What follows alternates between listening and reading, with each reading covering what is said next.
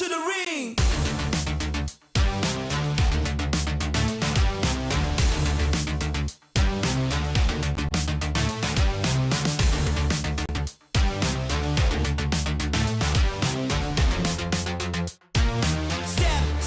Step into the ring.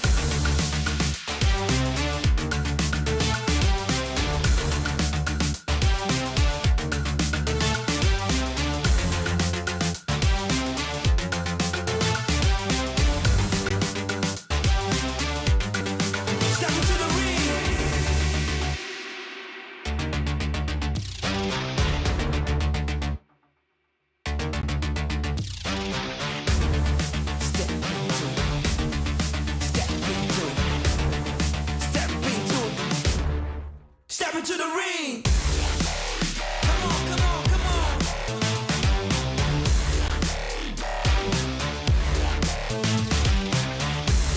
Let's go.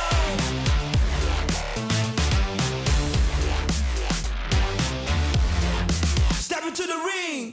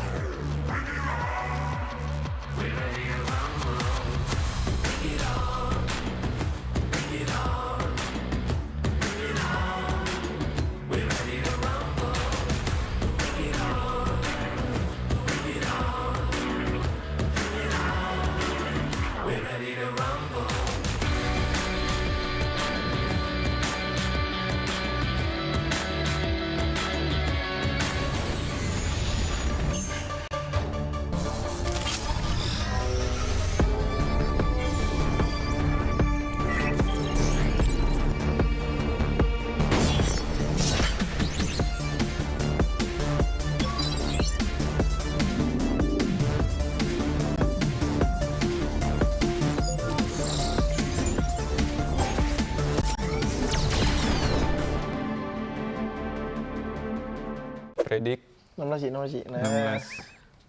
16. Oh, nosotros. Bizi ben sona atıyorum. Direkt 16.'lar. Direkt elenir gideriz diyorum yani buradan.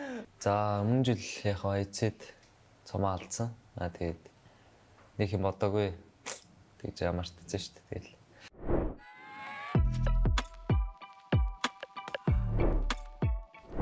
Halo, aku Rosemary. Halo, aku Alfa. За сайн байцгаана уу? Falcons Force Boy-гийн тоглогч Top байна. Ista. Merhabalar, ben Wolf. Ben de Frozen Enix.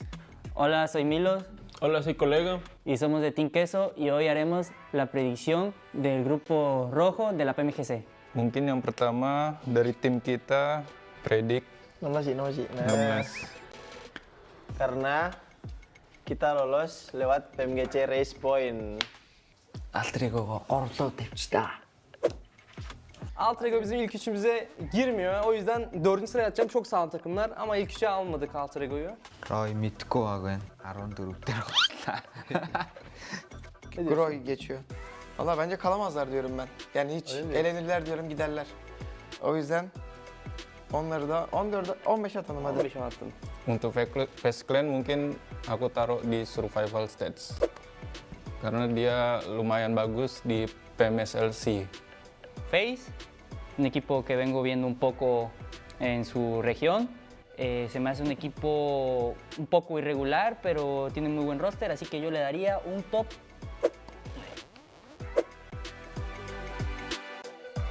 Enigma Galaxy aku taruh di survival stats. Mungkin karena itu dia lebih sering ketemu kita juga sih di game.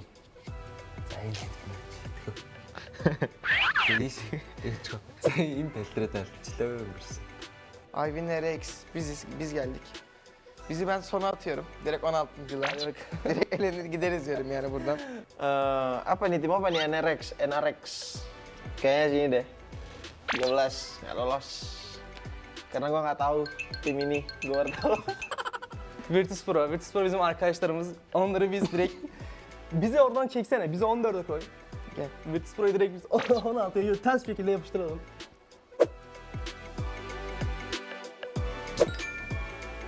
Team Falcon Force. Balkan Force. За тэгээд мэдээж уусаа өөрсдийгөө нийтлэр хэлсэн шүү дээ. Falcon aku taruh di Grand Final. Karena mereka punya tim yang power kuat, jadi bisa lolos ke Grand Final. Falcon, muy buen equipo, tiene jugadores de mucho nivel. Yo la verdad le daría un top 4. Aynen orada. Яа, Далаад дээр бас. хайлаарай. Далаад дээр бас чи да. Arabistan takımı. Hayır Pakistan. Pakistan mı? Pakistan takımı ama bence iyi değiller. Bence bizi bir yöne daha atalım. Yavaş Hep kaydırıyoruz Allah. Biraz sonra bire kayacağız. Kayaknya sini deh. Mereka sering ketemu kita juga.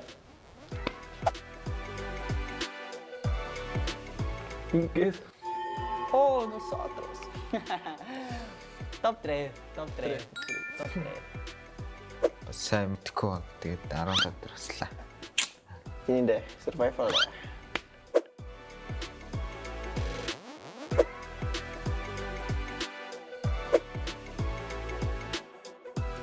Aduh, ini bisa tukar nggak sih?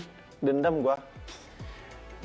Ya, ini yang terakhir, IAC, champion kemarin di PMGC 2023. 2023, kita taruh di 1. Awas gua anjing. Саяцыг хоёр дээр тавьчаа. Монгол хүн байд.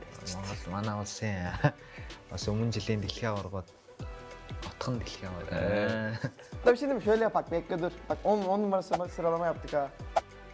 Bende diye HC kaldı buraya. Bence 10 numara oldu. Bence de 10 numara oldu. Vallahi gene kaldılar ha bu arada. Benim normalde eleyecektik ama Ama zorla kaldırdık. kaldılar.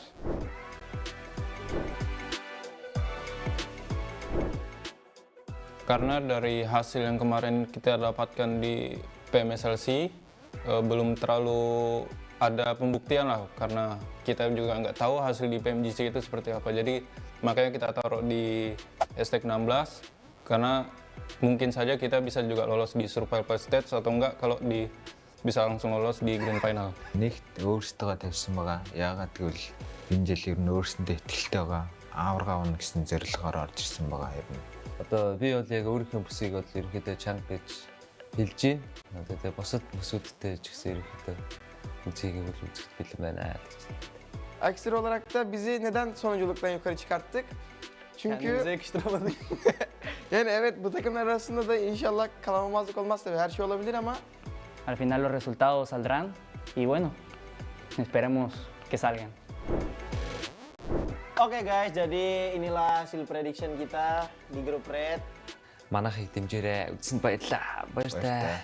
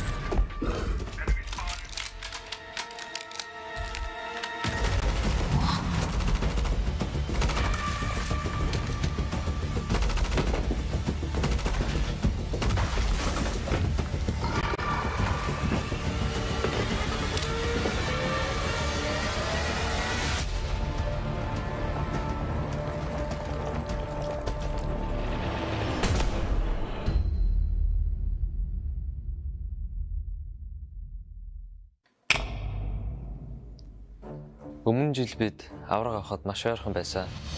PMGC Champions! Geçen sene PMGC'de hiç ismimiz yoktu. La temporada pasada, mi equipo estuvo a un paso de llegar a las finales. Season kemarin kita pernah menjadi harapan Indonesia. But this time, We're here. For the glory.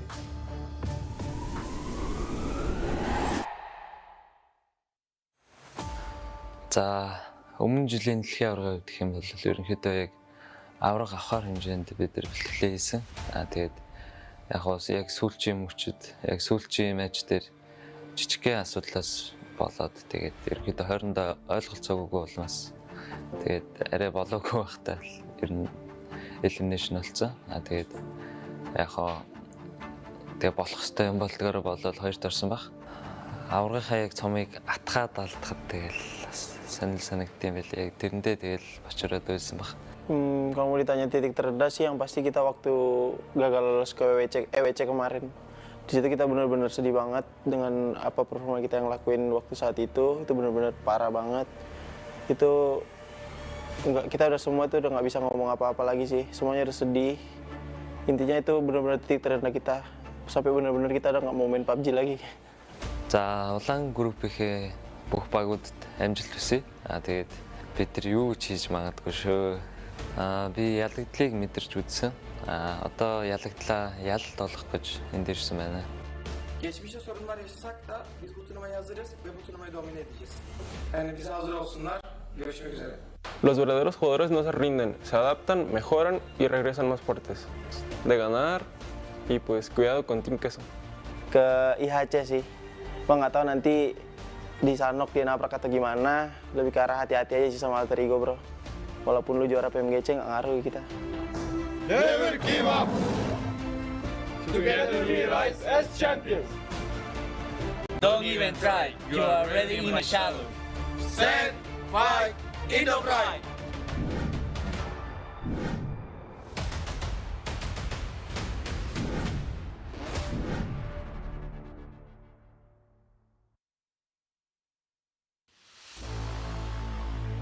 PUBG Mobile Venom.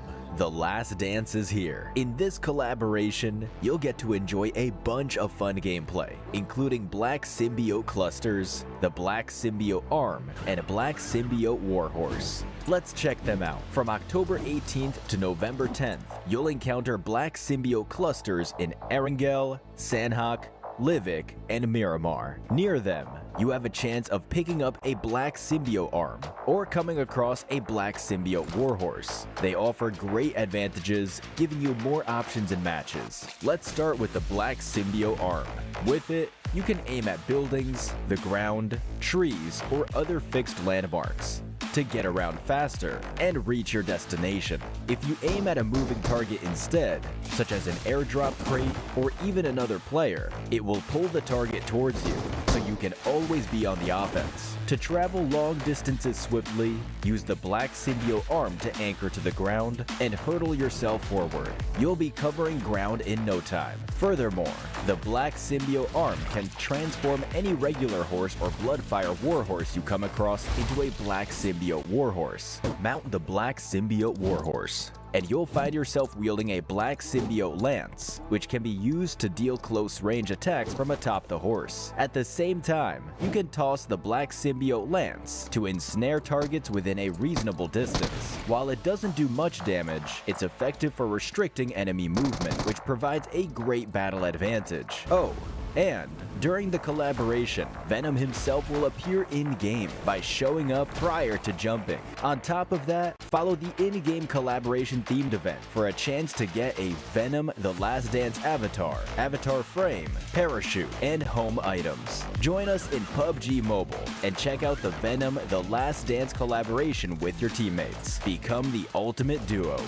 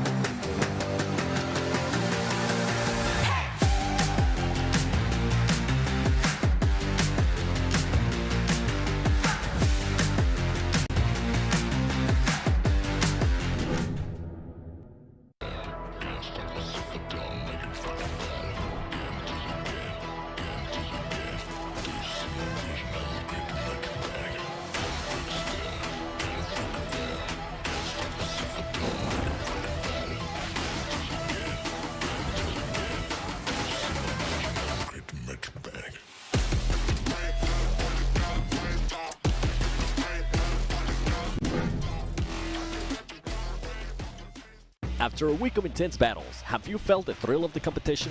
Hope you're still with us, PUBG Mobile fans. The 2024 PMGC Group Stage is heating up as Group Red takes the spotlight on November 7th. They've had moments of glory and times of defeat, but they didn't give up. They regrouped and returned to PMGC stage, ready to make a run for the finals. 16 elite teams are set up to clash in Group Red, each with a legacy, each with a story of resilience and never give up spirit. Only the top 3 will secure their place in the Grand Finals, while those from 4th to 11th must fight on survival stage, and 5 teams will face elimination. They have come too far to turn back now.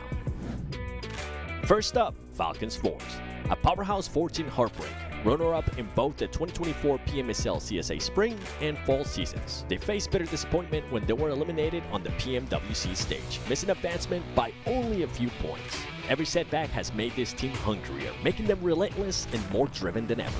Falcons Force embodies the essence of never give up. Is this finally their moment to soar? Next, Alter Ego Aries. In 2023, they inspire an entire region, dominating Southeast Asia and bringing hope to their homeland, Indonesia. But their journey in 2023 PMGC was cut short in the fear group of death. Yet their spirit remained unbroken. They returned stronger with a fierce determination after toppling rivals like Boom Esports. They have proven that resilience is their greatest strength. Will Alter Ego carve their names into PUBG Mobile history this time? Then, Team Queso, one of PUBG Mobile's original legends. Since 2019, they have battled their way to the top, dominating the Latin American region by 2022.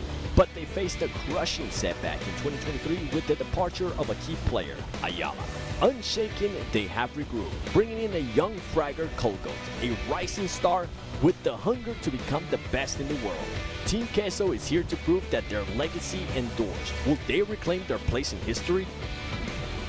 And ASIA Esports, a team hardened by countless battles. They have won title after title in their region, but the global stage has tested them. Every fall only fuels their drive. They bring fresh energy and a tougher spirit.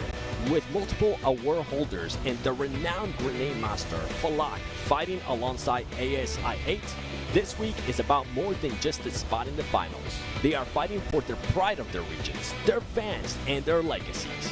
Knowing that defeat is only a stepping stone to greatness. Will they rise above this time? The 2024 PMGC Group Stage will push these teams to the limit. Every moment their journey stands as a testament to grit, resilience, and an undying power to never give up. Catch all the action on the PUBG Mobile Esports channel from November 7th to November 10th at 10:45 UTC. You don't want to miss a single moment.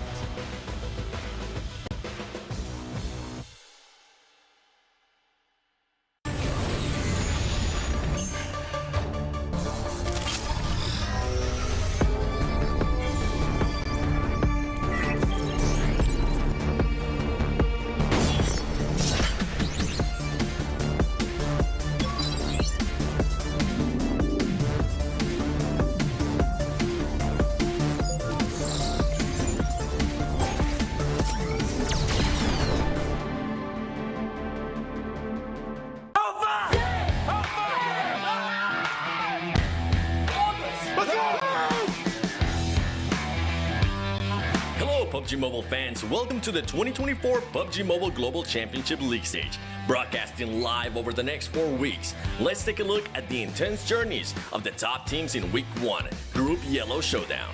Week 1 kicked off with the highly competitive Group Yellow, where many rising teams made impressive debuts in this group of death. Despite the challenges, the experienced contenders Team Spirit, DRX, and Alpha 7 Esports secured their slots to PMGC London Grand Finals. Team Spirit opened strong on day 1, racking up 59 points to secure a top 2 position. Despite rising competition from teams like Mirai and Sejong and DRX on day 2 and 3, they steadily increased their score, reclaiming a top 3 position with a crucial chicken dinner on day 3. By day 4, they demonstrated resilience and consistency gameplay, closing the league stage with a decisive chicken dinner that solidified their position and proved their strengths in the competition. DRX, the rising star from South Korea, started slow on day 1 but steadily gained momentum throughout the following days. Their persistence ultimately secured them 2nd place in the group of death and a ticket to PMGC London Grand Finals. As one of the most anticipated teams, Alpha 7 Esports, the 2024 PMWC champions, brought a formidable presence through the tournament. Their entry alone turned Group Yellow into the infamous Group of Death, reinforcing their reputation as a PMGC powerhouse. Despite a slow start from day 1, 2, 3, Alpha 7 Esports managed to stay in the fight, keeping their position close to qualifying spot for the Grand Finals. In day 4, they secure a crucial chicken dinner, solidifying their place in the top 3 overall rankings. In a thrilling battle for third place against Major Pride in the final match of the league, they emerged victorious with decisive points, securing their spot in the Grand Finals and reinforcing their status as a top dog in PMGC. A tough break for Major Pride, who held strong in the top 3 overall rankings from day 1 to day 3, only to fall short on the league's final day. Now they face the challenge of battling for their slot through survival stage. The Indonesian powerhouse Bigatron Knights had a strong start on day 1. However, they struggled to maintain their gameplay in the following matches, placing them dangerously close to elimination. Although facing early setbacks, Bigatron Knights secured a chicken dinner in day 4, which locked their spot to survival stage, preserving their hopes of making it to London. Despite the hard efforts of The Xavier, Vampire Esports, and Susi Esports, they were unable to secure a direct ticket to the Grand Finals. However, they will have another opportunity to prove themselves in the survival stage. Hora and Twisted Minds made their first appearance in PMGC this year. Although their journey concluded in the group stage, we hope they make a strong comeback next time, equipped with new experiences and determination. Цели банальные, как у всех других команд, выиграть титул чемпиона мира. 저희가 런던에서 원하는 점수는 당연히 우승인 것 같습니다. Bom, nosso objetivo é um só, é ser campeão. E a gente vai se preparar muito. E se for da vontade de Deus, a gente vai sair de lá campeão. E eu creio que dessa vez chegou a nossa hora. PUBG Mobile fans, this marks the conclusion of Group Yellow League stage. Stay tuned for the upcoming league matches where each team will battle for a spot in the Grand Finals. Who will be the one?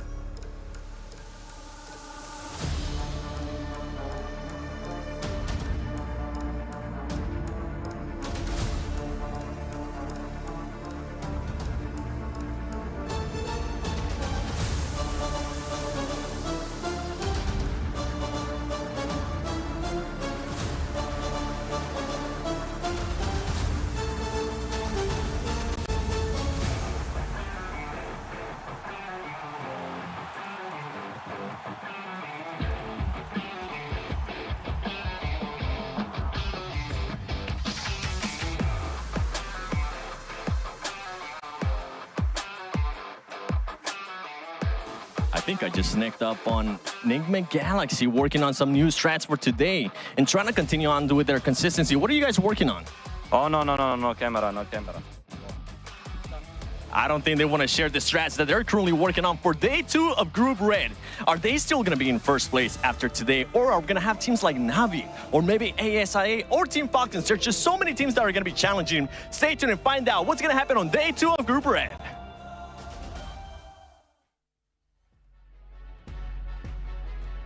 It's like Seven going up to the adults table where he's not tall enough to see what they're doing at the table. I don't think they had to worry at all about cameras, because if you keep the camera at his height, there's no way it's going to be able to see what kind of strats you're working on. But welcome back, everyone, to day 2. We've had a day of surprises yesterday. Some teams that we never would have expected to be in our top 3 have managed to at least get themselves there for now. If they can hold on to that, will be a different story. We'll find out at the end of the day as I join in with Hot Jukes, looking good.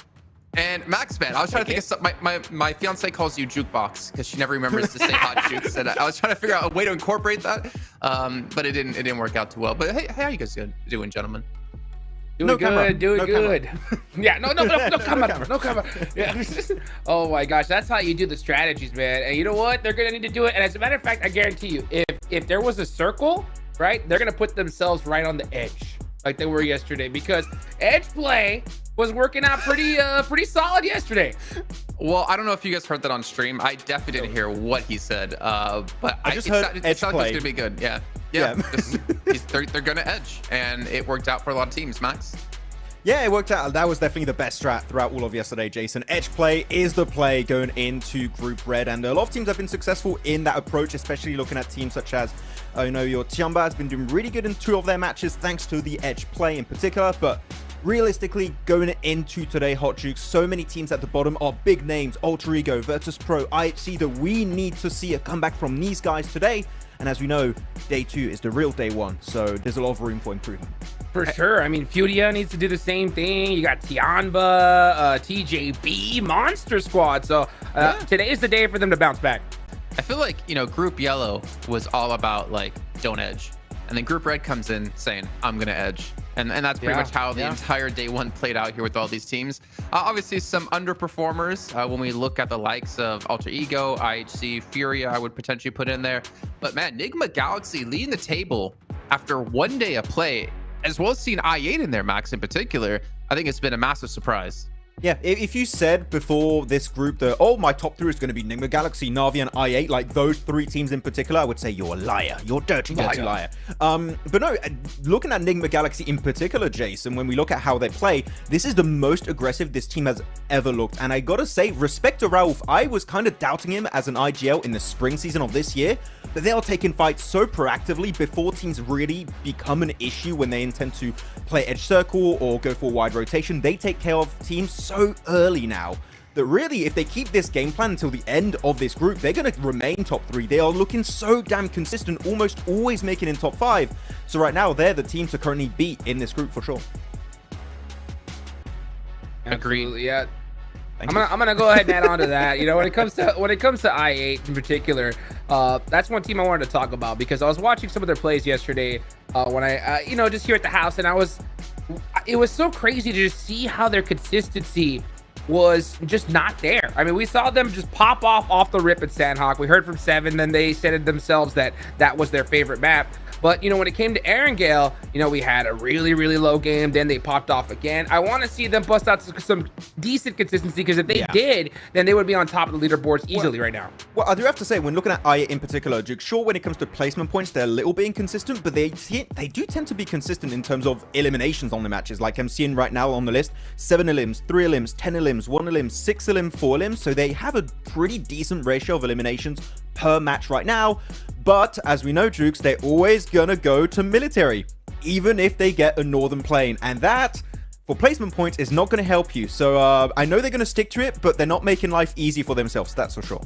Well, they're making it easy for IW and RX to pick up more eliminations against them if they continue to do that route, which actually is the team currently sitting in 4th place. For you guys, you can see our Sandhawk followed up by Erangel, and of course followed up by the double Miramar. So pretty standard. I think that's the way we're going to have it the entire way through.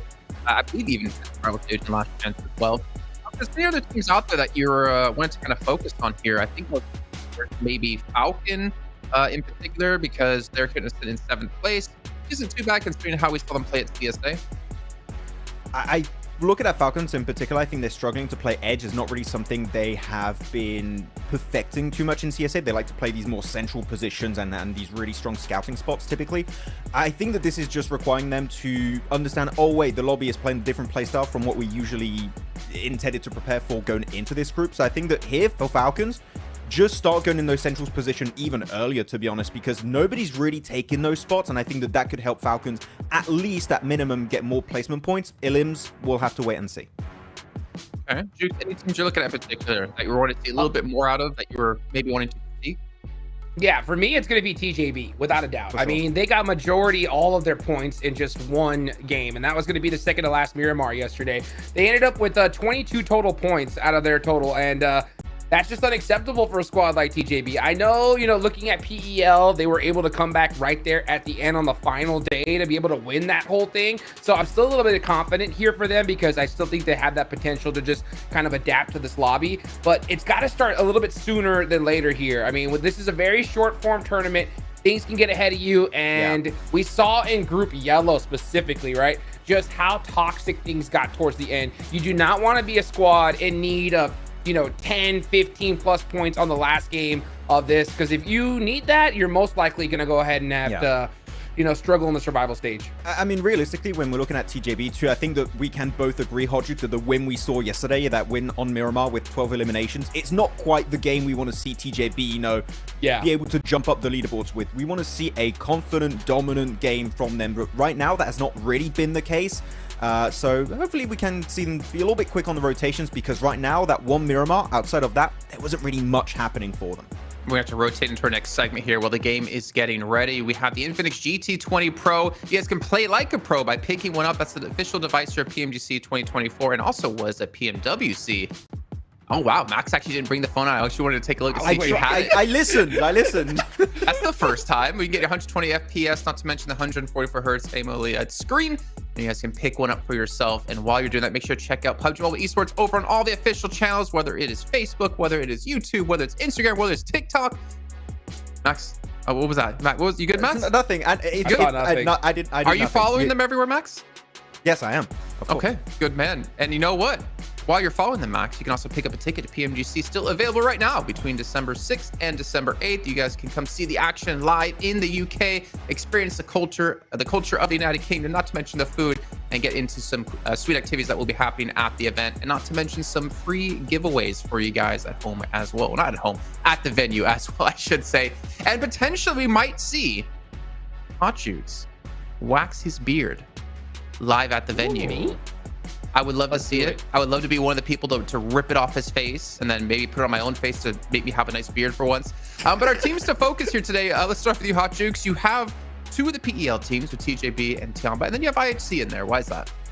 Yeah, I mean, just looking at them on the rankings right now, they're so far behind, I think, compared to everybody else. So that is just, that's the reason why I picked these three squads, because I think they're a little bit in the hot seat right now, because we've seen in Group Yellow just how dominant performances can just put you so far ahead. It's just tough to even pass up.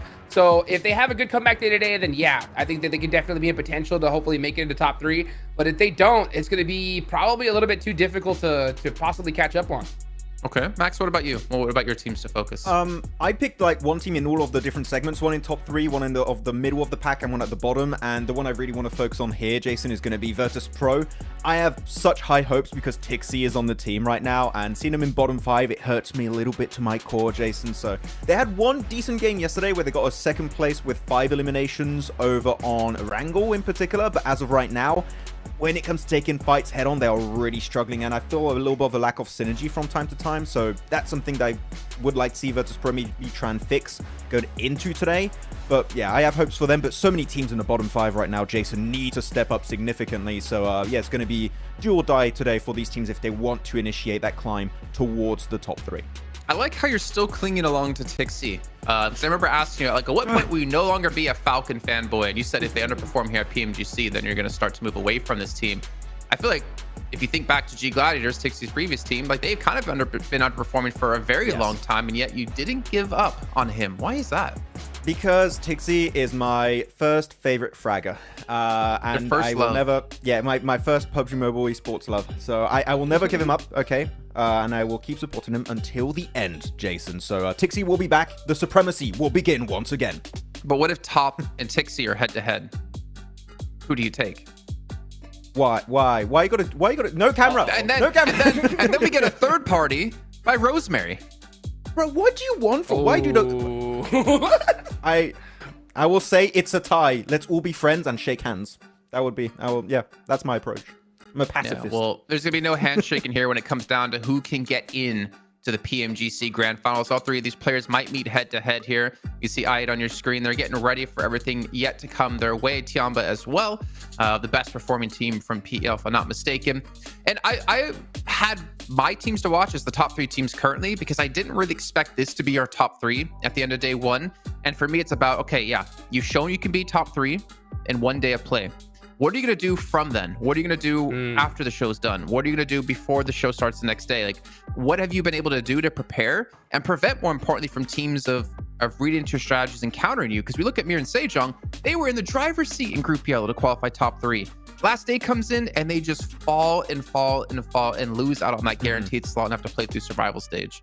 I think it's fair to say that this is going to be really hard for all of those teams to remain in the top 3 until the very end of this group stage, especially when just below them you have teams that have so much fragging potential, like IW and RX. You have FaZe, you have Falcons, you have Tiamba, TJB, that Jukes, we know that you want to see them step up significantly today, and they are all realistically in reach of top 3. Like, really, if you are in the top 11 right now, you can, even lower, you can be in the top 3 by the end of today. The point gap is really a bare minimum, except for Nigma that are somewhat safe. Na'Vi and i8 could be falling out very, very quickly, so there's going to be a lot of pressure on their shoulders today.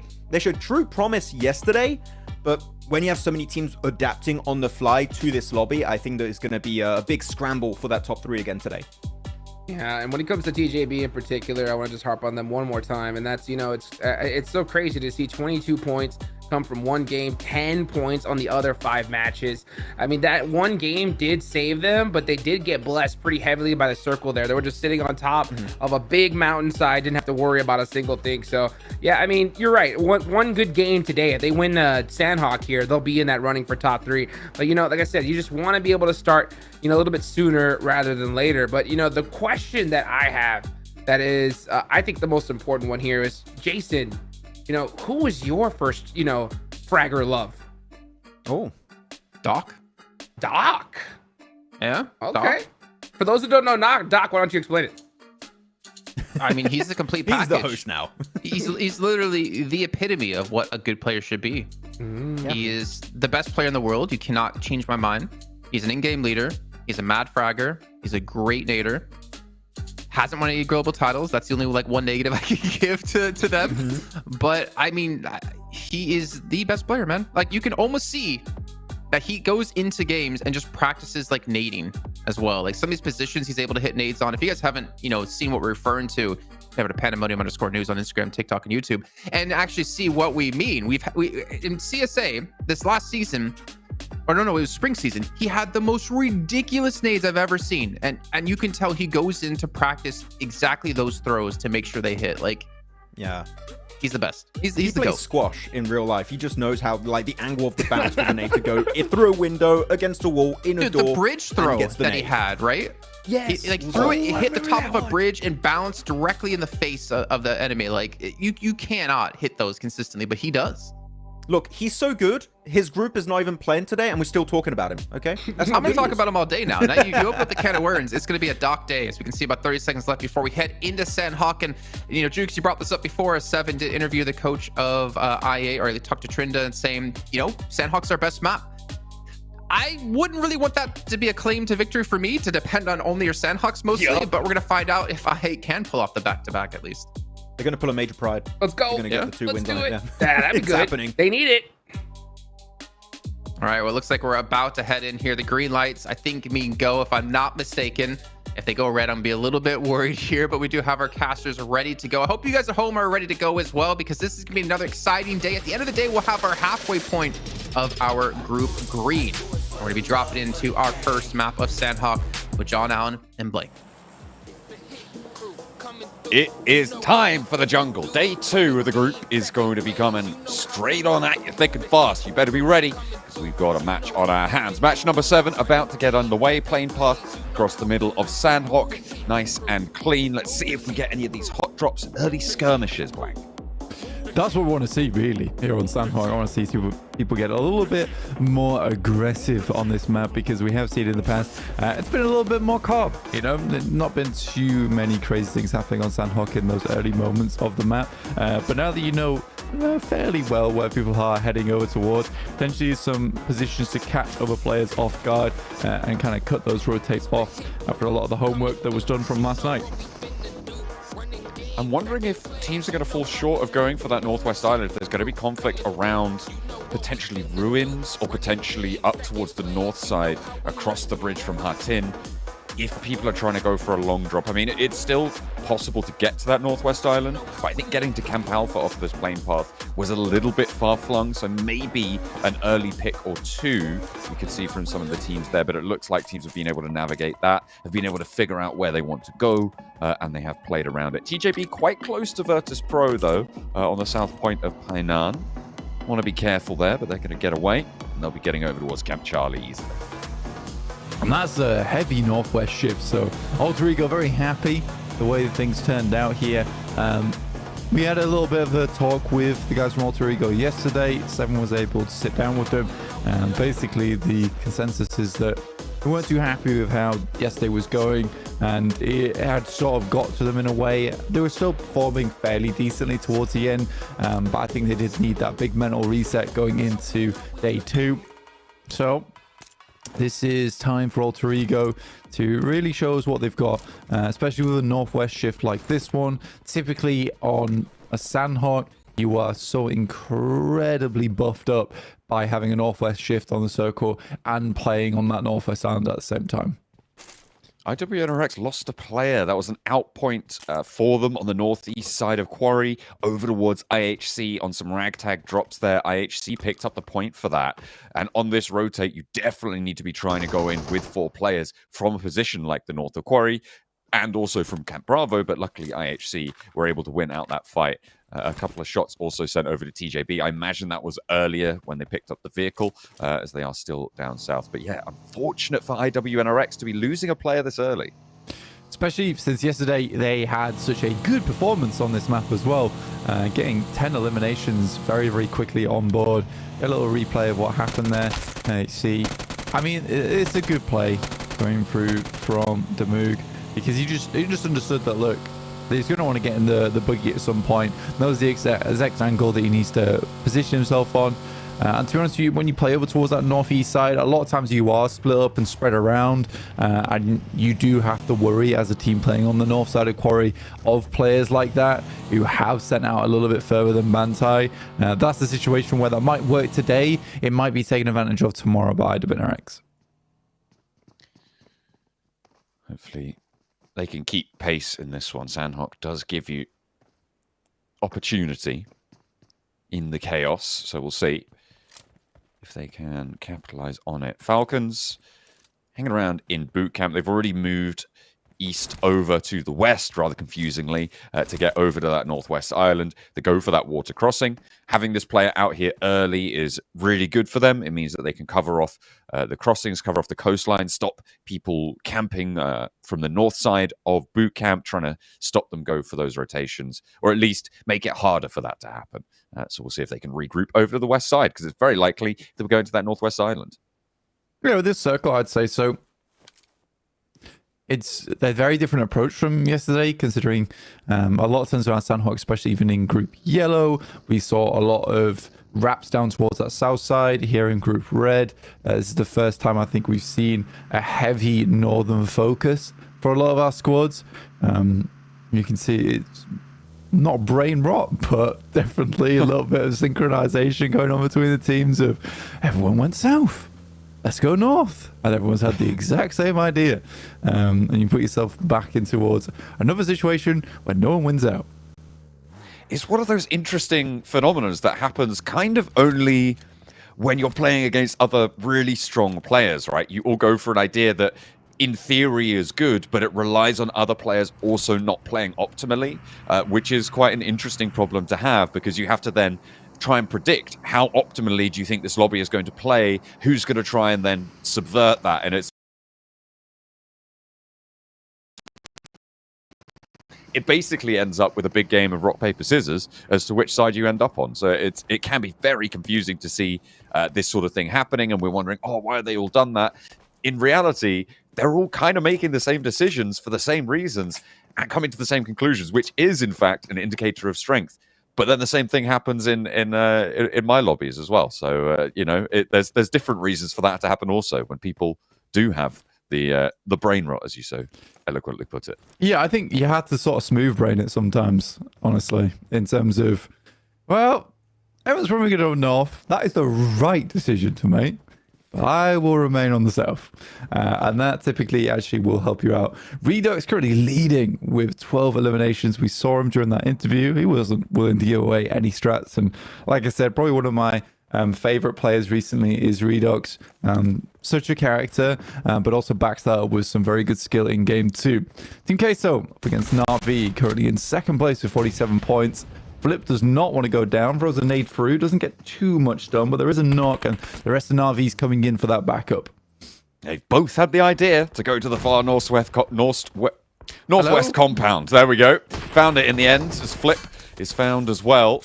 A spray down around the corner, but Na'Vi still have a little bit of pressure going on. Not quite in the full fight, though, and Team Queso can go for these reses where Na'Vi can't. Team Queso look for that flush. They will find it onto Flip. They'll be able to hold it down, and I don't expect that Na'Vi are really going to be able to do too much about this. Team Queso should have this under control, but Lemon has been able to pull off some pretty crazy things so far. Let's see if he can do it again on the corner of the Team Queso compound. Yeah, I think even Na'Vi is potentially a case of just wrapping back down towards the south side. It's unfortunate for Flip there because he actually gets taken down by one of the players from Alter Ego in Alva on the top side of the hill. So he gets that knock on board. That fight could have gone a very different direction if it wasn't for that. Now Lemon has to make the not so easy evacuation from this locale, and it doesn't work out. So Na'Vi's down to 2 players fairly immediately. I think that not necessarily Na'Vi's fault there with the off angles coming through from Alter Ego. It's just unfortunate on the timing where they both get caught up in that location. Team Case was able to take control of the compound, and yeah, Na'Vi sent away for it. So I don't imagine they'll be getting too many more points in this match, but they can sit pretty over towards the western side for quite a while. Yeah, pulling out maybe a 5-pointer this game for Na'Vi should be okay. In the end, if they can get more than that, great. But just keeping a 5-pointer as their floor in terms of their point scoring will help them immensely keep up with that top set of teams.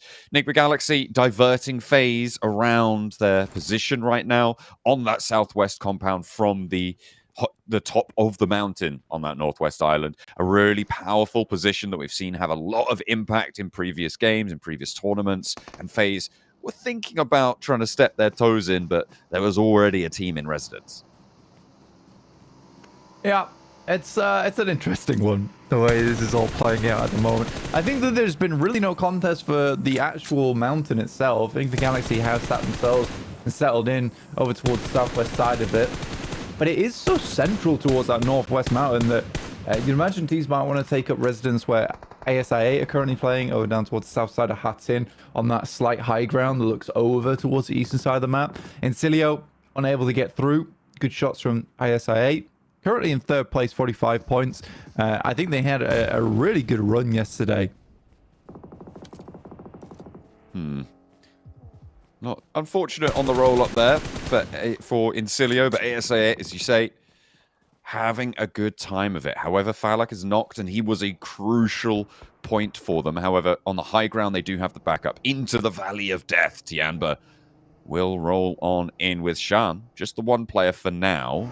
Scouting it out, not staying too long. Okay, just a quick tour, quick visit to get on through. Rotational path, a big scout route for Shan, as the rest of Tiamba, they're still on the northeast side of the river right now, Blank. They are allowing Shan to get the full lay of the land here. He's scoped out this compound. He knows that it should be free. And I'm imagining that now's the point where the rest of the team look to... Oh, no, wait, they're down. Unfortunate for Tiamba. They attempted to regroup with the rest of the squad. It's not happening. And now Fury is making their way through. This is the position I wanted ASI to play, and it's only Falak up here. Oh no, he does have a teammate playing that position. So again, I actually am a big fan of how ASI are playing out this lobby at the moment. It's really, really well done. You know, taking control of Hatin, not allowing Incilio to get in whilst also controlling the bridge from this position. Yeah, fantastically set up. IHC in contest now with Getso Roy, who's been a little bit of a surprise over the last day of games, in 6th place right now, getting 3 limbs and taking on IHC. Big nades is looking to try and chase down Ziol, but it's a little bit trickier than that. Have to get up earlier to take down Ziol. Last player standing now, and Zunda looks for the spray, hits the drop shot, and IHC will fall finally, but at the cost of 2. However, Getso Roy already up to 7 eliminations, Blank. As the next circle pops, they are still on the northeast side. Indeed they are. I mean, honestly, for Team Queso, sitting over towards this position, they can quite easily move slightly across over towards the eastern edge. So you pick up one of those compounds there. But for Alter Ego, what a fantastic spot to be in for them. And like I was saying earlier, this was their day where they had their mental reset. They were going to try and get things done properly. And this is a perfect game to get that ball rolling, essentially. Na'Vi, they play over towards the western side. They're going to try and play over towards the small compounds. Good shots over towards FaZe already, helped out by Alter Ego. So although Na'Vi was shot out by Alva earlier on, they're certainly helping them with their fight between them and FaZe. Zen with the nade. The remaining duo from Na'Vi doesn't get connected there. Last player for FaZe on the west side of the mountain. Trying to salvage for both of these two teams, actually. Worried, and you can see how trepidatious Puncher's being here. Waiting for his teammate to get up into the action now, and they can really start to go through, but the door frame has to be blasted through instead, because he's not going to let them in that easy. Steps the corner. You can't push through that door frame when there's a player waiting behind that next rib of wall. But Onzens takes a good step back here. The nade does not connect because of it. And Onzens still just giving them the runaround here. Really, really timid on the play, and Puncher goes down to it. Six can't even find the response, and Onzens is handling these two like a magician right now, is making them disappear. Flashbang goes through. That is an unfortunate flashbang, and 6 will be able to pick up the points. That's 2 elims now found for Na'Vi. But yeah, as 2 players, there was a chance here to take this game a little bit further, especially playing in that position on the eastern side of Camp Alpha. Now it's likely that any kind of roll up towards 6 is going to go poorly for them. But a great flashbang to essentially open up the way for him to clear out that player from FaZe. ASA now moving over towards this position. Good nade in, and with an off angle once again, that will take down Swain, and that is IWNRX actually eliminated there. ASA have actually played every single rotate here quite honestly at a very high level. This is the best game we've seen from ASA so far, and it really does show. And we've seen some pretty good games from them before as well. So that is a pretty big step as well to be gaining confidence into this tournament. And what a brilliant time to do it as well. Enigma Galaxy still up in that really important compound that they've held for a while. They moved FaZe aside because of it. Now Virtus Pro looking to try and stretch out towards it. They've got Icy up towards the top. They've already pushed him up the hill, and I wonder if he's going to have an impact here, if he's going to be able to use that off angle. The zone will start to hurt quite a lot. It's now into the unresable section out in the blue zone, and Virtus Pro are slowly putting their players outside of the zone and making their way closer. Yeah, Virtus Pro attempting to get their way through. I mean, they've never been a bad team at making these kind of pushes, but versus Enigma Galaxy, I think it's going to be really difficult. Icy, though, has this great off angle. Redox does get taken down. There's an immediate refrag there. That's from Rosemary, of all people. And again, Alter Ego's had a great control over from this high ground. And Nick Galaxy is now panicking in this situation. This is unfortunate. Virtus Pro moving those players up has had a massive impact onto the fight. And as you say, Rosemary is there to chime in as well. 2 players down for Nick the Galaxy. The backlines for Virtus Pro trying to make a move, but there's still oversight on it from this angle. Nick the Galaxy, they've lost 2 of their players to Nox, but they've still got a little bit more left in the tank here. A nade to roll downhill, catches Koa. And with the blue zone pushing, he's on a sliver of HP. Can't afford to move on in. A nade, a knock, anything they could find would be brilliant. And Tixie goes down in the meantime, leaving just the 1 player standing now. Koa healed up, moving up into the action, but Nick the Galaxy look for the reses. Yeah, and they should be able to find a couple of them. I mean, they are on the edge of the blue right now, getting their players into vehicles to potentially res them on out later on. Snowick's going to go for the res here onto Narvalo. Again, for Nick the Galaxy, this happened quite frequently where they struggle slightly when the plan falls apart. He can't stick out here too long. He just needs to get in the vehicle because it will tick him through and get the re-knock. Team Queso trying to move on through, but against ASIA, you need to be careful. They will find that first opener, though. And there's a brilliant pickup on the UZM, but unfortunately, that off angle works out well. It comes through from a third party. TJB, further along the cliff face, will have an impact here, and Team Queso really struggling now. You need all the angles to go for this aggression, and it's just not working out, but ASA8 still need to push through, and they will be next to the firing line against Team Queso, against TJB as well. They've had a great game up to now, and it looks like they're going to try and continue that. Out in the blue zone, they need to find an opening, but there's no one guarding this northern slope of the mountain. Not right now. I mean, for them, it's just kind of an easy rotate downwards.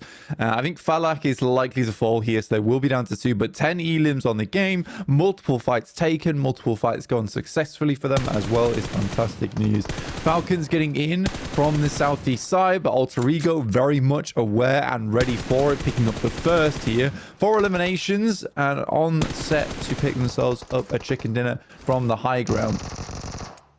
Spray down from Rosemary, who's been pretty dastardly to these teams on the south right now. Alter Ego, they drop here. They know this terrain. This is their home ground. Alter Ego looking to try and fix the problems of yesterday and potentially putting up a big game here. There's a few more teams to get through, and they'll try and make it work around the side. Alter Ego, Boysil gets the spray under the stilts, back behind the rock though. And that's a little bit safer for Top. He looks for the healing, but the high ground can start to come through. The off angle there. Top goes for 1. A Boysil does fall to it. Alter Ego losing 1. Not a great time to have that happen. If TJB can clean this one up on the north side in the meantime cleanly, all 4 of their players stay alive, which they've just managed to do against ASI8. 10 eliminations, by the way. Still a great game. TJB now have an opportunity to move up the hill, take the numbers advantage. Yeah, because at the moment, Alter Ego have been slowed. Now, some more eliminations ready and available for Alter Ego, but they're coming just off the back of another fight here with Getzo, with Vengeance underneath, also taking shots upwards. Alter Ego desperately want to kind of confirm some of these eliminations. Good shots, but a good drop down there from Tanch.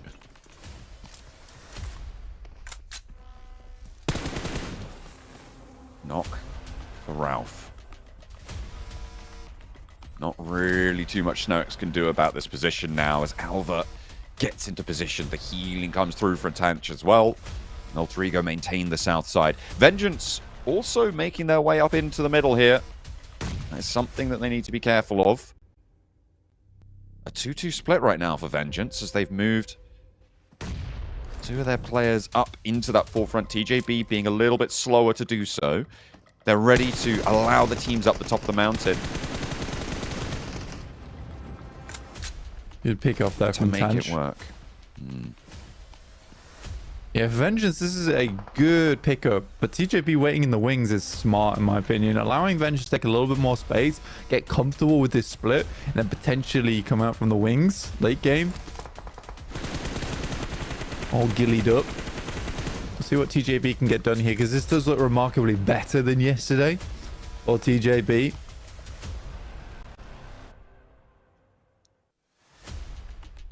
The Galaxy in the toughest spot right now of all of our 4 teams still alive.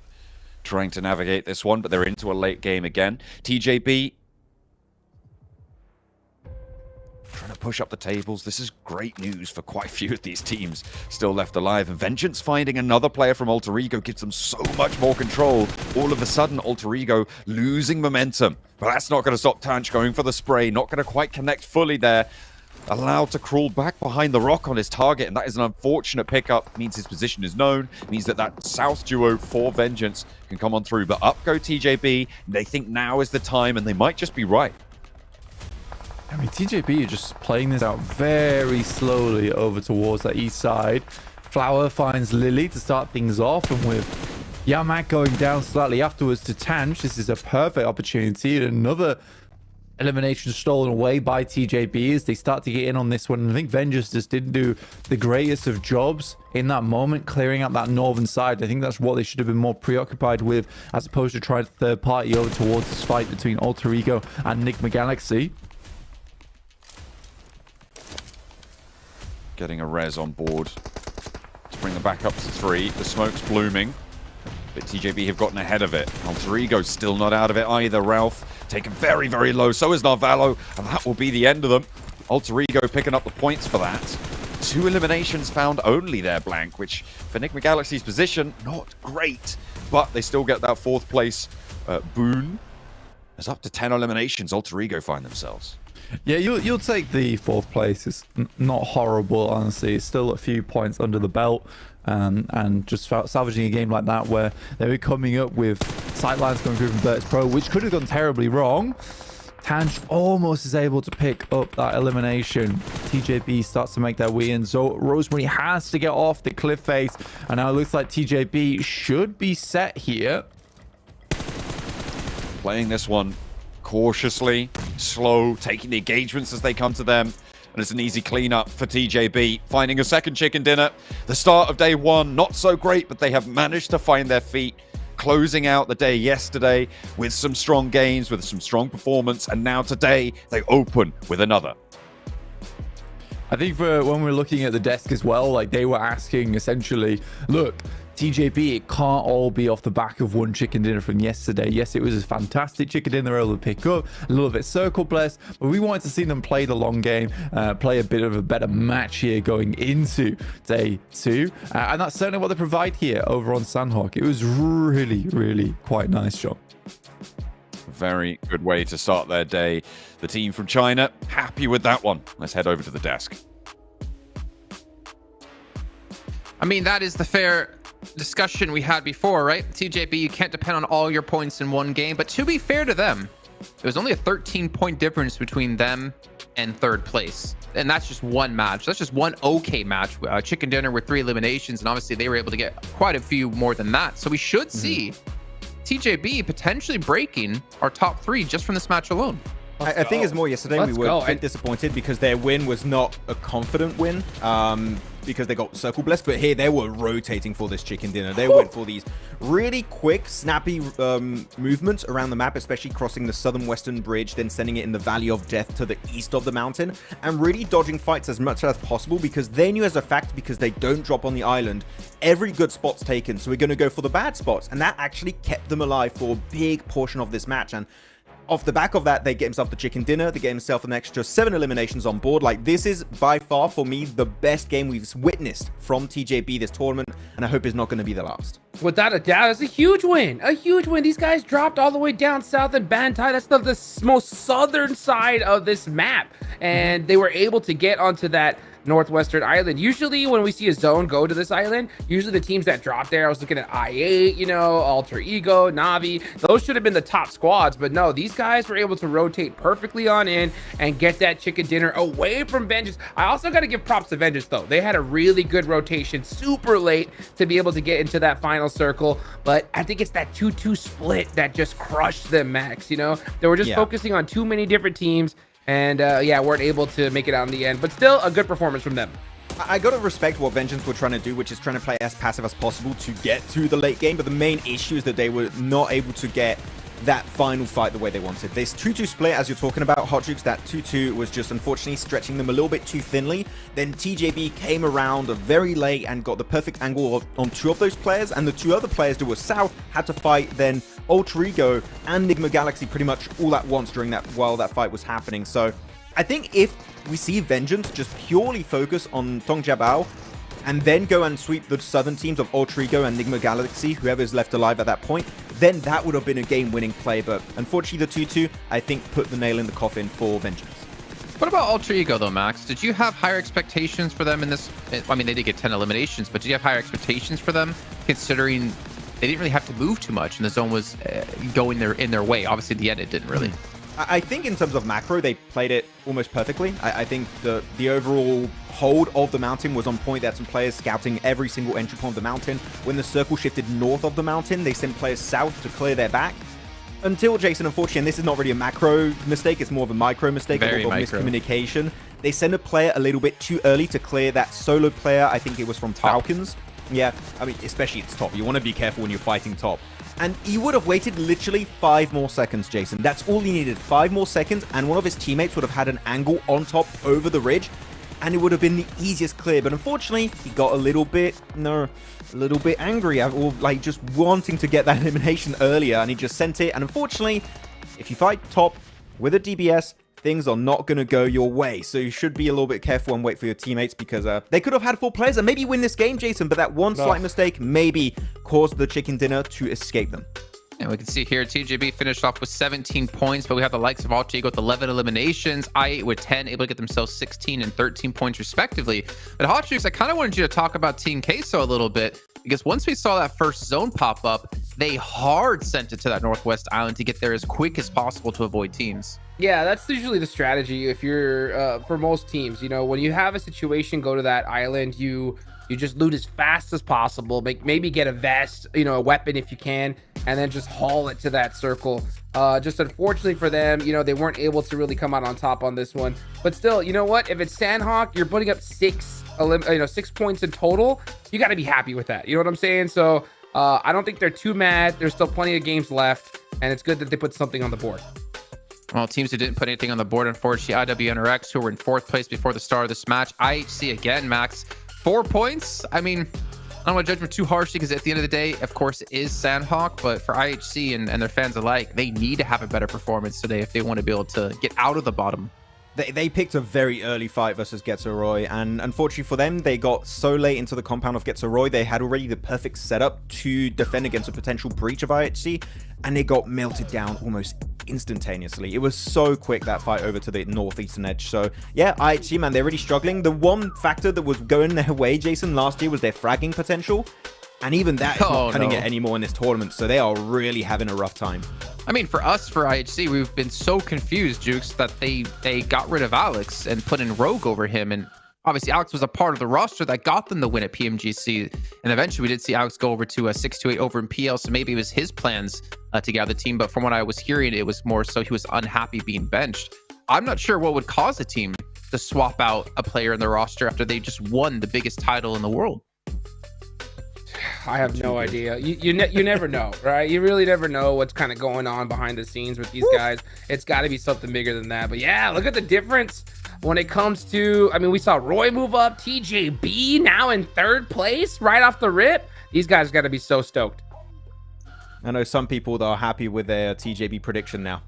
Some people are like, I knew they were going to do well. Jason, you're part of them. I know there's a lot of people that suspected they would do well. But to be honest, now with this confident win, this is what we expect from TJB based on how they were playing back in PEL.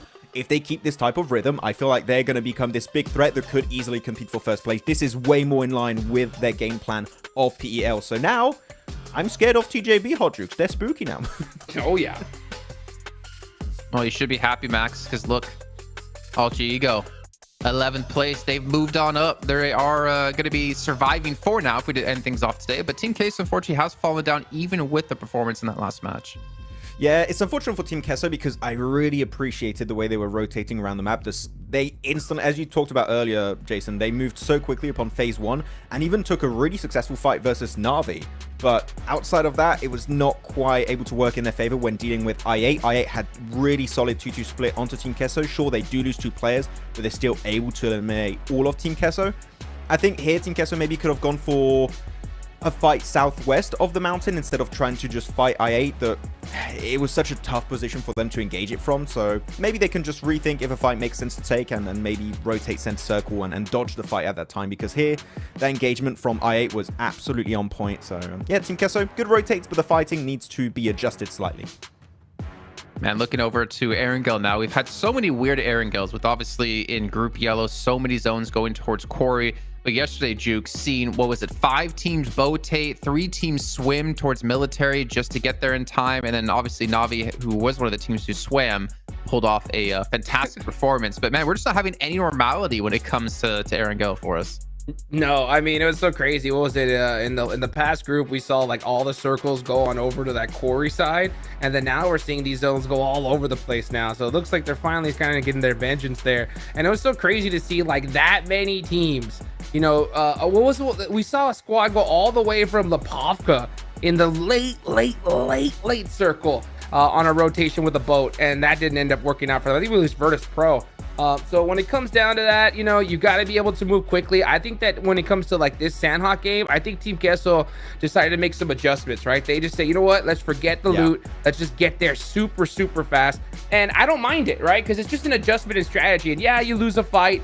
It is what it is. But you know what? I like to see teams change things up, especially with how they were playing before. I mean, one team that had a little bit of a tough time going into this previous Sandhawk then was Na'Vi. They had a really early clash with Team Kesso and they got completely obliterated. But we just saw the stats a little bit early on our screen showing that Na'Vi are currently the top performers of Erangel. We got 3 of that happening right now. Sure, they did slip out of the top 3, but Jason going into 3 Erangels now with their stats of yesterday. If they can even just get close to replicating that, they could push back up there again. That's true. It is across the 3 different matches he had, but that one match on Nova where they got over 10 eliminations was a big factor, I feel like, in their success in that leaderboard right there. But we're going to be headed into that first Erangel of the 3 as all the teams are looking to climb that leaderboard yet again. Here can TJB hold on. Will we see other teams step up? Let's find out with our casters. Group Red continues as we are into match 8, the first of a triple billing of Erangel from Severny down towards Milta Peninsula. Could be a little tricky to get over towards Primorsk, towards Quarry. I'm slightly worried about the military island conflicts as well, Blank. If we've got a team dropping Novo and Sosnovka, as we think there might be, there could potentially be a scramble for vehicles around that area as well. Yeah, I think so. It's a kind of a rough playing path, at least for teams that like to head down towards the south side of the map as well as the west. But teams should be okay because we are dropping over a lot of the roads here in terms of grabbing vehicles early on. Not a huge deal, but there's definitely going to be teams dropping on top of one another.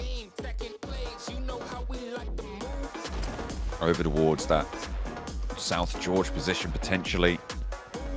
Maybe IHC can drop around phase. Doesn't look like there's going to be too much contest there. IHC going a little bit further, a little bit faster on those parachutes.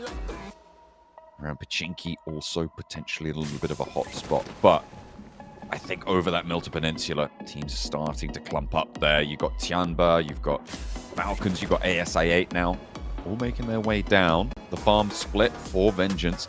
And these teams on the south are going to have to make their way up. The east side of Rossok, that's where things are going to start to pop off, Blank. Incilio versus Getso Roy. It's where Bigatron took on Inko last time around by the looks of things as well. So that place, it's mighty dangerous.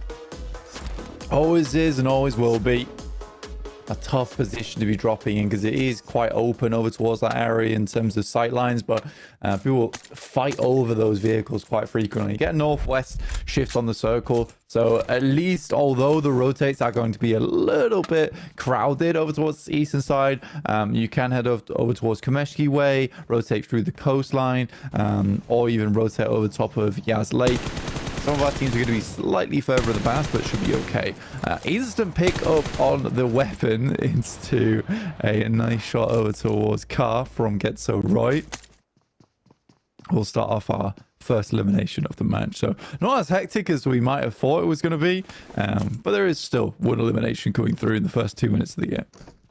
I also think that there's a big amount of hecticness in our future with this hard northwest shift, right? You're looking at teams going to have to make this river crossing a little bit early, or I'm expecting a few teams to try and make that happen either way. Sure, you can take up positions in South George. IHC currently cover that area. The Ruin split is still available, the top of Everest, and so on.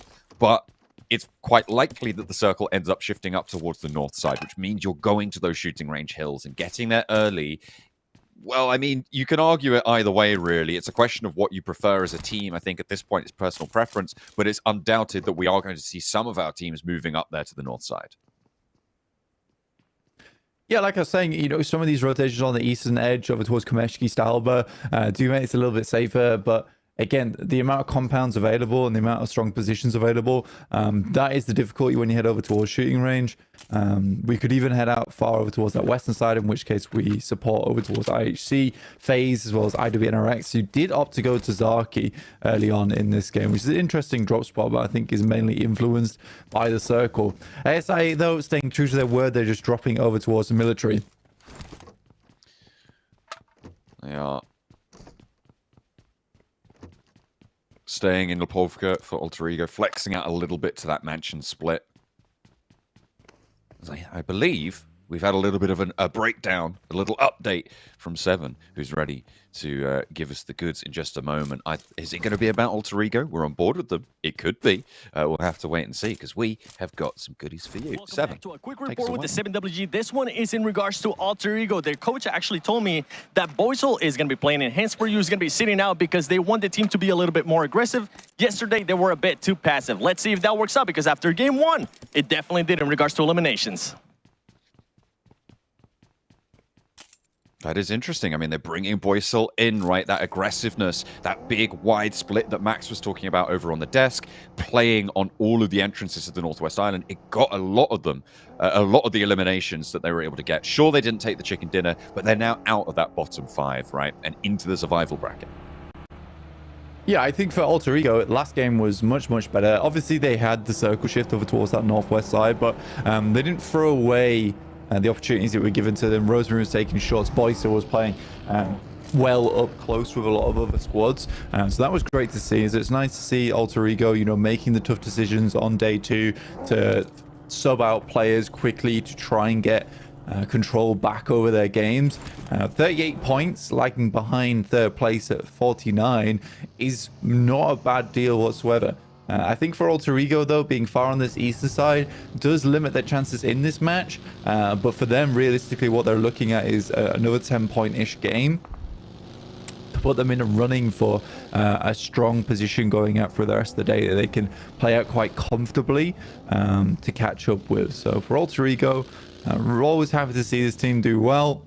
And I'd really like to see them turn up the heat once again, because we know they are a strong squad that has a lot of history on this side of things. IWNRX, though, it feels like they've been on 45 points for quite a while. I mean, a lot of these teams here in this bracket, in this group, are teams that have a strong history, but at the moment still have something to prove. They've felt a little bit humbled in the past. And I think IWNRX, you're right, they have been on 45 points for seemingly a little bit too long for their liking, certainly. And they would desperately like to join their EMEA compatriots over in the top side with Enigma Galaxy, still representing the region up the top of the tables, but it's going to be a little bit further away for them to be able to jump up there. So we'll see if they can find their footing. Maybe it's a substitution angle, just like Alter Ego.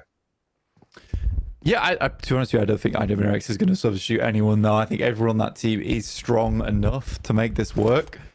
So I think for IWNRX, they're very comfortable with their roster at the moment. Similar to some of our other strong squads, for instance, Alpha 7. They didn't ever make any kind of subs out on that team. And what they've got there is a leading roster. But IWNRX over towards that northwest side, Zaki. It's not always the greatest of drop spots, but particularly on this circle and that playing path, it works out quite well for them, and they can now move across towards that eastern side. TJB is in their way, who have leapfrogged them now amongst a lot of other teams. from a cool 16th place to now a 3rd. Zed Wolf picking up a shot over towards FaZe early on, though, is a great start down towards North George.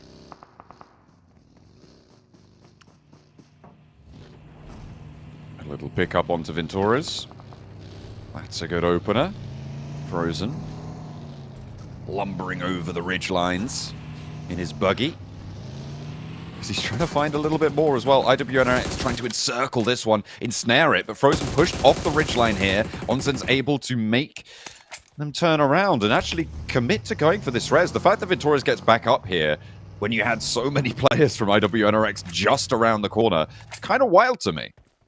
It was a bold rock up from IWNRX. They went real far. And in terms of scouting, it felt more like putting themselves in danger's way more than anything. So yeah, I don't think they'll be able to pick up on Venturas. There are shots being sent back over towards FaZe at the moment, but IWNRX is much more comfortable playing over towards the northwestern side. And I think the reason they do that is because we're only a few seconds away from our next circle shift, which does come through now, and they want to be in a position where they weren't fighting on the edge side of the circle, but instead we're in a position to make that rollout over towards the next best spot in the circle for themselves, which is further towards the east. Alter Ego with a little roll up here. Furia at the bottom of the tables. They need that stand up too. I mean, it is unfortunate. I feel like Furia, especially when they entered the PUBG Mobile scene, felt like they were going to have a massive impact. They had some real attempts at greatness here, but right now we are just not seeing that, which is kind of unfortunate. But someone has to be last, and in a group like this, it feels like it could be anyone, to be honest, at this point still. But we are starting to isolate the teams down towards the bottom and find clarity into who's performing at this tournament at PMGC. Yeah, in Group Yellow there was a ton of ridiculously strong teams, but there was quite a clear drop-off towards the bottom of the tables. But I'd say you were right here in the sense of all the way even down towards IHC, potentially even Vengeance and Furia. There is this ability to climb into either a survival stage or even a 3rd place if they truly want it to happen. I mean, TJB has proven that it's possible already in the lobby, moving it from 16th place just yesterday. So yeah, this is much more competitive down towards the bottom of the tables as well as the top than Group Yellow. And I think if you were talking about, predicting the bottom 5, we talk a lot about predicting the top teams. If you're talking about predicting the bottom 5 teams, this is probably one of the hardest groups to do it in. And I think that 2 teams that stand out to me as teams that you would have definitely included in that conversation is Getso Roy and Incilio. And they have definitely shown much more than we expected from them here, which is really impressive stuff. And I'm really happy that people are finding their footing here. So it's a story of ascension here so far in Group Red, and I'm really loving it.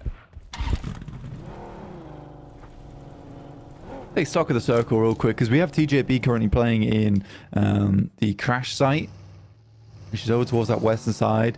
It's always a slightly dangerous spot, but it's very defensible when you play inside the ditches, but it requires you to have like a lot of viewpoints around the map, because you can get caught off guard, which they do right now versus Vengeance. You need to be quick on the trigger and where teams are coming from, because you are on a slight plateau surrounded by hillsides. So TJB now needs to flex out a little bit over towards Vengeance, prevent them from rotating in, because they have got a player down on one knee. Ooh, TJB. Oh dear, that's not ideal on the western side. The circle shifts, keeps Severny in that south side. Virtus Pro in a pretty solid position. Vengeance really causing trouble now for TJB. 3 players alive, and actually Vengeance are going to leave this one. Or at least pretend to. I'm expecting that this is a bid for the middle, but Furia holding off Alter Ego's push as well. I said that they hadn't really stepped up right now, and against Alter Ego to be able to pull 2 of them down. Good start, but 2 of them fall in response, and immediately a 3rd. Oh dear. They tried it with Alter Ego, and they've been clocked back in the jaw squarely.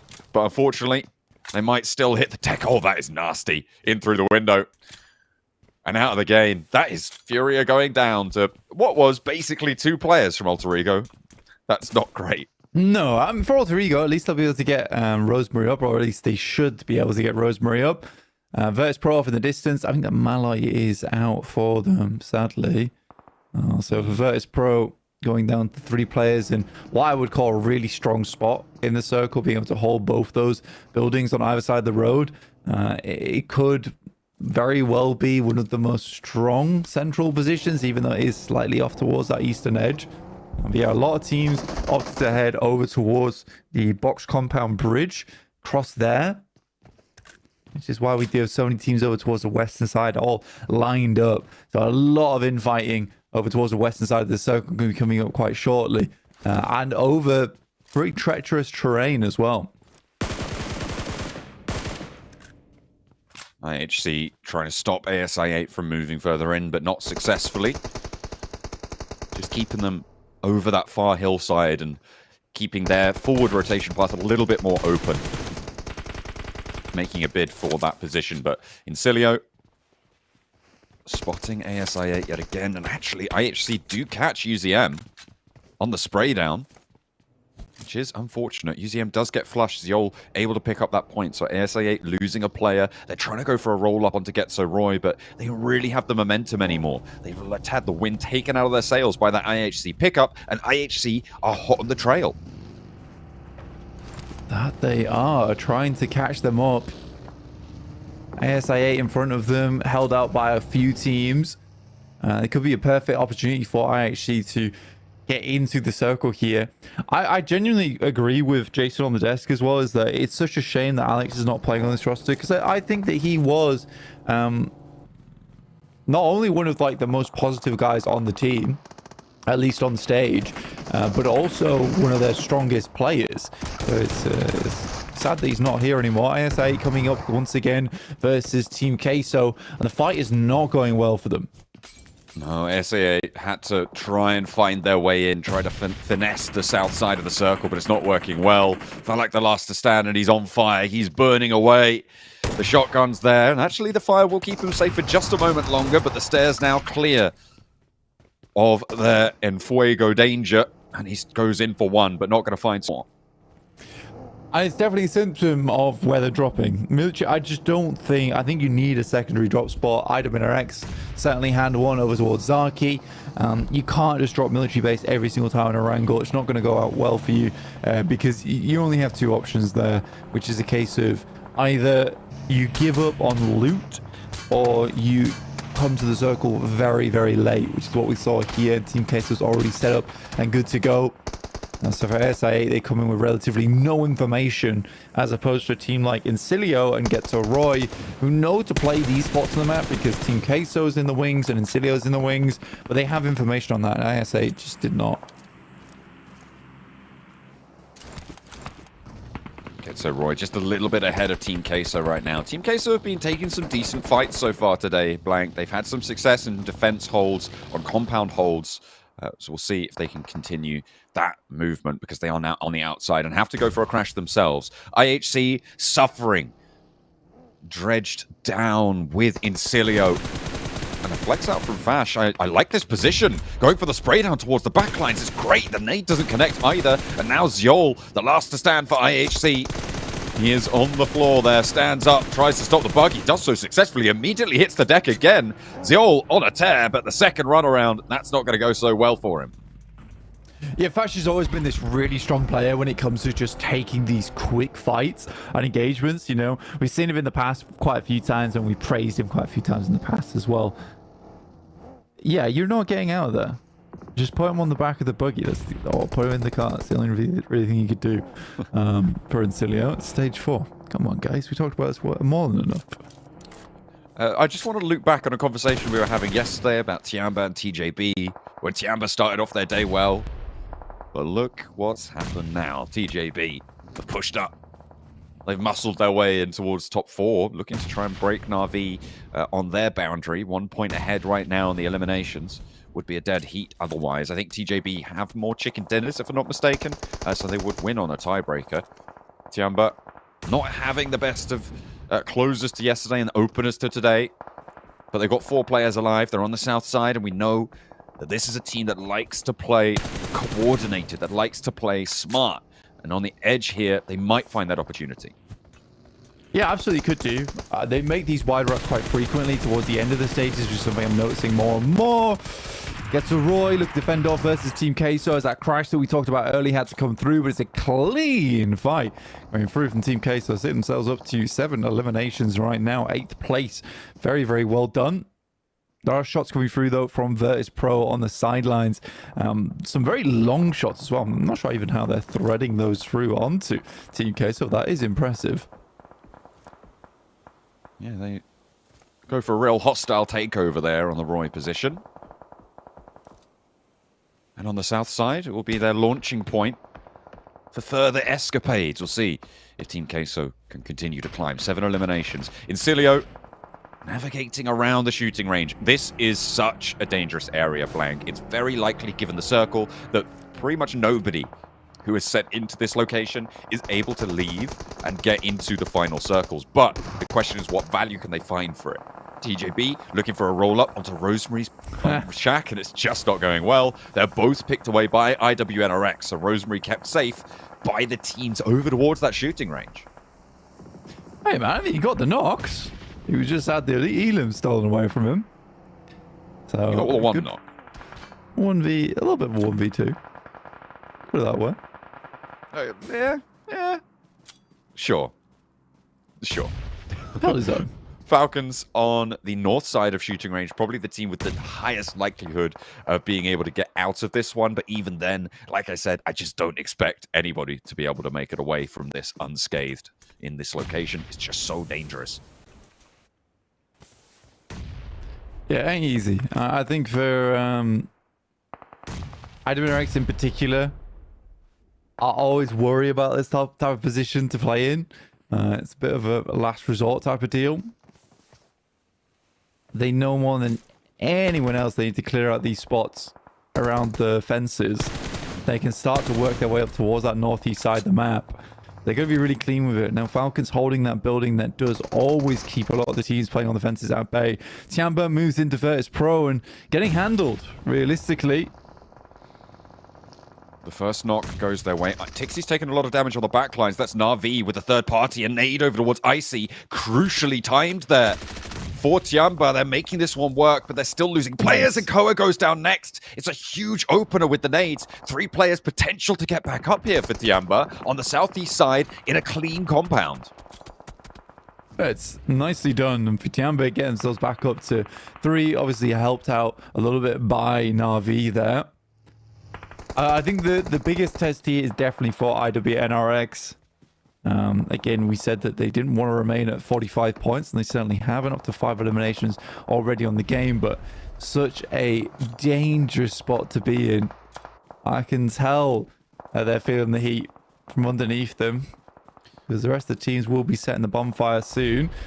They have to get out of the way, or at least set off some fireworks here in this lobby, keep themselves safe.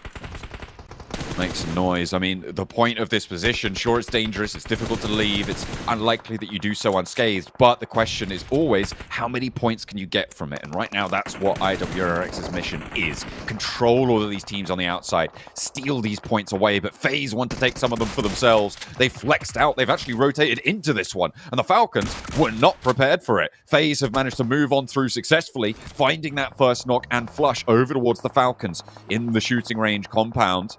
As the shift comes on through, keeps Rosemary Shack in, but that's not going to be safe for too much longer, I'm sure. A big nade over the top comes through for FaZe, gets a flush and another knock. A nade on high for IWNRX, spots Incilio, moves over towards FaZe, and finally, teams outside are starting to take notice of IWNRX. Team Queso from the high ground start to find that crossfire. Yeah, Team Queso needs to take advantage of this high ground whilst they can. It doesn't look like the future's bright for Team Queso at the moment with them being on the south side of the circle. However, they are really definitely making sure that this bit of hilltop that they have right now, before the circle starts to push them in, is used to every little bit of an advantage that they can get. That was a nice nade over the top side. Didn't quite get as much damage as he might have hoped, but there's a potential there for a 3 knocker. I mean, it was right on top of them, right? Just a little bit one way or the other. That might have been disaster for FaZe. They go for the rollout now, and they're repositioned, so a little bit less dangerous. against it. The rollout comes through. Kine has to fall back to the wall. FaZe trying to wrap around this one, try and constrict this southwest edge. This is a point farm position on the shooting range. The win likely going towards Na'Vi, but the question is who comes out with the most points, because Tiamba just fell, I think, to Na'Vi on that northeast side. Yeah, got a ton of damage done. I don't know if it was a full knockout just yet for Tiamba. Got a couple of players, or one player in play. Swain takes down Icy. 8 eliminations now for IWNRX. Lovely stuff, taking the lead over Na'Vi, who are currently over on that northeast side. Like you said, looking for that chicken dinner. Need to flex out a little bit. I'm having flashbacks to yesterday on Nova Rep Noya, where they held such a strong position, and then the circle refused to give them any kind of advantage towards that end game. So I think that they need to be concerned with clearing out space over towards this eastern side of the map. Rosemary takes down Onsens from FaZe. The fact that Alter Ego still have this lone survivor here, all of this is being kept safe by the presence of this gun range area from that Team Queso high ground as well. This is going to allow Rosemary to potentially see a top 4 here, which would be a massive result for Alter Ego on what should have been a very scrap game. IWNRX continue to try and frag their way out of this situation, and all 4 of them are alive for the time being. FaZe do fall, and somehow IWNRX pick up 11 eliminations in the best possible scenario from this location. Yeah, it's an incredible amount of elims that IWNRX have been able to get. I think they've been very cautious of where they've been rotating out, so they've been trying to find a couple of angles here and there. If it's gone wrong, they always have proof of exit, so very, very nice to see from IWNRX controlling that fence location. It's not a lot of times you see a team play on the fence and is able to make it all the way towards the end game. A lot of times that they teams will typically use that more of like, well, we're going to lose, let's just play fence and we'll just see what we can get done. And the team typically rolls upon them. So for IWNRX to play such a fantastic game from that spot, it is impressive. It's definitely impressive. I mean, IWNRX don't have too many options other than go for Rosemary Shack now. I feel like that might be the play from this position on the circle. I mean, you have to wait for this circle if Rosemary Shack's not in it or it's not super central. But I think now you go for it, right? You move out. IWNRX were a major force suppressing that side of the Shack. You know there's a player in there. You've seen teams roll up, not have the best of times on it. There's going to be a couple of crates around that area as well, so a potential resupply for IWNRX. But the question is when. Na'Vi shimmying their way south as well, with the AWM puncher trying to punch a hole through the south side swivel. Yeah, I think for IWNRX, the shack that Rosemary has is not the greatest to place one. It's more of a survival spot for Rosemary at least. And they understand that if they try and rotate over towards that shack, they're going to get torn to shreds by Na'Vi on the approach. So likely for IWNRX, it's going to be trying to control down towards the south side and rotating through towards this shelter position that Vengeance currently hold alongside with Team Queso. Rosemary does finally go down. Maybe they make a wrap far over towards the north. It is a question of what they want to do next. Rose is actually able to grab that shack. Interesting. Yeah, he managed to get across early. Na'Vi a little bit preoccupied with Vengeance, taking out the rest of Tianba, who will fall there in 5th place. They can use that little lip on the roadside as well on the north edge for IWNRX to transition into this one. And they are starting to use that terrain. A really nice handle on the west side now for IWNRX. They can keep Vengeance in this bunker, using Na'Vi as that buffer to it. And Team Queso can't get ahead of them either with the 3 players that they found. 9 eliminations for Team Queso, though. And they've defended 2 crashes so far today. 1 successfully this match. And they've gone for a brilliant crash over the top as well on this game. So these 9 eliminations definitely earned for Team Queso. Yeah, it's not been a bad match. Not been a bad match at all. I think that they have been one of the few teams that's had to get as much fighting as possible done in here. Again, I was curious about this rotate over towards the western side. I think they had to go for something a bit more bold over towards the south. I just think that the players are quite exposed from IWNRX here. Already taking 1 knock. I think the issue with trying to go for the wrap onto Team Queso is it's fully linearized, right? Like, you cannot peek around the side of this because Na'Vi have broadside, so you're just forced into all approaching from the same angle, which is so susceptible to nades, to anything that Team Queso throw your way. Vengeance could even have a say if you try and get out of line there. And now IWNRX on this long sloping hill that is around the corner from Na'Vi can keep them down on the ridgeline. They're finding these knocks. Team Queso is still pushed up. And IWNRX controlling this terrain. They have a little dip, a little slope away on that roadside, and when Na'Vi are pushed closer in, that high ground does not have an impact on it. It's a weird one. It's definitely a weird one. I think that where we've seen a lot of the focus coming through from all our teams, it has allowed IWNRX to get in, and I don't think that's a bad or a fortuitous thing for IWNRX. I think they've been very, very aware of what's happening around in the lobby. Kane does get knocked again. Good shots from TPZ. Damn. Team Queso gets absolutely mullered over towards the south side. And a lovely shot from Puncher on the AWM. And IWNRX have taken casualties in the meantime, losing 2 of their players there. 2 knocks, and out comes the roll down for Na'Vi. It was their game to lose here, Blank, and IWNRX, they might have given them a fright, but now they can start to try and close it down. The crawlbacks coming through for IWNRX, and actually Vengeance, if Na'Vi aren't careful, could have a bit of a say here. Flip goes out wide and cannot make that full wraparound. Not making it to the shack that Frozen holds. Vengeance for the rollout. Lemon in danger here, but he's in the smoke. He has the backup from Puncher as well on the off angle. Lemon goes down. Vengeance with 2 players. They've got a little bit of cover, but do they have the time to go for the res? So 2 players now only remaining for Na'Vi. It starts to get a whole lot worse. For Na'Vi to get a lot of success out of this game, they had to get the chicken dinner on this one. It's all gone a bit topsy-turvy. Puncher will find Frozen. Still has that AWM in the back pocket. The fact that Vengeance get that roll down, I mean, that's a big mistake for Na'Vi to allow them to escape from what should be an easy spray down location. Sure, you're more preoccupied with IWNRX, but they're not pushing to you yet. And Vengeance cause trouble. They take down Lemon. Flip is already isolated. And now Na'Vi are isolated on the outside. Sure, he has the Orm, but if nobody peeks him, nobody goes down to it. The forward position, the center of the circle, currently belongs to IWNRX. And now Na'Vi with 2 looking to light up Vengeance finally. Noise does go down, and that's a good opener. But what more can they find? Yamak finds Zedwolf on a knock, and now this is one hell of a rollout from 6. He does get up. I think it's 2 players apiece either side. Poncho with a nade forward over towards Kane. It doesn't go far enough.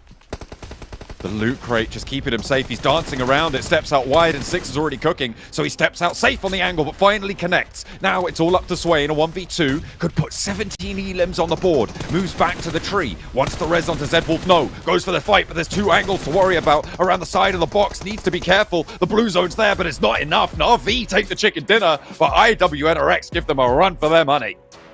Yeah, so unreal game. 21 points on that match. Fantastic stuff from IWNRX. Na'Vi take themselves a chicken dinner, though, which they'll be pleased with. But I wouldn't be surprised to see IWNRX above them in the tables after that one. It was a very, very well-played game. And I think it's just purely because Na'Vi doesn't hold those sightlines on that western side. But very, very good way to handle the circle. I'm going to head this one back over to the desk in the meantime, where they can break it all down.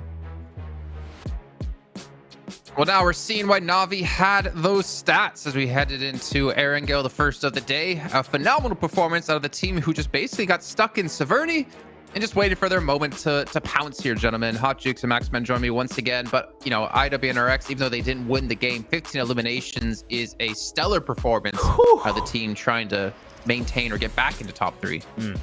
I think you said it earlier, Jason. It felt like Novo all over again for the side of Na'Vi, the way they were holding it. But a really good game from them. They saw the northern rotations that happened 3-4 times in a row, which is always going to be a tough situation to deal with, Hot Tricks. So they read into it like, oh wait, these circles are horrible for the southern teams. Let's just dodge all of those bad southern fights and just go wide northeast and go into Severny. That normally TJB tend to leave relatively early, so they knew that and took all of Severny for themselves early on. That's just good understanding of your competition in this group, and also a really good understanding of how teams react to certain circles. And so far, great position, good elimination count. This is a great game from Na'Vi that just came through. I mean, perfect rotation. I mean, they landed all the way over there at Milta Power. We get this crazy northern circle. And Jason, we were just like, man, this sucks for these southern teams because that zone just kept going north, north, north. We finally got a southern shift, but it was too late for too many of these squads. And I mean, it was so crazy to just watch Na'Vi be able to clutch out this chicken dinner right there from Severny. It was a certain second we saw Tianba. Tianba actually tried to head all the way up through the backside of Severny. I love the fact that Tianba was already driving on that rotation prior to the circle shift, but then once it shifted south, they said, all right, forget it, let's go back down this way. They tried to push VP, didn't work out for them, but yeah, Na'Vi, great chicken dinner, but outshadowed by the performance of IWNRX, and rightfully so. I mean, these guys land so far north that we were expecting a good game from them, but I don't think anybody saw, 15 eliminations, right? 15 elims coming out from them is just absolute madness. But they were just sweeping so many teams from the pretty early stage of this match, I think against Incilio in particular, clearing all of the teams in shooting range that were just trying to survive as long as they possibly could. But no, and the fact especially they survived as 4 players when getting all of those eliminations is a statement how good their team play actually is. I mean, we know that currently, I would have to say globally, IWNRX is the best Turkey team. SGG, unfortunately, we need to have a new top team, and it is going to be them. Okay, Jason, come on. You can't. They were the champions, okay? Can't do that to them. It's true. I mean, that's true. They were the champions at one point. But not anymore. Not in 2024. That's true. But either way, I mean, honestly, one thing we kind of have to mention is Vengeance as well. I don't think we brought them up. We're seeing a slight adaptation in their play, but they kind of get stuck in that little shelter, and they can't do anything. They have to wait and hope that some team takes out Team Queso, which luckily did happen, and then you immediately saw them just barrel out. There's one big issue in this game, and I think that you and me, Hodgix, we're going to agree on this, is that you can't really also get involved in the conversation when you're in that cavernous area or that shelter area. You just can't get involved because the team is just above you. Team Queso is literally camping out the exit point until you leave. So Vengeance, really, the low elimination count is purely because that position is made for a team to be passive. Yeah, I mean, that's for sure. But you know what? I'm starting to question, right? If it's just like, all right, was it just passiveness due to that situation or just because of the way this team's playing, right? Because we saw how they played in that last match, just playing it very, very, very careful, very safe. And honestly, like, I understand that strategy for a certain type of team, but for a team that's currently at the bottom of the leaderboards, it's just not going to cut it. Like, you have to get some eliminations if you're going to, get yourself out of that situation. So maybe Vengeance is kind of waiting for that perfect opportunity to get a crazy pop-off match. 11 points is still nothing to shake your head at for sure. So, I mean, I'm glad they put that on the board, but I still want to see a really confident play style from them to feel a little bit better if they're going to try to make it to the survival stage or even to the top 3. Yeah, as I was saying, while watching the game, it feels like Vengeance are just playing to not be knocked out and to make it into survival stage. Not playing for top 3, playing for survival. Buy them a little bit of extra time because obviously they get an extra week off compared to the teams from Group Green who will be playing next week. But either way, 11 points is not bad. That's going to be enough to get them out of the bottom of the table as well. But speaking of bottom of the table, Furia, IHC, Virtus Pro, it's looking like they're still going to be down here in the elimination zone at the moment. Whereas I8, unfortunately, not a great game for them here with only 0 points max. Yeah, well, you know what that means, Jason? Is that they had a Northern Circle and they dropped military. And unfortunately, when you keep having especially 3-4 Northern Circles in a row, it ain't going to be easy. Demore A could do it from the other way around. Demore A? Demore A. Oh, you're British now. So I'm British. Demore A could do it with a bottle of water. What? What is the segment? I don't know. I love it. Okay, Punch MVP. Let's change the topic, guys. Punch MVP. I mean, he picked up that Orm. He was struggling to hit the shots, but he started getting some shots in eventually towards the end. And he was just really peeking that ridge line the big majority of this game, Jukes, with that Orm. He was just making sure if there was a head that was going to peek over the grass, it was going to get blown right off. And he did hit a few sick shots at some point. So really being impactful with the Orm. Hey. Buff bolt actions, baby. Come on. I want to see some more of the crazy flick headshots. 903 damage is insane, but that's the only unfortunate side of that bolt action right now. It's really difficult to get those finishes with it, but still, I think that was the perfect time to bust it out. I mean, you got that AWM, you go for that headshot. Regardless if even you get a shot on the board, it's going to put some serious damage. So, I mean, it's good to see that happen right here. But, man, we're starting to see some changes in the leaderboards, boys. Na'Vi on top. IWNRX in second place. And look at Team Queso. Team Queso sitting in 5th. Not too bad.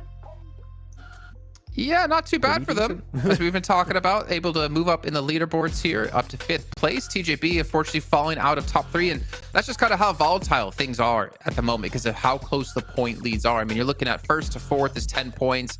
Thereon is about another 17 in total. Like, we're starting to see a little bit of a gap be created, but it feels nowhere as big, though, as in Group Yellow.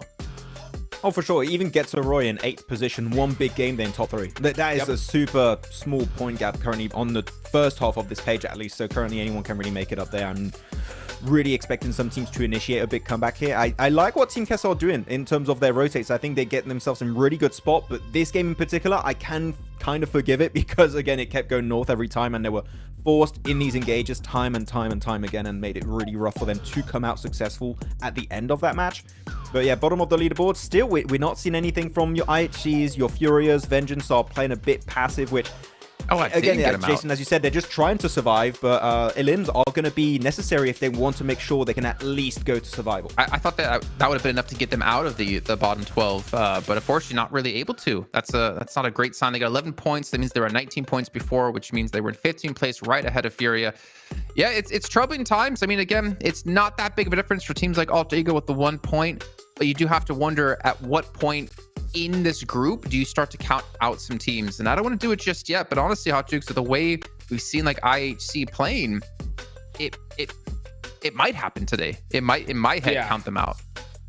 Yeah, IHC is not looking good right now. I mean, they need a few good bounce back games in order to make it happen. There's still plenty of time. If they're able to clutch out like maybe like a chicken dinner here, some double-digit eliminations, they're going to be in the show. But we're starting to see some good, consistent games from these teams at the top, which is going to make things pretty difficult here for IHC. You know, and even more for a team like Furia, man. I don't know what's going on with the squad. They're looking totally different from how they performed during PMSL. It's like they can't win a fight. We saw that fight that they were doing with Alter Ego early in the game.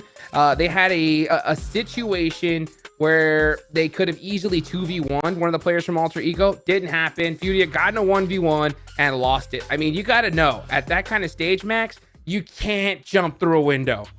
Yeah, it's odd. I also feel like when I'm looking at Furia, and this is not a positive statement I'm about to make. It kind of reminds me of Twisted Minds in Group Yellow. They are all doing their own thing. And when you look at the 5 Alter Ego, everyone was just so disconnected from one another and they just got completely overwhelmed. And then, as you said, there's just a player that sends it over the window, just gets completely obliterated by Rosemary at that point. I'm not sure what's happening with Furia. I think we all came into this tournament with high expectations for that Brazilian team, but as of right now, they are just not performing up to par, up to expectations. So some changes need to happen for them, but as of right now, they are looking like the shadow of their past selves. Maybe Seven could do an interview with them at some point and ask like what's going on within the team, what are they working on, because it's like you guys are saying, and I completely agree, it's not the same Furia that we see when it comes to PMSL when they're playing in their own region. Maybe they're the reverse. Yeah, maybe they are the reverse vampire, where they don't play well in their own region, then they play. Oh no, because they're still not playing. Oh, is it the reverse? Yeah, they play better in their own region, and then they can't play globally. I'm not sure, but either way, I mean, right now, IWNRX, Na'Vi, it seems to be a battle between these two teams when we get into Erangel, and I'm waiting for that other contender. I'm waiting to see who else will be able to step up, because yes, we've had some wonky circles. Thinking back to yesterday, going straight to military and not be having to swim across to get to Nova, but we're seeing, IWNX in this game take advantage of the zone shifts by sneaking past the other teams and just cleaning up these eliminations towards the edge. Who else is going to be able to step up? And honestly, I don't feel like I can really tell you, because it's been so up and down for so many of these teams. It's going to be inconsistent throughout the day, I think. There's so many teams that we would like to see. I mean, TJB here, for example, you would expect, right, Jukes, that, oh, wait, it's Saberni Circle. They should be doing great. But they leave so quickly to the center of the circle that then teams just leapfrog their spot and take Saberni away from them. In this case, it was Na'Vi, so I think that TJB need to maybe delay their rotates a little bit. Like, that might be something that helps them a little bit to see, oh, wait, the circle actually was a little bit favorable to us. We can just hold down this position, and later rotates might be actually a really significant help for them in the long run on Orango in particular. Yeah. I mean, sometimes you just don't have to go for a better position, right? Off center is just fine. And sometimes you see these teams, they get a little bit greedy and just kind of hunt down that spot. They end up fighting 3-4 squads and then just get picked apart bit by bit. So yeah, I think TJB could just calm down a little bit, stick to your spots, and then just work it out from there. We'll see if they can adapt. We got 20 seconds till we head into our second air gale of the day. I cannot believe we're almost going to get to that point where we're halfway through our second group here at PMGC League stage.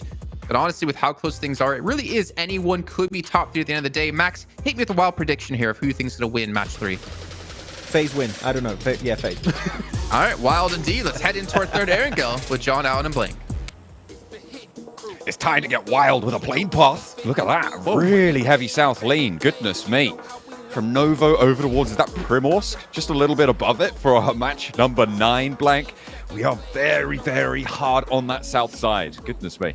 I thought you were going to start barking at me for a second, then I was like, I'm in here with a beast right now. Wow. Look at that, you know. Man, ISI8's drop spot is the best right now. Max Man, don't know what you're talking about. Drop military base every time. It's working. Look at this. It's favoring them right now. Most awesome playing path in the world.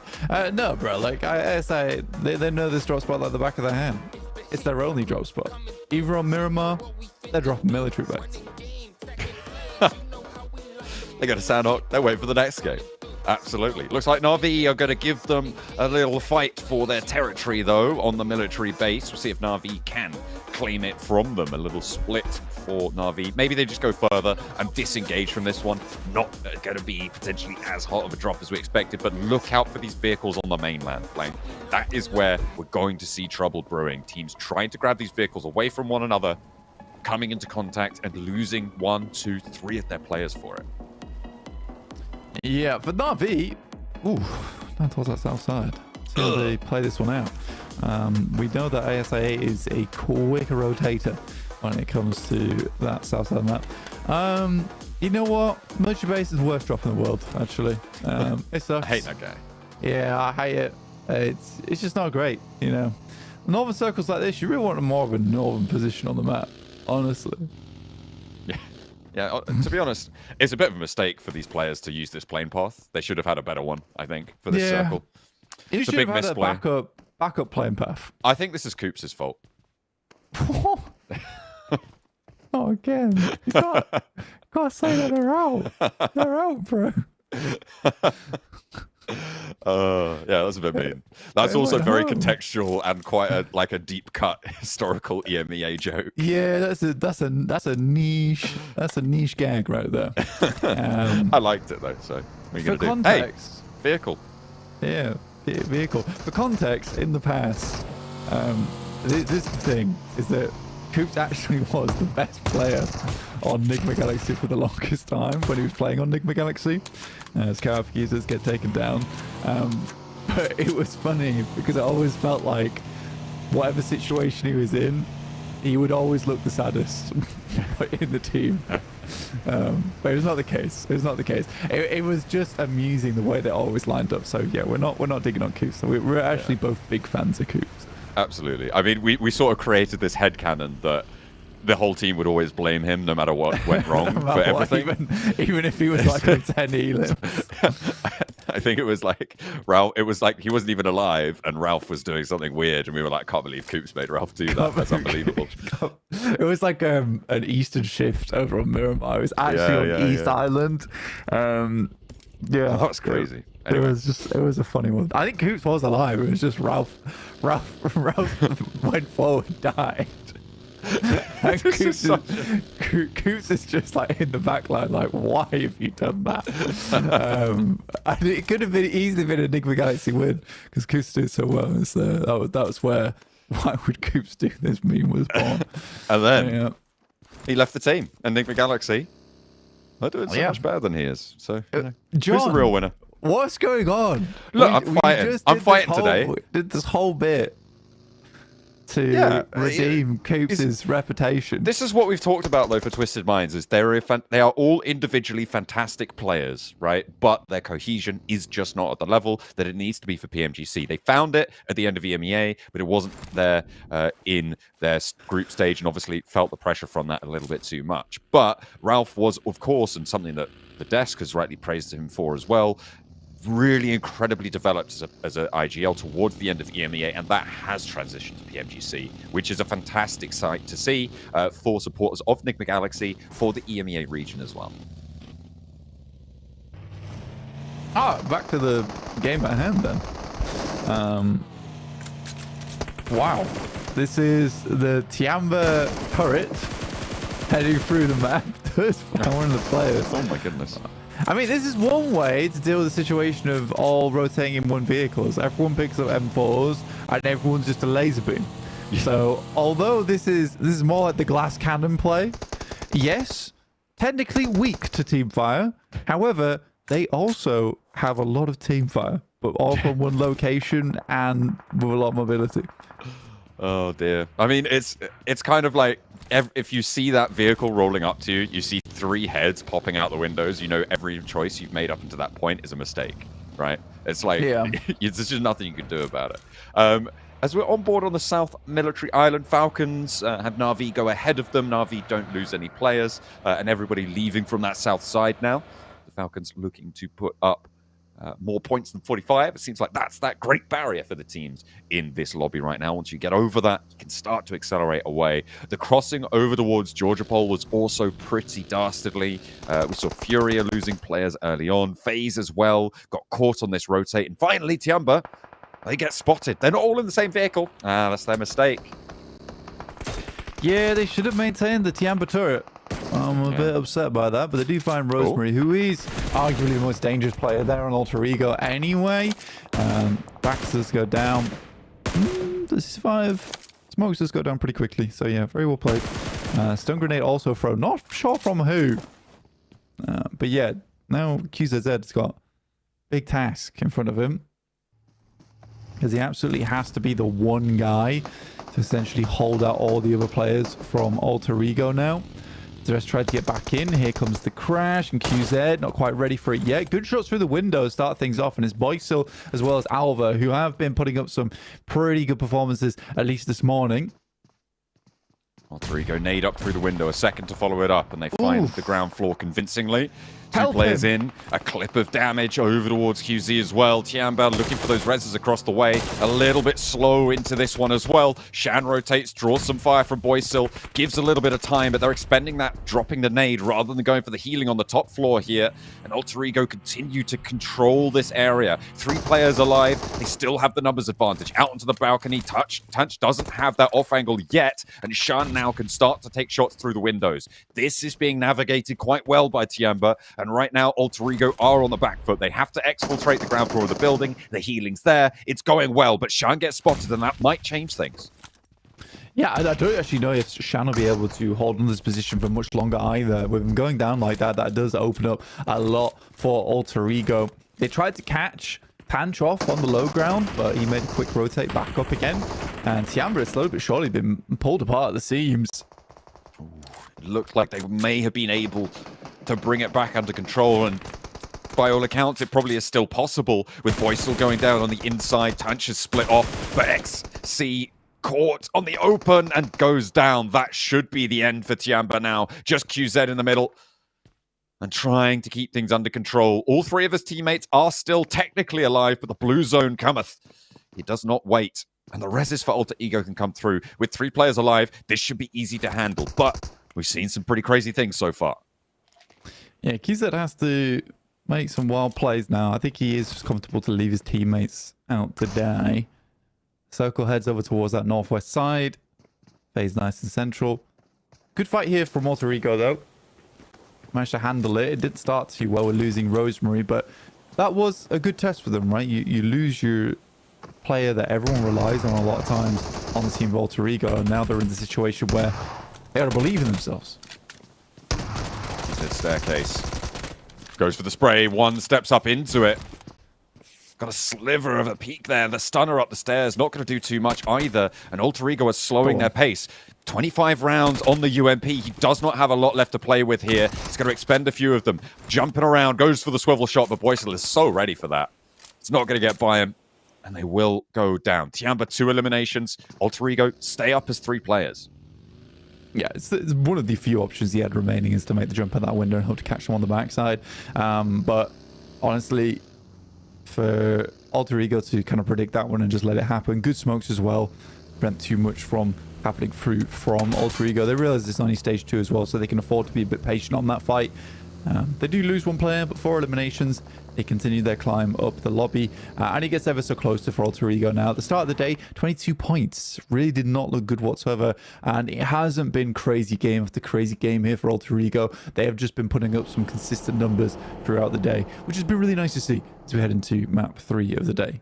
That more aggressive approach from Boysil coming on in, that's what they were looking for, is what they found. The points are starting to reflect that. We'll see if they can maintain that survival stage and also potentially jump up towards the top 3. Right now, Na'Vi, IWNRX, Enigma Galaxy, none of them with eliminations, but right now, we're taking a look at the center of the circle. Na'Vi not close to it. IWNRX are, and Enigma Galaxy as well, have managed to find a little sliver of Sunken, but they are still on that south side, which means that their crossing is going to be difficult. So of those 3, IWNRX in the best position. Once again, back in a spot where they can pick up some more points. Na'Vi, I was thinking that IWNRX might be able to pull ahead of them, but they're able to sit 2 points ahead in terms of points totals. These guys are all the way over towards the eastern side, though, so not always the easiest of approaches for Na'Vi right now. Nice to see this team do well, though, because back in PMSL EMEA, their first week over in the group stages were just unbelievably good. It was so difficult to deal with Na'Vi in that league stage. They fell off a little bit, weren't able to quite find their focus. I think it was less that... You know what, I'll take that back. I don't think they fell off. I think it was just other teams within that lobby became so much better at the game over the league stage. We're talking about Team Spirit in particular, who actually came away and won their respective group stage here in PMGC in yellow. Now Na'Vi has to follow suit. I mean, against the reigning champions from PMWC with Alpha 7 in that group, to do that is really quite impressive for Team Spirit. But you're right, it is a bit of a challenge laid out for Na'Vi. It's like, you think you're better than us? Well, you've got to prove it, because right now they are a little bit behind the metric of what Team Spirit were able to pull out of the bag, but they are still at the top of the tables, and they have managed to put an EMEA top 2 on the board. Top 3, actually. I don't know, because I think you're right. They have to prove it, but the way I'm looking at this is that technically they're not far behind from what Team Spirit was able to do in their group stage in yellow, because honestly, Team Spirit didn't have the most insane start to their day 1 and day 2. Na'Vi still has a little bit of time to work with into day 3 and day 4, but losing Lemon as well, so that's the second knock coming through to Na'Vi. Has been a long rotate. This is very, very difficult. I mean, they were leaving Yasnaya at the start of the circle shift, and it's been a really tough approach. They were right next to Alter Ego, had to diverge up towards Severny, and then ASIA have just been in the way since, so they've been trying to push him from the edge for a long, long time. Virtus Pro counterposed to that. The ridge to the west of Severny is where they're setting their sights. They've managed to take control, and TJB don't really have too much ground to play with here. A couple of knocks sent back, a couple of rounds down range, and Tixi may be looking to move forwards here. The east side of this ridge is a lot less safe given that there are players in Severny, but the blue zone pushes everyone south, so they can try to play for that. Yeah, it's for Virtus Pro, it's a bit of a difficult crossing. They did find at least one knock over towards TJB. That was quickly res back up again onto Triple S. Long as literally pulling some matrix maneuvers there. You see the tracers whiz past his head. But yeah, well played. It's something Virtus Pro are good at, though, which is getting up into positions that you don't expect them to be in. They make aggressive plays, and they are good at it. And Koa is one of the most aggressive players in the world right now. Up there with an nade. That's going to find his mark. Triple S hits the dirt there. Easy spray down for Koa. TJB, nothing really they can do about it here. Trying to pitch up for those off angles, but Tixi's there with another nade in hand. It's looking pretty good. Finds one. Gets a little bit short on the burst there from Malloy's nade, but in comes Icy to get that off-angle flanker nade over towards the backlines of Virtus Pro, but it's not connecting. Another knock found from these nades. They don't need to peek. In the meantime, ASIA are fending off Alter Ego, trying to go for that fight. They've lost a player in the meantime, but they are doing damage in response. It's going back and forth over on the northeast as we keep going with these roll downs. Virtus Pro starting to falter, it feels like, against TJB. Sure, they found another knock, but they haven't really been able to capitalize on it. And now with the blue zone on top of them, they need to speed things up, Blank. Yeah, stage 4, it hurts. It really hurts. They know they can't bet Malai back up again either. Good shot over towards Flower there, and that will be the end of it. But Koa goes down, takes too much damage there. I think they can put Koa back in the vehicle and get him further into the circle here, considering we need to get further into this one down towards that south side. And there's a lot of space to get that res through, but I think Koa is the only one that will get that res coming in to position. Na'Vi down to 1 player now in Puncher on that northern side. With ASA making their lives very difficult. It's cool to see though, because right now EMEA kind of good. And we're kind of good right now. Kind of good right now. And I mean, coming into the next group, I was talking to Jason about this recently on a video. It's a case of wouldn't be surprised to see 77 take first place too. We'll have to wait and see for that, but that would be a treat. I think they've got the easiest group to do it in. I mean, potentially. There's definitely a chance that they could make that one work. Right now, though, the team that needs to pick up their feet from EMEA, Virtus Pro, what's going on? 13th place? Yeah, and they were crazy, by the way, in their respective plays over in PMSL EMEA. They're a good team. Unfortunately, they're a really streaky team. They have a play on top of the world or not at all. And I think that's something that Nick Galaxy's been wrestling with for quite a while as well, in terms of having those streaky performances. They've made things look much, much more consistent, purely because they've got a lot of that teamwork down now, which is really good to see. But here they are now on the south side. Team Queso, definitely a team that we can't really count out at this point in time either, John. I think they've had a big step in performance coming into day 2 and have been cutting a lot of strong teams out of position.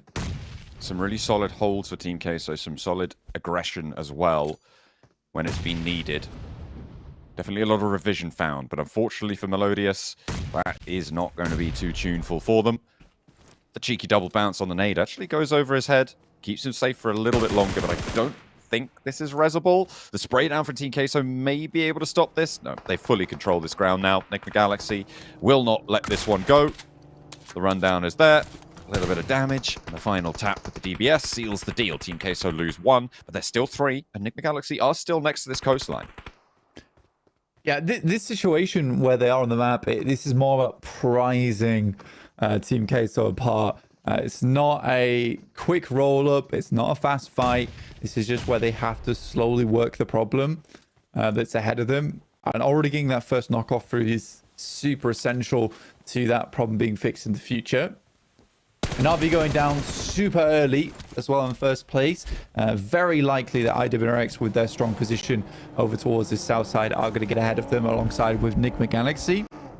And ASA, who started down towards military base, he took down Na'Vi as well. So 2 teams who were directly alongside one another at the start of the game. It is ASA with just a bit of a better game plan going into the late stages of this match. Team Queso taking another nade from Nick Galaxy, who've managed to get off this coastline really well here. Ralph is down in the midst of it all, but that is definitely a restful position to come back on through for Redox to get him back in, and the nades keep on pouring. Narvalo and SnowX doing their job. And from the low ground, Redox, he might be on the res, but he's also on the lookout for anyone stepping too far over that ridgeline. Makes it work. Team Queso fall, and it's to Nick Galaxy. Yeah, and I will say that for anyone who wants to watch out for an up-and-coming player, I definitely keep your eyes on Redox. He has impressed me so many times in the past and has only gotten better at the game as well. I think that over the multiple teams he's been on, I think this is where he has shown his best. He is surrounded by very consistent teams as well, which is good.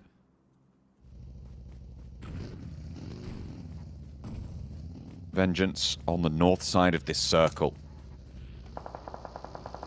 Right now, I think in a commanding position, but ASA looking for the roll-up onto it. IHC will be on the third party if they're given the opportunity. A nice knock on the opener, 2 found as well. But around the edge, Yamax there, ISI8 cannot make the ascension here. IHC looking to push on in, though still with the opportunity, it will come on through to potentially take an important position in the circle. In the meantime, on the south, Incilio pushing onto Furia, losing one on the roll-up, and there's only 2 players to deal with. They'll take that trade any day of the week. Incilio take down Furia. Meanwhile, IHC continue to try and roll around on the north side of this circle as Vengeance. Are they still alive? Are they still in it? They still got 1 player, but they are severely diminished in power. IHC do all the work that they need to. The northwest side is theirs.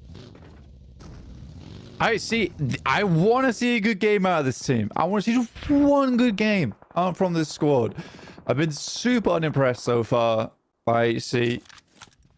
And it has just felt like time and time again, they get towards, you know, a top 8, and then it just gets bottled. Great nades here coming through from Redox once again over towards Incilio, who are suffering at the hands of Enigma Galaxy. Incilio, a team similarly to others in our lobby that have these moments where they blaze very brightly and then fall off a little bit, but those few moments of fire have set themselves up in 6th place with 51 points currently, which is not a bad scoring, all things considered. Now, Enigma Galaxy have set their sights on them. With 5 elims on this game so far, Enigma Galaxy looking for another large game here in our match 3 on our angle. Going into stage 6 very soon as well, with Lily quite literally in the middle of the circle right now, just like a lily pad. But we'll see if any of the teams can bounce off the back of that position to get themselves a strong spot in the circle later on. A couple of froggy nades over the top there, getting fresh with them. 2 players down to it. And they hop, skip, and jump on into the Incilio backstop position. 1 knock found. The circle is going to stop just there. So that's Reservoir on the south side for Enigma Galaxy. They're up to 8 eliminations now, blank. It's all up to the north side to see who the main contenders for this circle will be. IWNRX have been very quiet in their position. They haven't had to move since about stage 2. But now they'll need to shift west. Falcons, a team now set to be going home if we ended things here, and I think it's a team that a lot of us didn't expect that from. A fantastic nade from Action. We'll take down 2 from Getso Roy and finish off that squad. Wow, that was an instant shot from Mela. Again, it's so cool seeing. Honestly, I just want to say it's awesome in this PMGC.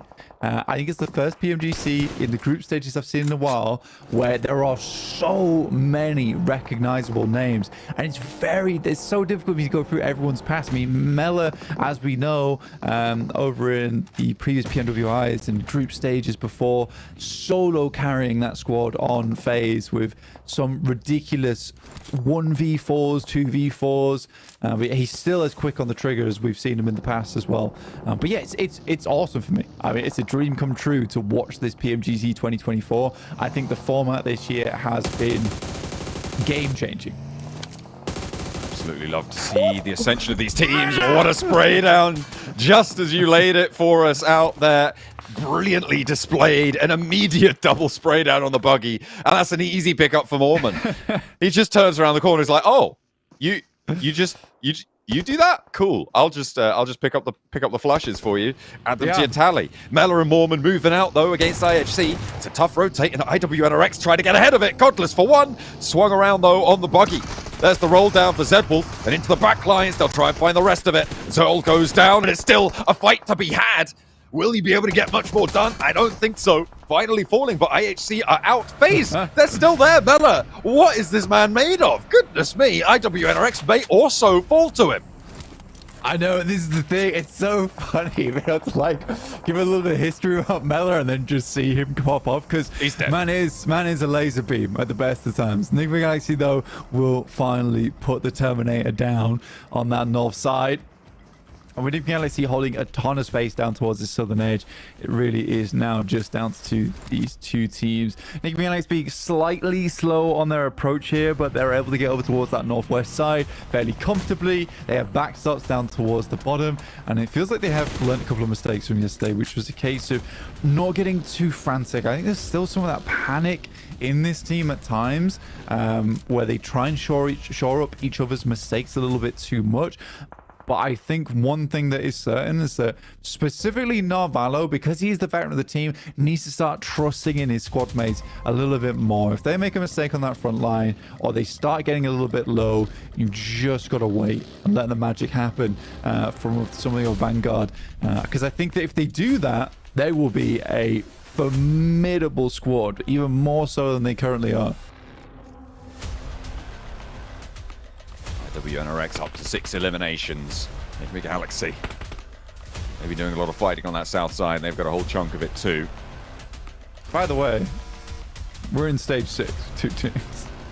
This is, I mean, it's good PUBG Mobile, right? The sweeps coming through from these teams, clearing out the ground early, getting control.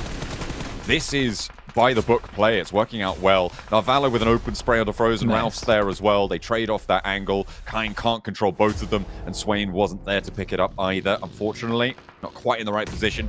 Enigma Galaxy, I mean, they just have such a stranglehold on this. With 9 eliminations, they could get up to 12 here on this game. If they pick up all 3, the nade from Ralph should spot Swain. He knows exactly where he is behind the tree, and this should be an easy nade for players at this level. Unfortunately, Swain does dodge the damage, but steps out into the sightlines of SnowX, and that is terminal. Losing their player there, the nade forwards, and this is just such an easy cleanup. They know they're in the smoke. An immediate relock for Narvalo. Kynes does step out into the smoke a little bit there, but he can't even get the one. And that is a close down for Enigma Galaxy. Crossing from the south side, they had a rough time of the crossing as well. They were coming into it late on the north shore, but they get over, they get into the fight, they get stuck in and take home a chicken dinner. Look, the thing is that I think I can't be... Narvalo's playing really well, Snox is playing really well, and Redox is honestly killing it here. But I think the player that I'm most proud of here is definitely Ralph, because he's had a rough couple of years, man. He's felt like the weakest link on a fair few teams, but it feels like he has massively improved his performance over this past year, and it's only looking better for Enigma Galaxy. It's all about the up and up here for Enigma Galaxy, as I believe they're going to reclaim that top spot in our leaderboards of Group Red here. And I mean, with the way Enigma Galaxy were playing, it kind of seems similar to yesterday, Max, where it was very edge play. Yeah. And it was like, we see team, we eliminate team. Sweeping edge play has been definitely the name of the game for today's matches in particular also, but I have to fully agree with Blank's statement at the end there before he threw it to us. Like, Ralph has improved so much as an IGL. I absolutely adore... I think I've never seen such a big step up of an IGL in terms of overall playstyle of a team. Like, from their hyper-passive playstyle in Spring to now how they were playing in full EMEA PMSL and now into PMGC. I am absolutely sold on the overall playstyle of Enigma Galaxy this tournament. They were literally just falling off of first place that last game. They reclaimed it already with this match. Jason, Enigma Galaxy are just gunning, not for top 3, they're gunning for #1 spot right now. They're going the entire way. Look, I'm just going to say it, boys. Coops was the problem. Okay? I'm just kidding. All right, look, I'm just kidding. No, look, let's be real, though. This is looking like an entirely different squad. You're so right, Max. I mean, they played that game perfectly. They have such a great way of being able to go passive and then aggressive at the flip of a switch. They had full control of that southern side. For a second, I remember we were talking, you thought IHC was going to get that dub, and I was a little worried because I was like, if IWNRX pulls this, pushes this team, it's going to be a little bit troublesome. But then, you know what? Enigma Galaxy, that exactly happened. Enigma Galaxy were just chilling way in the back and just pushed up little by little and just controlled the entire game. Beautifully done. Yeah. And yeah. For IHC, though, to be fair, right? If we didn't see IWNRX crash that fight, they probably would have looked much better, right? I think you're even saying, Hot Jukes, like one moment they were there, the next second they weren't because of that.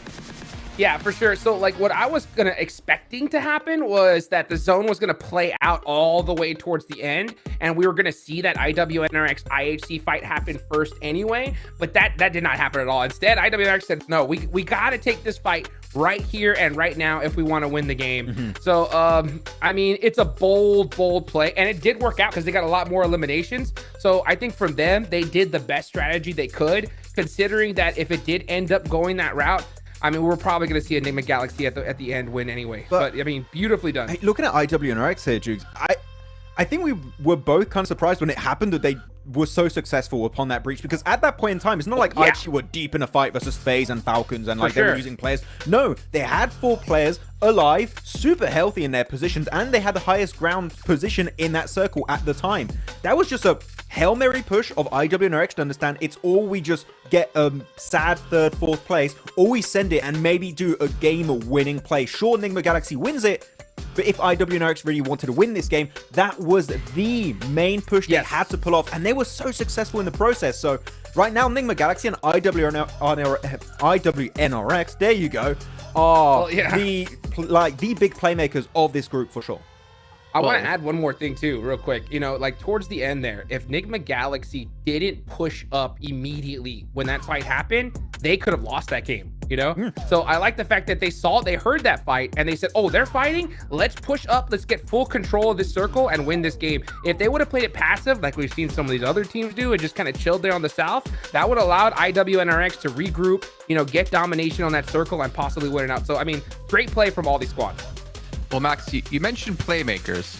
What about Mela, man? Onto Falcons, and then he avoids the crash with IHC and IWNRX, and he plays an off angle. Like, he got his team a bunch of extra points. He got the Blank buff. Like, Blank was being the Mela historian that game. He was just bringing all the backgrounds like, oh yeah, I am pretty great. And he just hits this sickest double headshot spray while players of Falcons, not any team is Falcons, are trying to exit with a buggy. That is top 3 sprays we've seen so far this tournament for sure. Absolute madness from Mela, and really the reason why FaZe are in my top 3 is mainly because of Mela, so I'm glad to see he's able to pop off in that way. But Jason, it doesn't matter because the French are here to play. Snowick is MVP. I'm proud of him. Good job. I mean, yeah, it's been a lot of ups and downs if we think of the French scene in general when it comes to PUBG Mobile, Max, and of course with you being French and you being such good friends with a lot of these players, you've seen it kind of firsthand that it's really rough to be a French. Well, it sounds weird, but it's been rough to be a French player because these French super teams haven't worked out. But the upside is, you know, kind of going their own ways has netted the ability for Snowix here in Navarro to really step up and will be the top dogs in our group. Yeah, one unfortunate thing about the PMSL format is that I feel like the Western European teams have been diluted significantly from the old PMPL days, then it became PMPL Europe and then PMSL EMEA.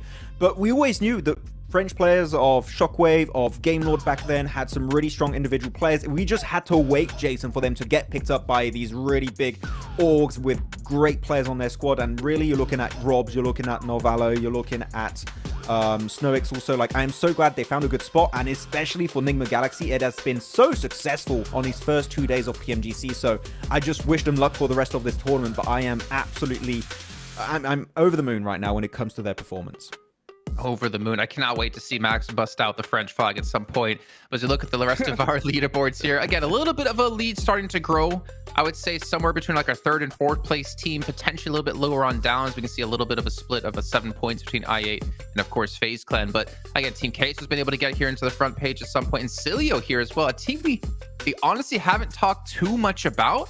But there also hasn't been necessarily too much to talk about them. They're previously known as AOR when you look at CSA. You know, consistent play. That's all it takes from Incilio right there. You know, they're in the running. I mean, all it takes is just one good zone, one good position, and they could easily win this game. So it's like, I'm not mad at their play style. I haven't seen anything personally that's just making me go, oh my gosh, Incilio, like, what are we, like, this is their time, you know? But at the same time, that moment can still happen. So, I mean, for all you Incilio fans out there, keep cheering on your squad because I think it's only a matter of time. It's really rough for Incilio because I have the impression, looking back on a few of these games, they're just fighting the best teams when it comes to fragging potential. Exactly. Like here, they're like, oh, you're in a 4v4 fight versus Nigma Galaxy. There's currently the biggest step up of this PMGC ever since PMSL. And they're just struggling to deal with it. They do have some big names on the team. I think that, Jason, when looking at Incilio, Westron is like one of the big names on the team. But even Westron is just, looks like just your average player in PMGC because you got so many good fraggers in this lobby for Group Red. And unfortunately, sure, your region, you might be good, but global is a completely different matter. And right now, Incilio are just having a really tough time this event. Yeah, completely different matters. Sometimes teams play better, sometimes teams play worse when it comes to globals. It's generally you would think playing worse, but we have seen a couple of teams play better. Speaking of unfortunately worse, even with IHC with that performance in that last game, they still have not moved on the leaderboard, so they're still sitting down there quite a bit. But in the meantime, it looks like we do have to head to a short break while we get things ready to go for the second half of day 2 of Group Red. So we'll see you all in a few.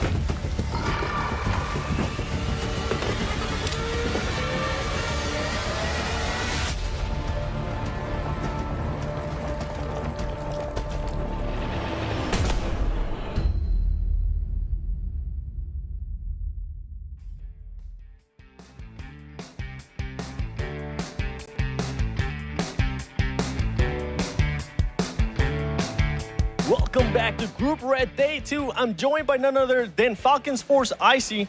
And you know what? We're just going to jump straight into it. We're going to be a little bit honest here. You guys have actually started off a little bit slower than people expected you guys to start. Last week, Alpha 7 mentioned that they came in a bit overconfident and they were surprised by teams. Are you guys going through the same thing? Are you guys also feeling confident, or were you guys surprised by anything? Okay, энэ 7 хоногт одоо хэд одоо маш удаан эхэлж байна. Харин өнгөрсөн 7 хоногт Alpha 7 хэлэхдээ таадын Alpha 7 өөрсдөө маш их ихтгэлтэй ирсэн. Тэгтээ тэд босоод багийнхнаас болж нэлээд surprise байсан. Одоо та бүхний одоо удаан эхэлж байгаад ямар нэгэн шалтгаан байгаа юу? Яагаад удаан эхэлж байна вэ?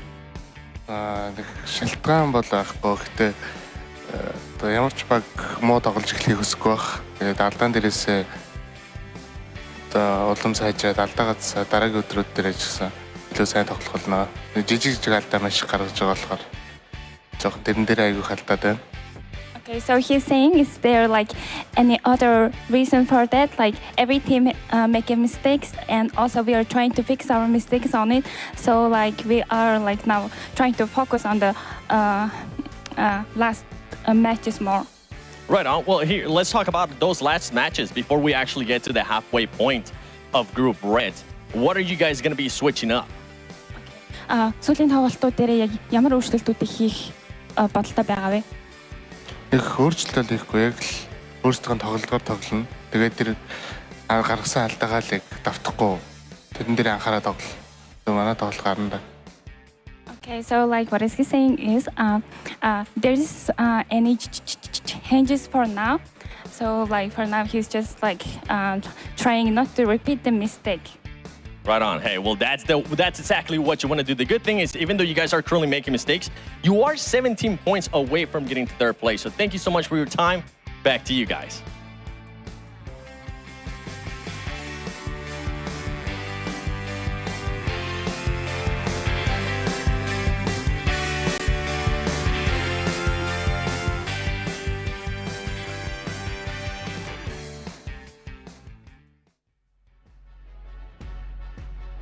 Well, it was great to hear from Icy, but I'm really glad, Seven, you were able to find a baby gap so you could find clothes in your size there over in Malaysia. We are back here with our halfway point of the day, as we have one more Erangel to come up, and of course our double Miramars. But yeah, you hear Icy. I mean, it doesn't look too phased. I feel like they've been in situations like this before, and they've also have come back from situations like this as well. I just went very southern there, kind of. Right on. Right on. Oh my, you've been going all over the place, JC. You went from Italy to Southern. I love it. Well, You know what? I didn't do Italy, yesterday. That was Jukes, yeah. Well, I felt it. I felt it in my heart and soul. Okay. Okay. Let's go. I'll tell you what. You know what? I think Falcons are feeling confident. Yeah, you can see IC on his face. They've been in these situations before, so I don't think they're too worried here. It's just crazy how well some of these teams that we really didn't expect are performing here. I mean, yeah, look at this Alter Ego. I thought that we were gonna see Fudia win this fight 100%, but you know what? Just a couple good plays from Alter Ego shut him down. And one thing I love to see, Max, is we're seeing like how punishable tiny mistakes are in this tournament, right? Like if you do not push together as a squad, you even one misstep, you're knocked thirsted instantly, and that could lose you the game. So teams definitely got to dot their I's and cross their T's here for the rest of the day. Yeah, I think we saw also from Team Kesso fighting Na'Vi on the first game over on Sanok that Na'Vi do this 2-2 split and they just send players solo, and Team Kesso have really solid angles. And that's the thing that happens in PMGC, right? Is that you have all of these insanely good teams coming in from their home region that now going into PMGC, they are the best in their region. They're able to punish all of those feeder teams to do a lot of mistakes, and they'll do it again into a PMGC. So you got to be very careful that your synergy especially is on point. We've seen it a few times, Jukes, already, I feel like today, where sometimes some players just doesn't want to wait for his teammates a little bit longer. He just sends it 5 seconds too early and instantly gets obliterated. So, sometimes those little mistakes can be easily avoidable, but when you are under pressure, sometimes you still make the mistakes and teams will be there to punish it. I mean, I didn't know Alter Ego changed their name to feeder teams. No, I'm just kidding. I'm only saying that for Max. I'm only saying that for Max, not because I dislike them. But as we take a look at a quick head-to-head here between our top teams, or pretty much top teams, you can see a big difference when it comes to chicken dinners, of course. But IWNRX, man, on the elim game is pretty insane. They're a fragging team. Like, they are, for me right now, in terms of EMEA teams, they're the best hope in terms of fragging potential. Sure, Team Spirit are great. I think the Team Spirit maybe stand out more with how they rotate around the map. But IWNRX, their fragging potential with Z-Wolf in particular is insane. But one thing that needs to be highlighted, right, Jukes, is that even though Z-Wolf that 2 games ago went out early, the entire team can still pop off. So it's not like Z-Wolf is just doing all of that heavy lifting alone. The entire squad is putting up the numbers, playing so well together. And when they pull a rotate like they did in this previous game versus IHC, the synergy's on point, the timing is on point. This is a team that I think is going to do very minor micro mistakes, and that means it's going to be very hard to take them head-to-head in a fight. Okay, well, one thing that's allowing them to be so successful in these head-to-head fights, of course, is their device, the Infinix GT20 Pro, getting that 120 FPS to hit those DBS shots. And you guys at home can play like a pro as well here. And speaking of pros, Max, man, we have an ex-pro with us here in Hot Jukes who can easily talk to us about the difficulty right now of playing at this level and making mistakes. You don't want to see it happen. Actually, you know what? I'm going to change topics instead. I'm going to talk about something a little bit better. What team to you, Hot Jukes, has been overperforming the most? Overperforming? Expected. Yeah, overperforming. I mean, it's got to be Enigma Galaxy, right? I mean, none of us even had them in our top 3. So, I mean, these guys are just crushing it. I mean, they're playing it perfectly. I mean, I want to go back to the point about Max said about IWNRX and their frag potential.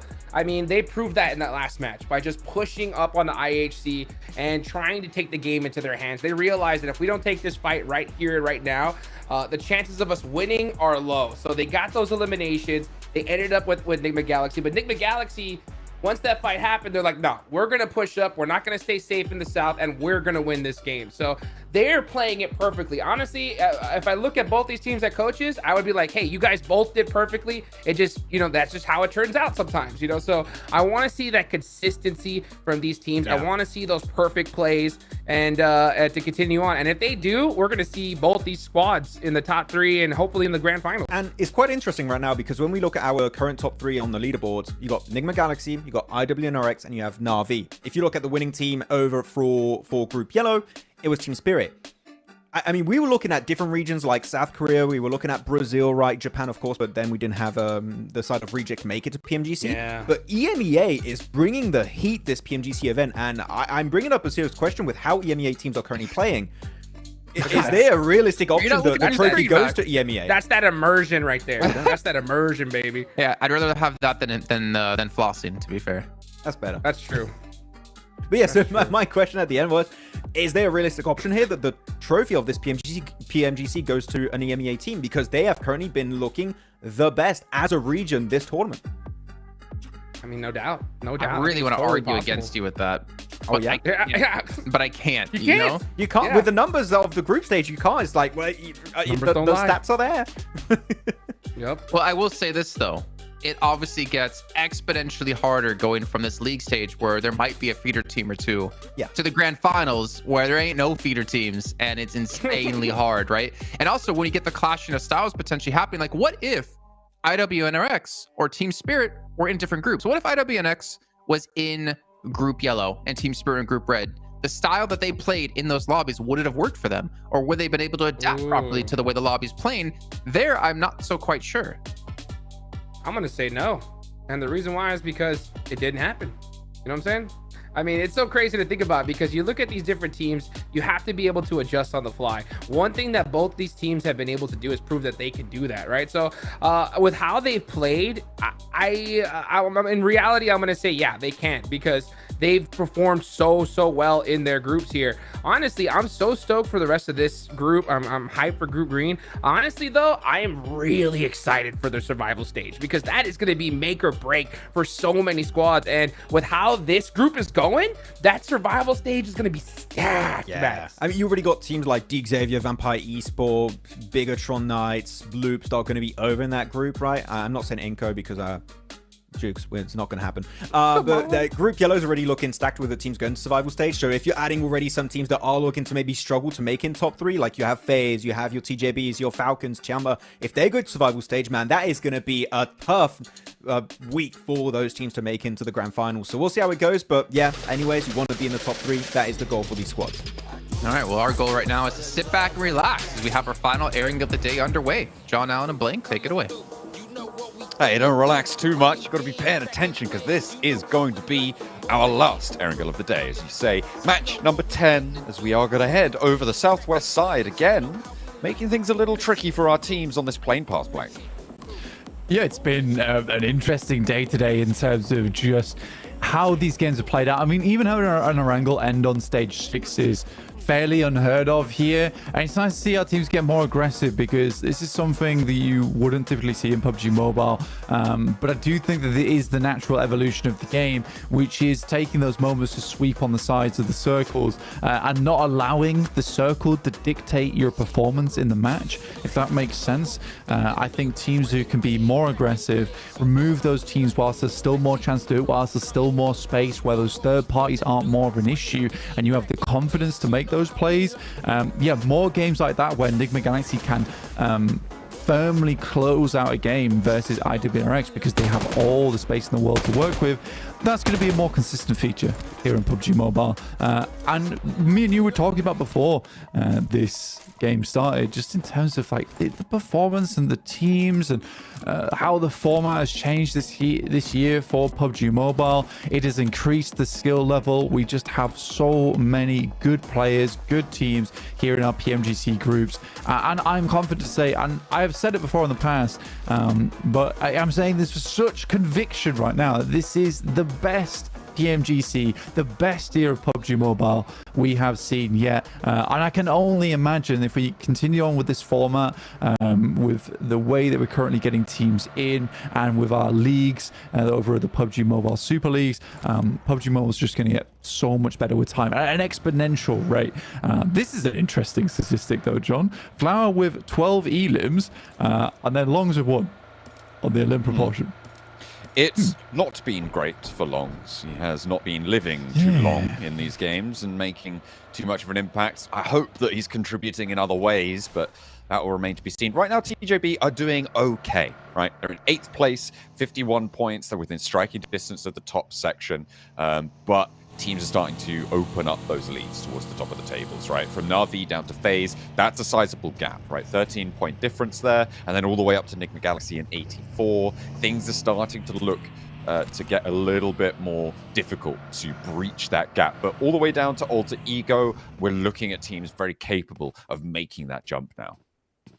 Yeah, and I think we do have to focus more down towards our bottom spots and who's going through the survival stage, because if Na'Vi, IWRX continue to play the way they are, as do Enigma Galaxy, it is feeling like today is becoming more and more of that breakout. We talk about PUBG Mobile a lot of times being very similar to a peloton in cycling, because it is. A lot of teams will stay in that main pack with a lot of the other cyclists. In this case, a lot of the other teams, but then a little way in, you will see a sprint out from some of these teams that have the endurance, have the capability to make that happen and separate themselves from the rest of the pack. It's not necessarily often you see that happen in a four-day group stage in day 2, match 3 from Enigma Galaxy, sending themselves up into 84 points. But again, they have been so consistent that now at this point, any strong game that they get on top of all the consistent matches they have will just push them further and further away. And Na'Vi, as well as IWNRX, would like to create a similar kind of situation for themselves. We always look towards first place as trying to push up towards the metric of around a 10-point average, and that generally is enough to see you into first place. Last week, Team Spirit didn't manage to make that metric. It's notable to say they only got 225 on the 24-match set, which means that they fell short of that, but they were still fairly clear in the lead. So looking at this one so far, Enigma Galaxy, it's kind of the same story, right? They have managed to get into the lead by a pretty sizable margin, but they're not quite up to that 10-point average. And that speaks to, in both lobbies, the closeness of the competition for these top 3 spots. Yeah, and again, it just goes way back to what we were saying right at the start of this game. It's just how strong all the squads here in PMGC are. There have been very little teams that do not have the potential to be up towards the top 5. And I think that Fury is probably the first team that we'll see throughout the entirety of the group stages that we could probably call out as a team that's just not been performing up to their potential whatsoever and is struggling here in PMGC. I think every other team has that potential to make it happen. I mean, you look at Virtus Pro, you look at Vengeance, who honestly I haven't had a whole lot of time with my a whole lot of time analyzing, but they're still a strong team, even though their team fight does look much weaker than some of our other squads inside the lobby. But they can break out. They can break out of that bottom 5 here into survival stage. That is the goal for a lot of these teams. You're doing okay over there. You're yeah, surviving. I did like a left sneeze into a right sneeze. You're in your... I had to even it out. You're in your own survival stage right now, but you've managed to escape that one. You're over. You're into Group Red once more. The dust, I could sense it from Miramar. Oh dear, goodness me, it's coming for you. The dust storm's approaching, but we've got to get through this last Erangel first. That's what we've got to do. Just like these teams who are competing once more to take down EMEA in the top spots, right? Because I mean, we covered the EMEA region, and as long as they're in the top 3, we're basically the best thing that's ever happened to PUBG Mobile, as far as I'm concerned. Oh yeah, absolutely. I think wow, that was actually very close to the Clara. So yeah. I'm quite proud of that. Yeah, PMSL EMEA has gone crazy. And I think that's purely off the back of the, last year we had a lot of PMPLs, which encapsulated the PMSL EMEA region. But a lot of them only had 1 to 3 teams that were really, truly strong within it. However, this is the best part about PMSL EMEAs is that not only does it group all those strongest squads together, but it forces teams to make readjustments in terms of those squads that maybe weren't in that top 3 in each PMPL. There were players within other teams that were very strong, very damn good at the game, and they've been selected, picked up, and re-emerged into new rosters of their own, and we've created this super league for PMSL EMEA, and it's filled with extremely strong players, and because they've all been able to play against one another, the overall skill level has increased massively, and it's something that PMSL, the EMEA region, was sorely missing out on, because that's something that other regions definitely had beforehand, where they had multiple strong squads all in their relative PMPLs. This is a little bit more in-depth into format of why PMSL EMEA is doing so well here in PMGC, but there always was the players to field, just not necessarily encapsulated into 24 and now 16 in those finals really strong squads. It's so good to see the distillation of talent into, well, all regions, to be fair, have been stepping up, but obviously we're a little bit biased towards the EMEA, having followed I these think guys. Less than bias, it's just they just have been the region that's benefited the most from this format. Yeah, and that's what I was gonna sort of move on towards. Like, we've been following this region for a long time, but it is just undeniably true that they have improved at such a rate. Team Spirit beating out world champions back in Group Yellow, and a team that has been struggling to find those performances for a long, long time, Blanca's Team Spirit. And obviously now, coming into the end of day 2, or into the latter half of day 2, we have an EMEA 1-2-3 on the tables in Group Red. So whilst that can very much change, we talked about the volatility of this group and the ability for a lot of teams to jump up all the way down from 12th place, really, towards that top 3 position. It is still definitely an indicator that there's something developing in the EMEA, and I'm happy to see it. Circle down towards the south side of the map, so around farms. There's still a little bit of Sosnovka tucked in on this circle, but it is, I'd say, impossible for the circle to head down there. It could certainly keep it in towards the end game, but we're likely going to end up on the coastal area around this middle island of Erangel.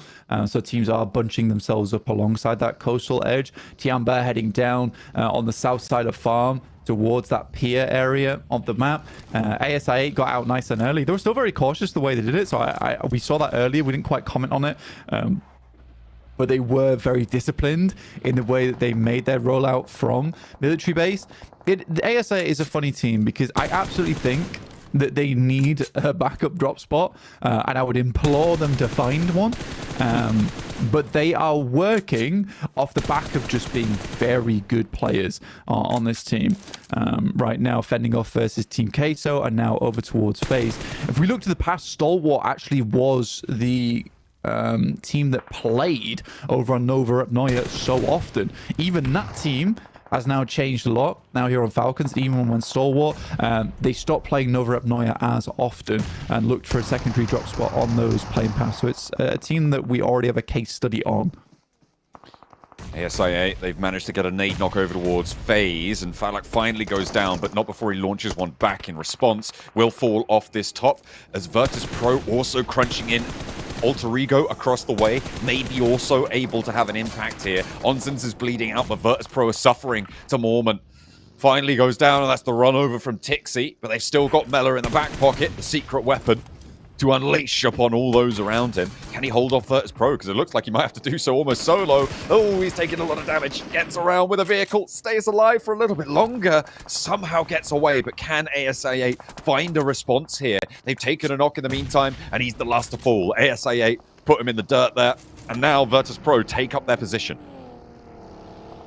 I mean, Virtus Pro, it was a tough fight for them. I mean, even against FaZe, who were already in a fight with ASI8, they were able to somewhat hold their own there, but it was a little bit too much for FaZe, and they will leave the lobby for that factor. We are getting our next circle in, though. We'll see how that hits over towards IWNRX. So nice position for them to get performance going. I think that they are Turkey's hope, really, I would say, in PMGC. They're a very, very good squad. And I think out of all of our Turkish teams, definitely have the most potential. Showing that here, opening to keep the throttle open. Vengeance rolling across the hillsides. A lot of teams trying to move in now. Onto towards the shorelines as Vengeance try and cut an open field crossing. It's not really going too well, though. The established crossfire angles just tear them to shreds, and now they're down to one, or two players actually managed to make it through. Surprised that that many even managed to make it that far, but there's another one soon to go. And I think that might be the flush as well, so they are down to one in the end. Yeah, for Vengeance, I think that is what I would just call a bad play. Honestly, I think when you get a circle like this, where it's so far down towards the south side of the map and even cuts in a bit of Sosnovka, you know teams are going to be rocking over towards the cliff face. If you're not already in that position, making that rotate's very, very difficult, but it was made even more difficult by the fact that they decided to pass by the ditch that sits on the south side of the compounds that IWNRX are in, which is a very common position for teams to play. You saw a nade been thrown down there by IWNRX, and it was less to do damage, but more to confirm positioning. I think IWNRX definitely needs to know where the teams are in their future, because they will be tucked away in this compound for a while, playing out over towards the eastern side. So it's essentially a scout without vision onto their targets, which is good from IWNRX. I think they are certainly thinking about their future here in this game. Virtus Pro clock tanch there on the crossing, looking for the res. The spray down from Malloy confirms the knock, but he's taken down in response. So two players for Virtus Pro. Koa up to the rock with a DBS, hot swaps to the Scar, and Boysil's trapped on the back lines. Alter Ego suffering here, trying to defend the 11th place spot with the only one elim that they've managed to find. Virtus Pro giving them the runaround, and Tixie's out wide for a flank. There's no way that they get back for these reses now. He's up and into the fight. They should know vaguely where Boysil is. He's darting out into the blue, trying to get away from this one, but I don't think he's going to have too much luck, because he's actually heading around the headland. Not too sure where he's going. We'll see where he tries to end up here. We're still in stage 3, so the blue zone very survivable, but not really too many options for Boysil now. Not really for Alter Ego. They are struggling. Now there's the one player with Boysil moving out.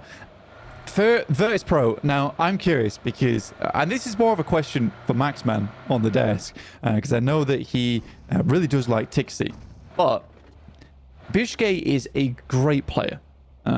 And I think he performed fantastically well with Virtus Pro as a frontline, but almost like guardian for the team. He was very, very good at protecting his squad mates, and also a fantastic nader for the squad to open up those fights. For me personally, I think Tixi is a great addition to any squad, but I think going into the group stages, it's a difficult decision to be making for Virtus Pro, as I think that they would be doing, personally, they would be doing way better with Bishke on the team. Now, this might be a conscious decision, just to be like, let's get Tixi in and we'll try and get into the survival stages. But we desperately need practice with him now if we want to make it work going into the Grand Finals. It'll be interesting to see how their roster develops here. Do they bring Bishke back in? But yeah, they are definitely committing to Tixi as a core component of their roster. We'll see if that flourishes into the later stages of Group Red, because it's not happening so far.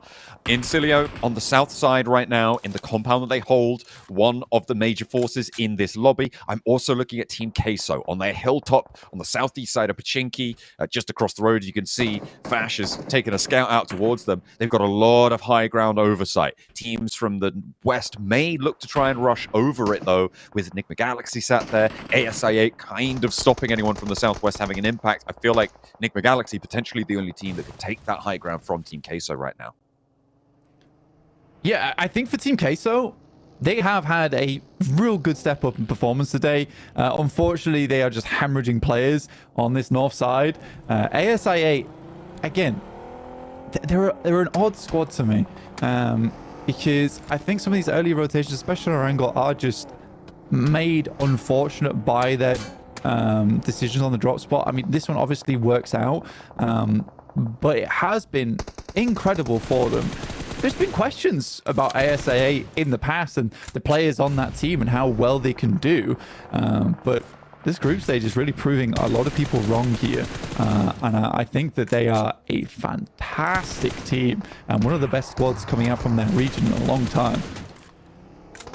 Virtus Pro on the hillside. Enigma Galaxy, they've lost Snowix, but that's a little bit isolated from the rest of the roster as well. Losing another on the forefront would be really far from ideal, but Tixi down there, a move forwards from Redox to try and secure them a path towards their team. ASI8 flexing out, a good third-party rotate. They sent Falak, they've sent Noki out to get stuck in on this one. Snowix is still down there. You can see Narvalo desperately wants to establish control, and they might have been able to do it. Virtus Pro get pushed aside. ASI8, if they're not quick enough, they won't be able to capitalize on this weakness. I liked the flex out. They didn't get too much value for it, but they'll be okay just to pull that one back. Uh-oh!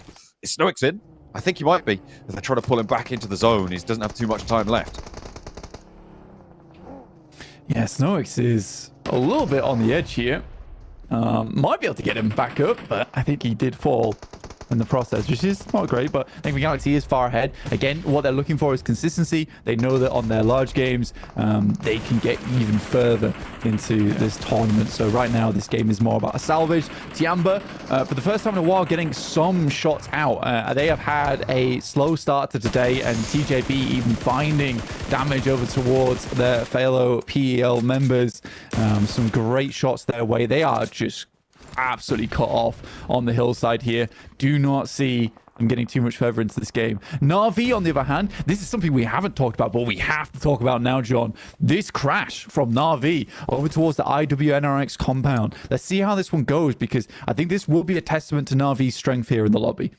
Absolutely. IWNRX currently still on 4 players, but they've taken a knock. Na'Vi also on 4 players. I feel like IWNRX are going to be able to get this res. They have their building, their corner of the compound. Once the nades start to fly, they're both going to have to leave, and I think that's when IHC could potentially strike from the northern side. So a lot of dynamic situation unveiling itself on the northeast side. We'll have to see how they find this way out, because Na'Vi looks like they want to take the initiative. You can see in the picture-in-picture, they're starting to move up and into the fight. Lemon gets that first knock, hops in through the window, looks for 2, and Na'Vi descend on it. Kine goes down on that second pump from the DBS. Looking for more as well, turning the corner. 2 knocks over towards IWNRX, sending on in a challenge, but Lemon is more than up to it, and IWNRX are absolutely demolished. Lemon chows down, and he's eaten good tonight. IHC don't even get a chance to third party.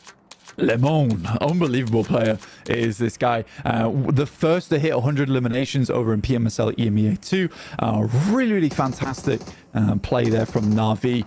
And this is not a play that I would have expected, actually, coming into this lobby, because I think the way that Na'Vi's been playing, they have been shut down at some of the worst moments in their matches. I didn't know whether they had that confidence to keep going. But that's the nice thing about having Axter on your team, is that he is just a consistent blessing on that squad of positivity. And I think that really does help you. And that's what you need in Nigeria a lot of times, is a guy that says that doesn't get pessimistic and can continue to provide those calls, which are really important in the moments like this one right here. They see IHC is coming up from that top side. Instead of just wavering in the compound, they immediately send out, take the hard decision. Six does go down to Rogue, but it is re-knocked either way onto IHC. We'll see how Na'Vi can deal with this one. Zyol just about misses onto Na'Vi in the vehicle roll-up.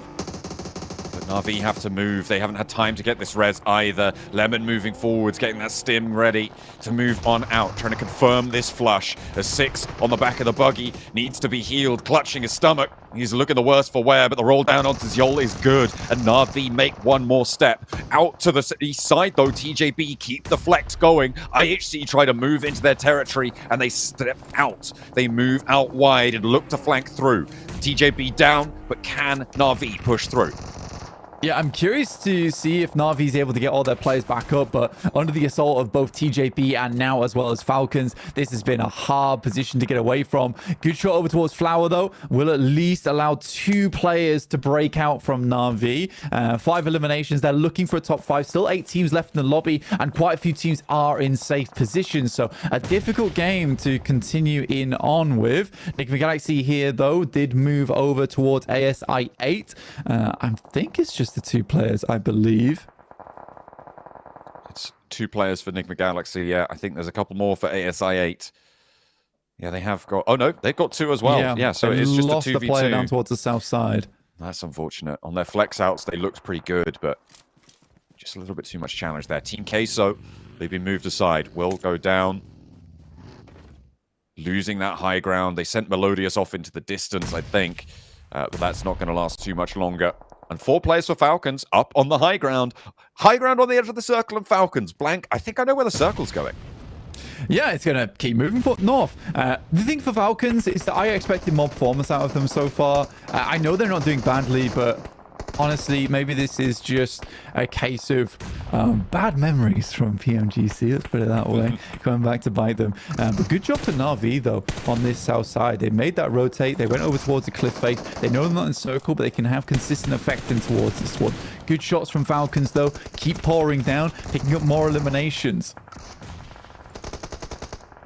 Incilio trying to hold off their compound against TJB, who are moving in from that northern side, but it's a pretty furious fight. Incilio looking okay, though. TJB have not managed to have the impact on the crash that maybe they would have liked. In the meantime, Na'Vi moving up from that south side, getting ahead of this road crossing.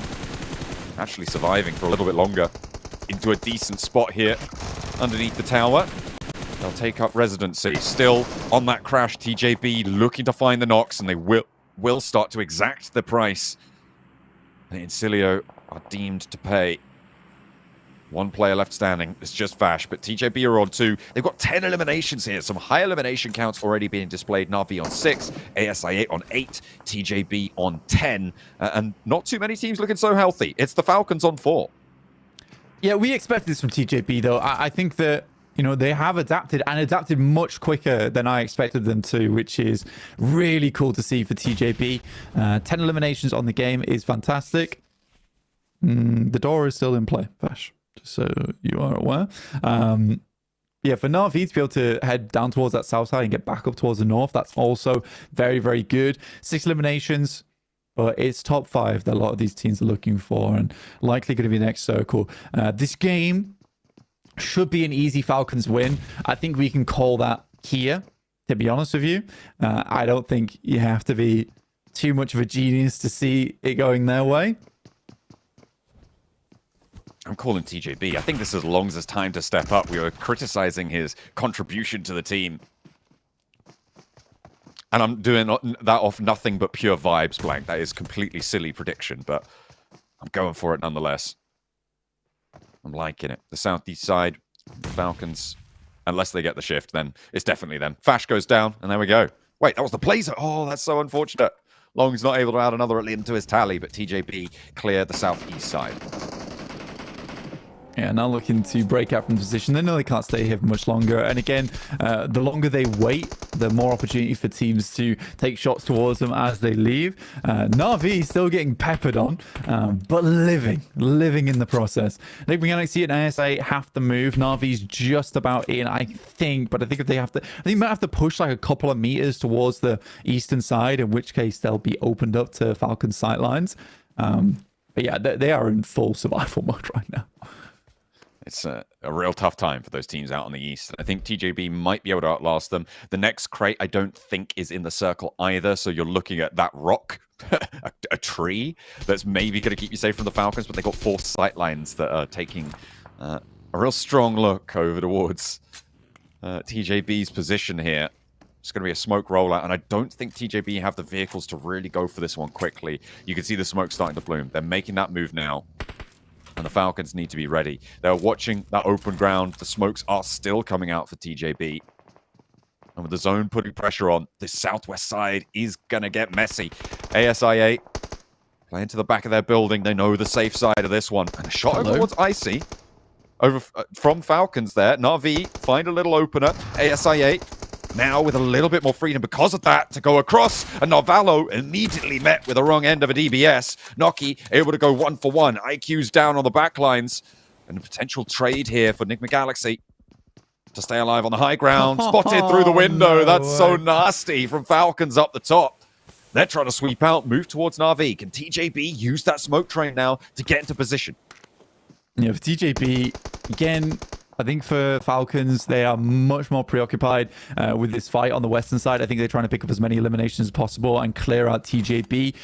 So TJB might just been gifted a second place purely off the back of Falcons understanding that there is more limbs available to them on this east side. They'd rather they weren't picked up by one another. But up to 6 now. Overwhelming 57.9% prediction here rate coming through for Falcons. Action's going to look to move a little bit. This is the difficulty, though. I mean, Falcons are now right up against the blue zone blank.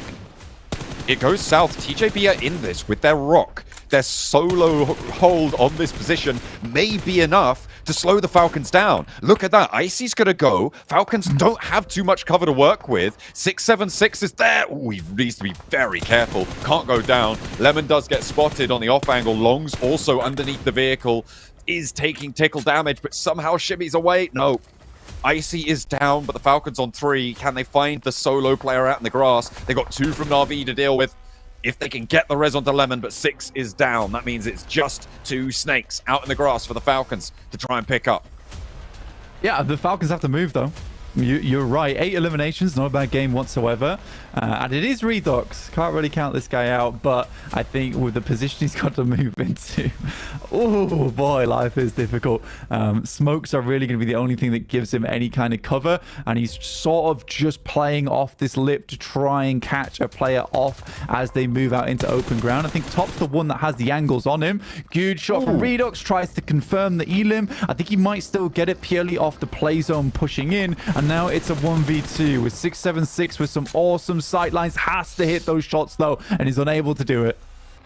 The flush comes on through. It's a 1v2. He knows both of these positions though. The shots came through, did not have quite the sightlines to fully control that left side peak, unfortunately. And he's really committing to the shots onto East, but cannot quite connect. And East reads into that beautifully, dips out through the smoke, has the read exactly where he needs to go for the fire through it.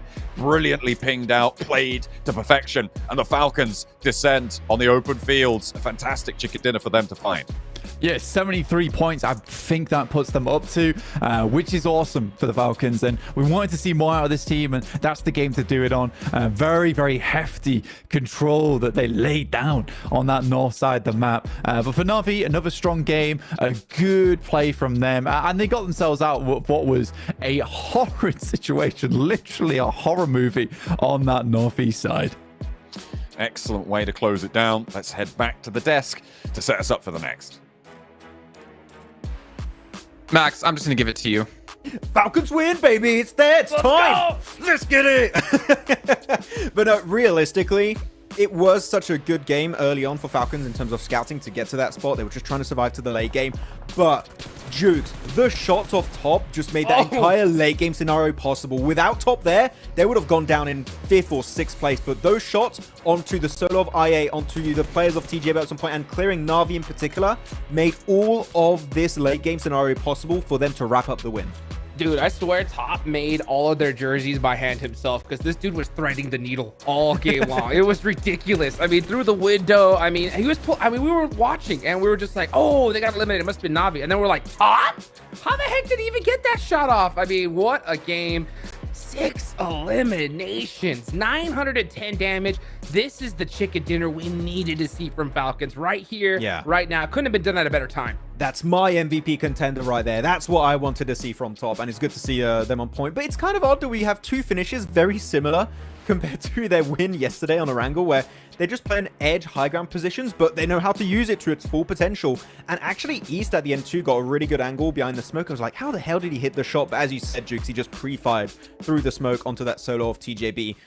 Good games all around from a lot of teams, but really the rotates early on from Falcons to get to that spot in the first place really made that late game so much easier for them to approach. Yeah, I mean, man, just Falcons win, something that we've been waiting to see. Good to see TJB last towards the end as well. That's something that I think that we needed to get done. But man, I mean, I8, that's one team I want to talk about too. I really like in the squad. They have that kind of all or nothing type play style. They put themselves in really good positions, and when they do, they soak up some serious eliminations. We haven't seen them, at least today, right, get a crazy, you know, chicken dinner or anything like that. I think it's only a matter of time for these guys, though. Even though, I mean, it's a little frustrating for me to watch them, you know, go out with 0 points. That type of play style, when it does work out, man, does it make up for it. I like what they were doing on the Western side. They were trying to third party the fight of Nigma Galaxy. It was Nigma Galaxy and Virtus Pro, and they were making sure they can clear that Western side so they would have full control of that area of the map. But unfortunately for them, then they get crashed by Nigma Galaxy. Then it turns into a 1v1, and then you just get completely lasered down by Top. Then unfortunately no one can really survive that type of encounter. But I would say Jukes analyzed very quickly what are going to be the strong positions in the circle. They saw the Western compound, which of course that's always going to be a strong compound in this type of area, but they also sent IQ for a long period of time south of the water, actually south towards the water bank, because they actually had some really good dips over there for scouting, and IQ really got so much intel off the back of that. So sure, the circle didn't end up going there, but if we had a southern shift, I8 would have been the first team to get in that position to maybe gun for the win. So I appreciate them understanding in this terrain what are going to be good possible spots for the late match. Yeah, you know, Jason, I want to ask you a question though. No answer. I want to talk about TJB a little bit more, Jukes, since you brought it up. And I know you two were like pretty happy with the way they were rotating and obviously taking initiative in some of these fights, like their third party of Gets Away up against Incilio. It was a good fight. I don't know if you want to talk about TJB because you're happy about TJB right now, but there was one time for them to stay relevant in that game, and it was the third party on Incilio and Gets Away. Yep. Yeah, if they wanted to win that game or even stay in that fight, they had to take that third party. And that's what I like about TJB is like they are willing to take those risks. We've seen them just take those risks and it not work out so often in this tournament. I think that's why we've been a little bit worried. But you know what? At a really good point, they got 10 eliminations this game. I think we're finally starting to see them on the up for sure. Yeah, definitely. Yeah. And I think especially when looking at TJB, there was one slight little thing that made their breach on Incilio and Gets Roy so good is they understood the fight was happening. So, okay, we're going to third party. But they send it to the Western warehouse that was still in circle. The Eastern warehouse was not in circle anymore. And that means that Fascia, at that point, the sole survivor of Incilio, was forced in their direction and they could easily pick it up. Sure, he does go out to Blue Zone, but it just assures they don't have to take any more big fights and they can easily make it into a top 3 scenario. So that small decision, again, of going West instead of East warehouse was a big difference maker in this match. Max. Yes. I hate to do this to you. You don't have to talk about Alter Ego, Jason. What is going on with IH? Wait, what? Oh, okay. I thought What's going on, Max, with Alter Ego? I knew that's what you were trying to do. You know what, Jason? I don't know. I don't know what's happening. Are you happy? Okay. Am I sad? Yes, I am sad. I want to see Rosemary succeed, but it's not happening. So that's my analysis. Okay. I think that's fair. I mean, they obviously did make a roster swap today with Boycho, as we heard from Seven before, trying to play a little bit more aggressive. Hasn't worked out too well, but our MVP, you know, Max, I'm actually surprised because you bring this up quite often. You talk about the hair buff and Top, who normally styles his hair like up and back, just letting it go free. Is this the hair buff he needed finally? I think the hair buff only counts if you got white or red hair. Like, just you have to have a different hair color. So I'm not sure. Kind of looks like blank a little bit. Look, the only thing that gives you a buff in this Don't game do that. is Don't do eyebrow Top slit. dirty like that. Sorry, Hutchix. No, it's all right. Yeah, so the only buff that gives you in this game is the eyebrow slit. That's the only thing that's been confirmed. Different hair, no change at all. Or like Carrillo had it at some point. Yep. Yeah? Oh, okay. Yep. Maybe I should get one. Most of the Brazilian teams have like that little slit through their eyebrows. That's right. Maybe I should get one of those. Maybe Max should get one of those. We'll see. Something to talk about. Maybe look forward to for PMGC Grand Finals. But we can see our overall rankings now as we have finished off our 10th match. Enigma Galaxy still going to be holding to the number 1 position, but Na'Vi, again, back in the top 3 here in 2nd place as we saw their performance in that last match, the rotations. But Falcons are in hot pursuit, Max. 72 points. They are in with reach now. Yeah. Breaking into the top 3. We kept saying it, right? One big game, Jason, is going to be enough for these teams to be in contention at least for top 3, if not maybe pushed even in top 3 itself. So Falcons, they're back in a race, and I think this is going to be a big confidence boost for them because they were a little bit shaky throughout yesterday and the start of today, but this is definitely going to be a big difference maker for Falcons. And when it comes to especially their placement point and elimination ratio, like that's a good ratio. 31 placement points, 41 elimination points total. They're looking pretty good on those matches, especially on Orangle. I think they're still a little bit lackluster on Miramar. That's where we're going to be heading next, and I would like to see a good performance from them on that battleground in particular. But as of right now, I'm not as stressed as I was at the start of the day, Jason. I'm like a bit more comfy with Falcons. I'm happy with it. A bit more comfy. Well, Jukes, what about you? Who are you a little bit more comfy about? Falcons. He can't repeat his it. Okay. You could have said TJB, man. Hey, you know what? I mean, yeah, honestly, that is the answer. TJB, I think, are finally performing what has been expected. And it's good to see because it's on trend with their performances we've seen in past tournaments, right? Kind of a slow start, but then they ramp up towards the end here. And I'm glad that they're not waiting all the way to the end because we saw in Group Yellow just how, like, dangerous that is. So they're putting themselves within shooting range of being able to, you know, get themselves into the top 3. One chicken dinner and Miramar here. I mean, we can literally see them in 2nd place easily. I like the fact that Enigma Galaxy, they're not letting off the gas pedal, Max, right? Yeah. They're putting themselves ahead and getting a nice little comfortable point gap where, you know, with this team in particular, I think it's a perfect thing to do because I do not want to see them emulate Mir and Sejong, you know, from Group Yellow at all. They've just been hyper consistent. Mira and Sejong, I think, showed inconsistencies in those big Hail Mary sends in the center of the circle. When those matches would happen, Jukes, they would get 0 points, 1 or 2 points. They would be very, very low, or they would go for the big matches. I don't really see that with Enigma Galaxy. I feel like they're at least every single match getting some eliminations on the board, and that is going to keep them in the conversation for the top 3 until the very end, in my opinion, compared to going for big random sends or in the middle of the circle. So that's something that I think they'll be fine with. I think they'll be super comfy in the top 3, though. One team that's not comfortable right now, and Jason, you baited me with talking about IHC almost earlier, but it was for Alter Ego, but I am going to talk about IHC. They had such a good game on Orangle 2 matches ago, and here they could have went for the biggest third party on IWNRX and Na'Vi to clear all of the northeastern side. But at Jukes, they just delayed it so much again and again and again, and then they just get surrounded by 3 teams in one area. I want to see IHG take fights. That's how they stood out in PMGC last year, but now they just seem like a super passive version of their prior selves. It's so weird to see. Yeah, you know, that was the question I was going to ask Jason. It was like, hey, I mean, what do you think about IHC? Because he was talking about just how this team has gotten so unlucky. And it's so true because we've seen them just fight the top teams over and over and over. And they're getting it's stuck against 2 squads, 3 squads, you know? So it's just really, really unfortunate for them. Maybe they should try to maybe stay a little bit off center, play it just a little slower, something to mix things up because they're just getting put in these worst situations possible. I mean, speaking about worst situations, I'm thinking about Fury at the bottom of the table at 18 points. Oh my gosh. That is not the team I expect to be down to the bottom. We know how strong Brazilian teams are. We know how they can pick up a ton of eliminations, but what is going on within this team? And I'm not even asking that question towards you two. I'm more asking it in general. Like, this is a team who we know can do way better than this, but somehow they are struggling. And honestly, I'm going to almost just say it. if they don't have a good match in these last 2 matches today, I'm almost have them in my head. I pretty much do have them in my head as, yeah, they're not going to make it through. They're going to be going back home.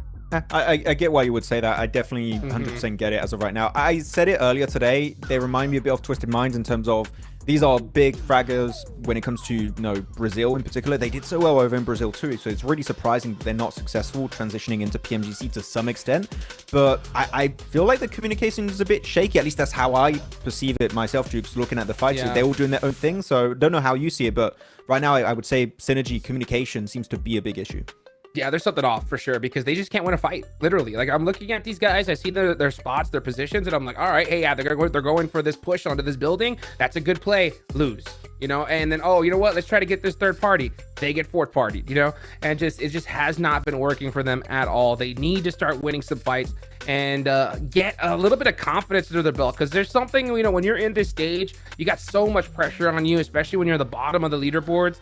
You need something to bounce back. That's kind of what we're talking about, whenever Navi, I was like talking about having their coach Axer, the smiliest man in PUBG Mobile, If they have a bad game, he's going to pump up his squad, be like, hey guys, shake it off. Let's get it going. And for Fudia, it doesn't seem like they have that person right now. It's just, they've just been in that hole and just keeps digging deeper and deeper and deeper as time goes on. Okay, well, we'll said about Fury here, but maybe we should turn our attention towards a couple of other teams. We did talk about Vengeance before a little bit, talking about they're a little bit more of a passive play style, but it has allowed them to actually move up in the leaderboard and like basically over double their points so far on the day.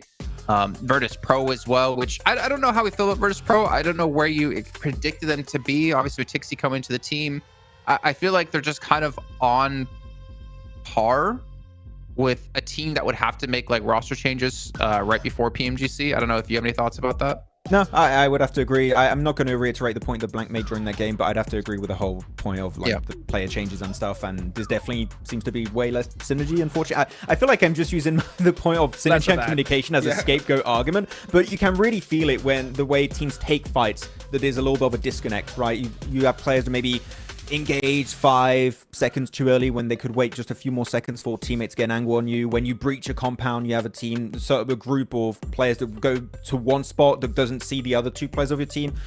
I want to see an improvement here, Jason. There's definitely some time to do so still, but we're almost at the end of the first half here of PMGC for this group, so they need to do a comeback soon.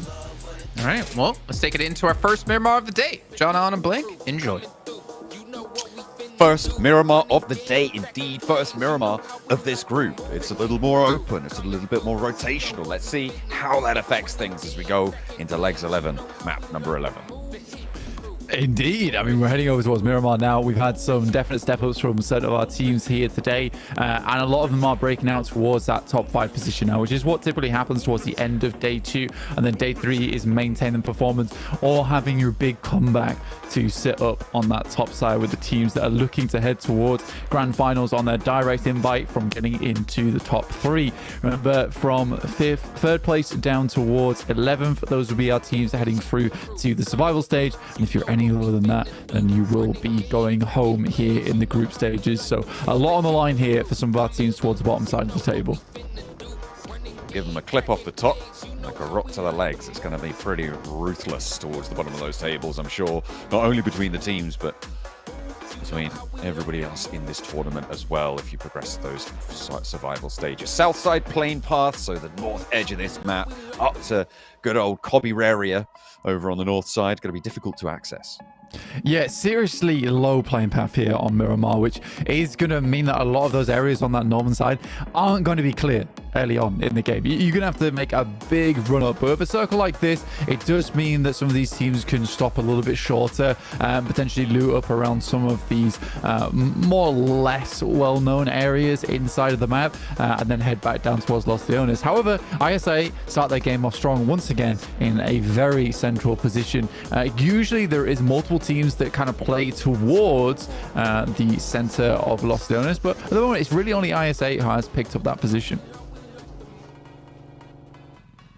Virtus Pro close by. Ooh, there's a dangerous SLR there. That could be a real cannon to a player without armor. If he's able to one-tap, it becomes a shotgun, but doesn't quite connect on more than just the one shot. And should be an easy flush down for Virtus Pro. They pick up the point.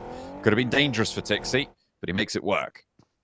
Once again, for Furia, it is just not going well for this team.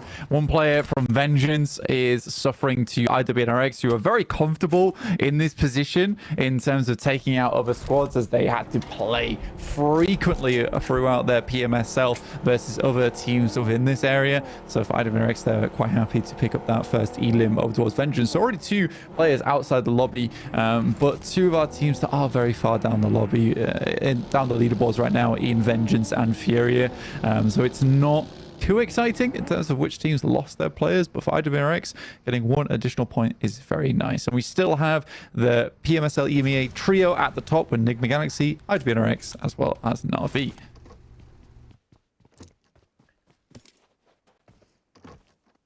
Still definitely something to try and chase towards the top blank. One of those teams trying to make it work for the Americas has been Team Queso. Over these last few matches, they've been really putting in an effort to step up. Welcome back to a quick interview with the 7WG, and I'm joined alongside Colega from Team Queso. This is going to be your second international tournament. How are you feeling so far after almost 2 days done? Este es tu segundo torneo internacional. ¿Cómo te estás sintiendo después de estos 2 días?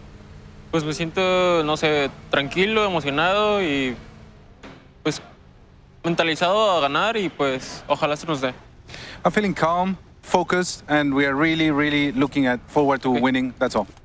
Right on. Hey, well, it's good to be feeling confident. Has any team surprised you guys, or has any team made it a little bit harder for you guys throughout the matches? ¿Algún equipo que les haya sorprendido, que les haya complicado la vida en estos partidos? Pues yo creo que TJB son buenos en teamfights, así que pues yo creo que ese equipo. I think TJB is one that's been getting in our way a little bit, so that's the one that we're keeping an eye on. Hey, well, there you go. We got to hear from the MVP of PMSL America's Fall Split. Back to you guys, because this man's a unit. Absolutely, been putting in some numbers today. Team Queso have made some impressive plays. Haven't been able to find that chicken dinner, but it seems like it's only a matter of time. I will give big W right now to that translator shirt. Big fan, love it.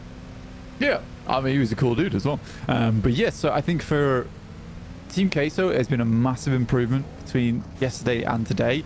They looked really good going into those first 3 games.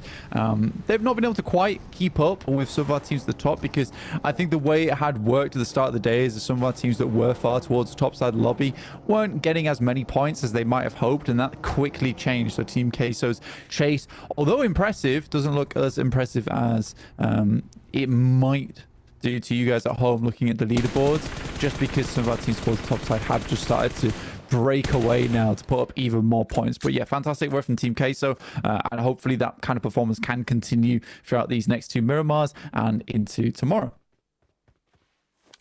ASI8 with oversight onto Team Queso.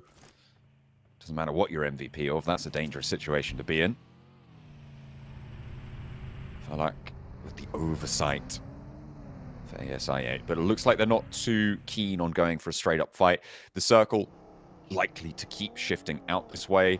IWNRX currently leaving El Azahar from the northeast side. Second place on our tables, with Enigma Galaxy extending their lead quite comfortably there now, but IWNRX leading from the front, just about pipping Na'Vi to the post now to second place with that tie-break factor that they've got, and on a dead heat, 79 points there.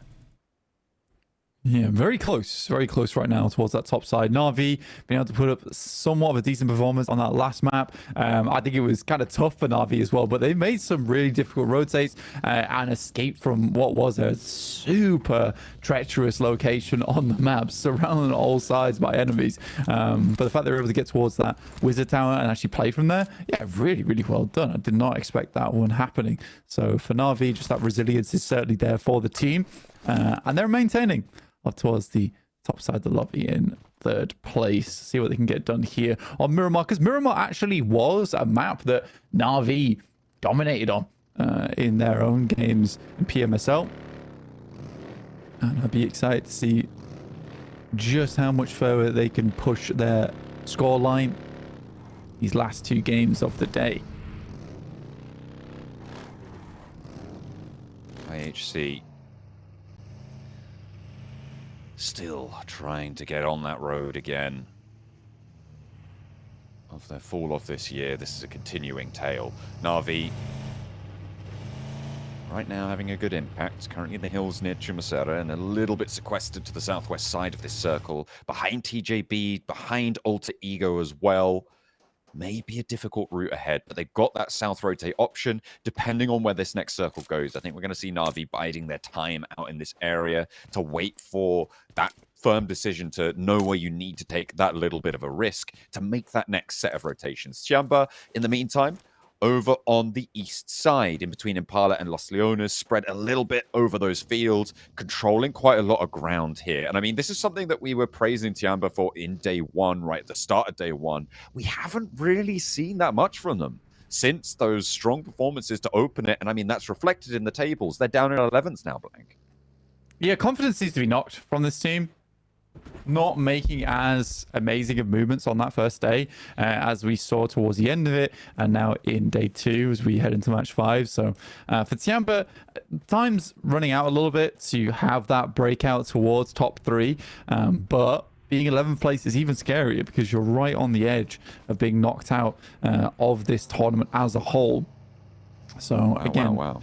We do get this Eastern shift, so this is certainly a time for Tiamba to get something done. But I think the main thing that has been causing Tiamba a lot of problems is some of these careless rotates in the early and late game, because their mid-game rotates are typically quite good, and they're very good at finding these areas where they can hit these massive wide wraps and find open space inside the lobby. But yeah, then we head in towards these areas where they're constantly getting caught up with another team and then are unable to finish that fight out. So I do want to see that change from Tiamba, and I think it is a confidence thing. So hopefully they can regain some of that confidence, some of that gumption to be able to plunge headfirst into the bubbling cauldron that is Group Red right now, because it is certainly heating up. Enigma Galaxy currently with the Galaxy Brain, Ralph at the helm, expanding his horizons time and time again. Incilio as well, as I was talking about before. This is one of the 2 teams that has really come out and surprised me so far in Group Red. Incilio and Getso Roy both putting up some decent performances. Again, not like massive end game circle finishes, but still just consistent and solid performances against some really strong teams here. So it just goes to show you anyone can come out of the woodwork at any moment. IWNRX, they move into the middle. We had a hard southeast shift based on that previous circle, and it means that teams are going to crunch in between Los Leones and Impala. I think we're going to have to see a few teams, yeah, we are seeing it now, going in towards Los Leones itself, which is not favorable, and it's just going to prolong their eventual demise, really. You don't have much choice at this point in time where this circle is so unbelievably packed with teams and players that you have to take some unfavorable routes in. 6 getting knocked out here for Na'Vi by TJB is somewhat unfortunate for their point scoring. But this is something that TJB has become quite well known for, I would say, in terms of their reputation here in the group stage Red, in terms of being able to take multiple fights at once. Like, they're very aware of what's going on inside the lobby. Long's up in that front line, battling off against Alter Ego, allowing the rest of the team to potentially get some work done elsewhere. But he is doing an awesome job at holding Alter Ego at bay solo. The thing that Alter Ego can't do is move too far forwards here. Sure, you might want to go for longs, you know he's on his own, but you expose yourself on the plateau of ground that sits in front of him to the off angle. As soon as you go for that roll forwards, the rest of TJB step up and spray you down, you are dead. Done for, dead in the water. And now they turn their attention to Na'Vi instead. They know it's a little bit more of an isolated fight. Not for long though, potential for it to be third party crashed on, and the opener is good for them. Tunch looks for the shots, but the off angle is clipped here. Hans for You tries to sing in through the sidelines with a volley back towards Lemon, but he steps back behind the corner of the building, stays alive for a little bit longer. Gives them a little bit more trouble. Alter Ego, 2 knocks sent their way. Na'Vi still suffering. 2 players alive, but no players to res. Lemon up the stairs. A ground floor nade from Flip on the off angle, and both the players from Alter Ego step into the ground floor as well. Yeah, it's a great nade from Flip, baited in by his teammate. Again, I would say that these 2 players are the best out of Na'Vi, but now just Flip remaining, and there'll be nothing gained off the back of it. And both of these knocks do not get flushed out, so Na'Vi gets 0 points on the game, going out in 16th place. So not where you want to be on a team that's trying to control over in that top 3. So Na'Vi will have to reassess the scenario going into match 6. Yeah, wow, that's rough for Na'Vi. But we'll play to Alter Ego to make that one happen, albeit being a 2v4 that could have gone pretty wrong. I mean, it's a pretty disgusting bit of minutia on this circle as well, right? Like from that southwest side, you have to push around in a single avenue. It's very linearized on your approaches around Los Leones. Where they were, they didn't really have too many options, so kind of a forced engagement there. And Alter Ego do just win out the gunfights on the day, which is not how you want to close down the game. ASI8, Falcons, TJB, with a big opportunity now to jump up towards the top of the tables, and TJB already have 2 elims. There is a fleeting moment here for Enigma Galaxy, and I'm curious to see whether they go for it or not, if they're just going to cut in, because there is potential where they could have wide wrapped around, past Puerto Paraíso on that road, cut out a lot of the sight lines and head towards the north side of the map. But it's looking more like they're cutting in over towards the high ground on the south side of this lobby. I really did want to see someone make that wide wrap on the eastern side, but it's not meant to be. And there only was a few moments to make it happen before we hit stage 4, where that circle really does start to hurt. But yeah, the difficulty is because a lot of teams coming out from Los Leones have to sort of prize themselves away from this position. TJB is getting prized apart themselves. IHC, 3 players alive on the south side. They got Getso Roy trying to navigate the grounds out from the south side of Los Leones, but you can see how trapped in they are. This is all because Los Leones has such an ominous presence on that western side of this circle, Blank. It's just so difficult to make your way through it. No team's really trying to go for it. ASA8 still holding on to the east point of Los Leones, but they are probably done for on the next circle shift. It's going to be really tough for them. Everybody else who's trying to make their way out is coming a cropper as well on the teams that surround it, who got in ahead of this rotation. Enigma Galaxy, they tried to go through. They tried to actually go to that rotation, I think close to what you were talking about there, out to the east side, but it's just a little bit too late. Yeah, I think so. And again, it's one of those positions where, look, man, you could have made this rotate. Instead, they decided to go for something a little bit more dangerous, head up towards that north side, which might have given them more presence inside the circle. But another one of our top 3 teams go out without too much say into this game, which gives a lot of chance from 4th down to 6th place to put up a huge amount of points here to try and catch up. But right now, with the way things are going for TJB, I don't think they're going to last too much longer in this game. So it's all going to be up to Falcons and ASI8 to have big games off the back of this one. So Roy spray down over towards a couple of players they spotted from Alter Ego. A good rip out the back of the buggy there. But a spray down from Rosemary is the response. Alva as well chiming in, and Getso Roy take twice as much as they dish out towards Alter Ego. Just car remains, an unresable stage 4 zone means that Alter Ego are in the driving seat of this engagement. Rosemary checking for the peak that's going to come through. Does spot it, but unable to get the tack through. And it looks like it's going to have to be a bit of a dry push for them over towards that north side. The best they can do is just keep peppering bullets over towards that way to keep the team up on high at bay. Flower will go down to the play zone. Yeah, I think the TJB not likely to head too much further into this game. Car in a bad spot. Usually the last player alive who gets a row as well, so certainly a player not to count out any times. In comes Team Queso, the team we just had that interview with. Looking to finish off Alva. He steps up, but a good couple of shots will pin him down. Hops back in the buggy, and Team Queso keep 4. Need to get a little bit of healing done, but they're looking good. Let's talk about Tianba for a second here, Blank. They have a very good, strong compound central to the circle. Furia sit a little bit beneath them in another very strong spot, but they're only a duo in that location. A lot of teams crunched in on the west, and it's all, again, because of this approach from Los Leones, because of the presence of the urban environment on that west side. It's really split our teams and forced them to play in from this west edge a lot slower than they would have liked. IWNRX going to control a lot of the routes out here. ASI8 are suffering right now. They have managed to get all 4 of their players back to their feet, but they took a couple of knocks. FaZe are in that location. Incilio further down south, and the wraparound is basically impossible at this stage.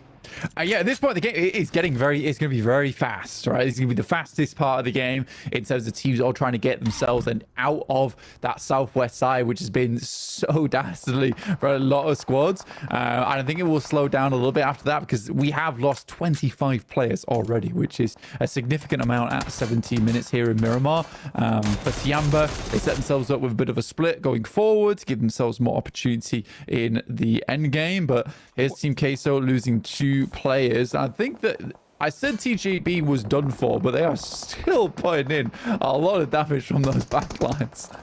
They just got a double spray down onto Team Queso. ASI8, in the meantime, they do try and go for that wrap down south, and I said it was going to be almost impossible. It looks like that was true here against Incilio's outpost. Incilio only playing with 3, but there is no way you get through that crossfire. There is a backstop there. It's just a death net that's been established to catch the teams trying to flee Los Leones, and they fish up points left and right from it.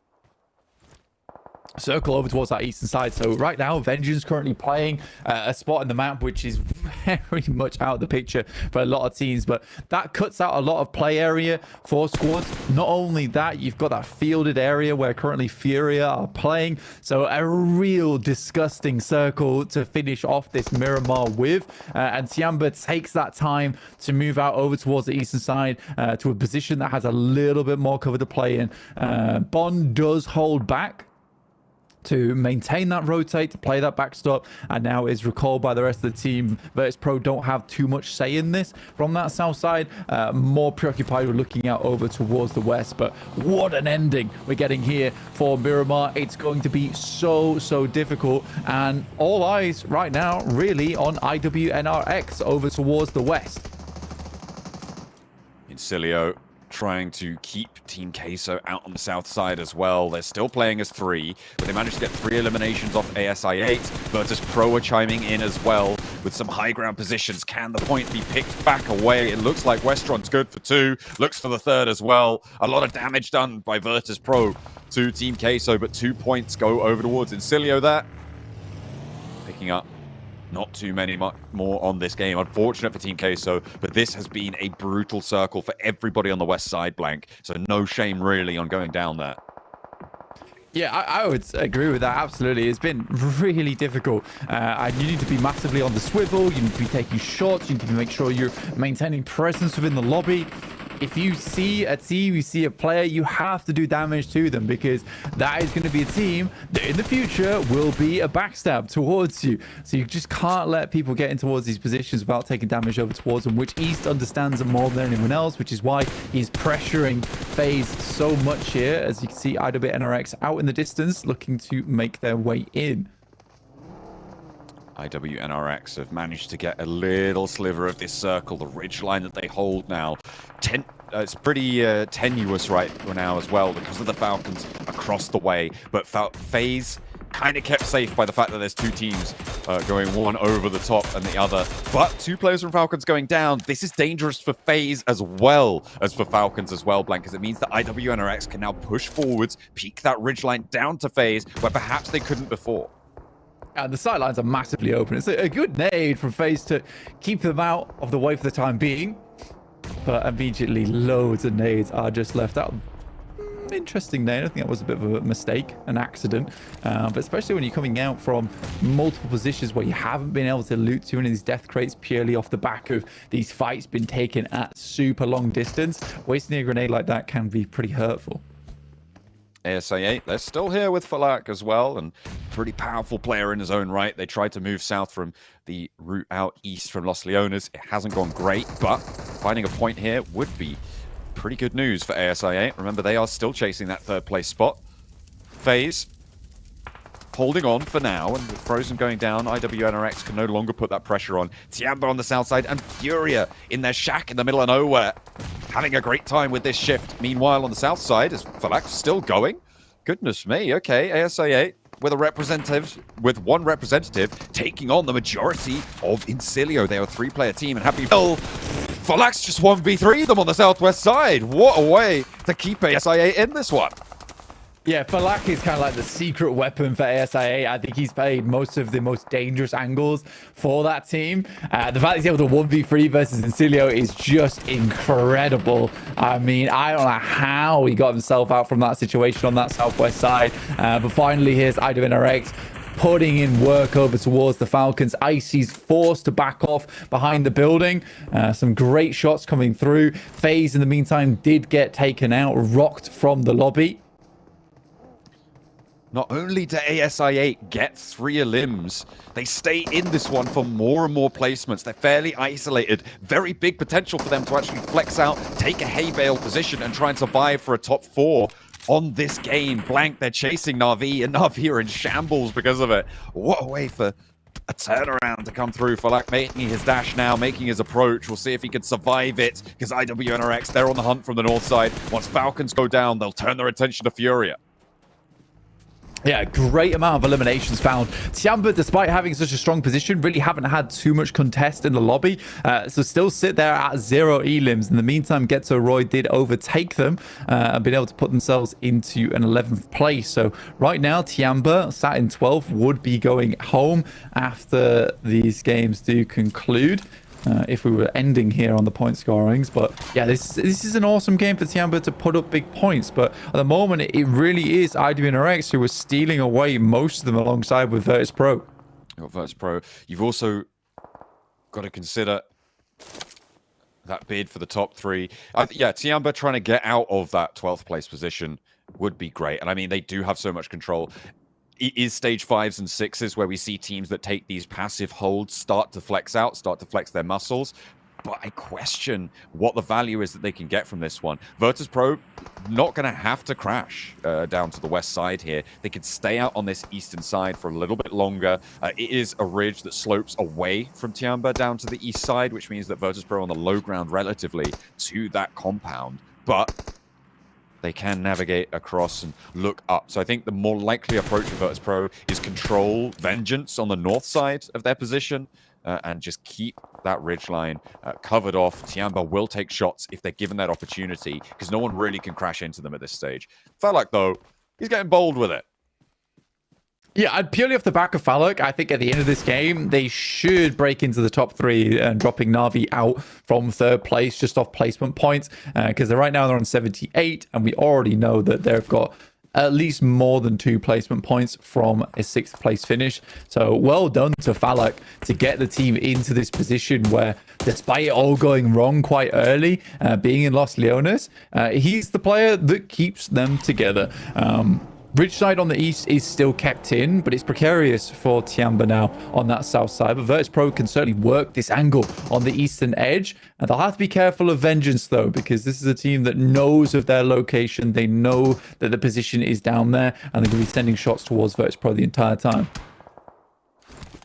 ASI8 putting their hopes on the man himself, the man of the hour. Pakistan is behind him as well on this map. I don't know how much further he can go. The monster truck is smoking. The tires providing very little cover. Relying solely on the body and the downhill slope to make it work for him, which is a little bit of an advantage there. IWNRX now coming into contact with Vengeance, who are opting to go west on their rotate rather than try and move down and contend with Virtus Pro. IWNRX still need to go a little bit further forwards, though. Seems like they've spotted their opening. They see that retreat coming through. They may be able to signal the go time. Maybe crash into Furia, but it's a dangerous set of options they've got. Virtus Pro are flexing out 2 and 2. The backstop for Vengeance is there now, and IWNRX could be the pneumatic press to crunch them down. Yeah, IWNRX, this game means a lot to them.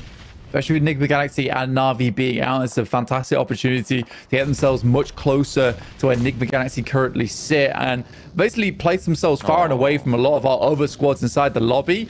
There is Falak going down. It was only a matter of time. I mean, he didn't really have anywhere to go, and those crates were essentially the only thing keeping up and alive, but fantastic work from him. TPC does go down to IWNRX. They are just keeping these players on the eastern side at bay, and up to 9 eliminations so far. So fantastic stuff from IWNRX, and IC alongside Virtus Pro is able to easily finish off the final members there from Vengeance. But in comes IWNRX. They're poking their noses in. Virtus.pro don't think that they belong. Tianba also looking to put pressure on. Virtus.pro actually now kind of caught on the outside here. Tianba look to establish the perimeter here, and they need these elims blank. They have none so far to show for the game that they found. A really well-orchestrated position that they found themselves in. They have had no pressure over this circle beyond occupying a central spot. And IWNRX continue to drain the points out of this lobby. They're up to double digits now, and the team from Turkey, they're making a bid for the top. It's so close between Tianba as well as IWNRX. It's difficult to call it. They're both on other sides of the map. Tianba would love to get some points out of this one, like you say, John. Chicken dinner has to be gotten at the very least for Tianba for this game to have been worth it. It is somewhat understandable of why they have so little elimination count, purely because of their position in the circle down towards that south side and have a huge amount of sight lines that provided them too many elimination capabilities. But yeah, this is now the time to start flexing out a little bit. They can't rest on their laurels down towards that south side of the map now. Virtus.pro trying to move up from that low ground. Now's the time to strike back. They've got stiff competition. Good news is that Icy goes down and launches that nade towards IWNRX's position. Kine does get knocked. The reses are coming through. A lot of damage being eaten by Virtus.pro, but not a knock seen. They can heal this one back up a little bit more. Zedwolf close by. Tianba gets spotted. That's Furia. Goodness me. Silence has been quiet for a long, long time, but finally they're starting to poke their heads out above the pulpit here. 3 players alive for Furia, and hadn't really looked too much at them, but they do have an open ground position. IWNRX, though, have other ideas. A response from Kayovsky over towards Swain is there. Can IWNRX get back to their feet in time? Can Tianba find anything out of this game? Yeah, they're desperately looking at, and the more they try to place themselves in a position where they can find these shots over towards these teams, the more they set themselves up into sight lines of Furia. Zone 9 now with 4 teams remaining. It is a race against the clock here for Tianba. They do find Gusta. As more nades pour on through, and now this is Tianba's time to shine. But it is Furia finding most of the eliminations and the knocks over to IWNRX.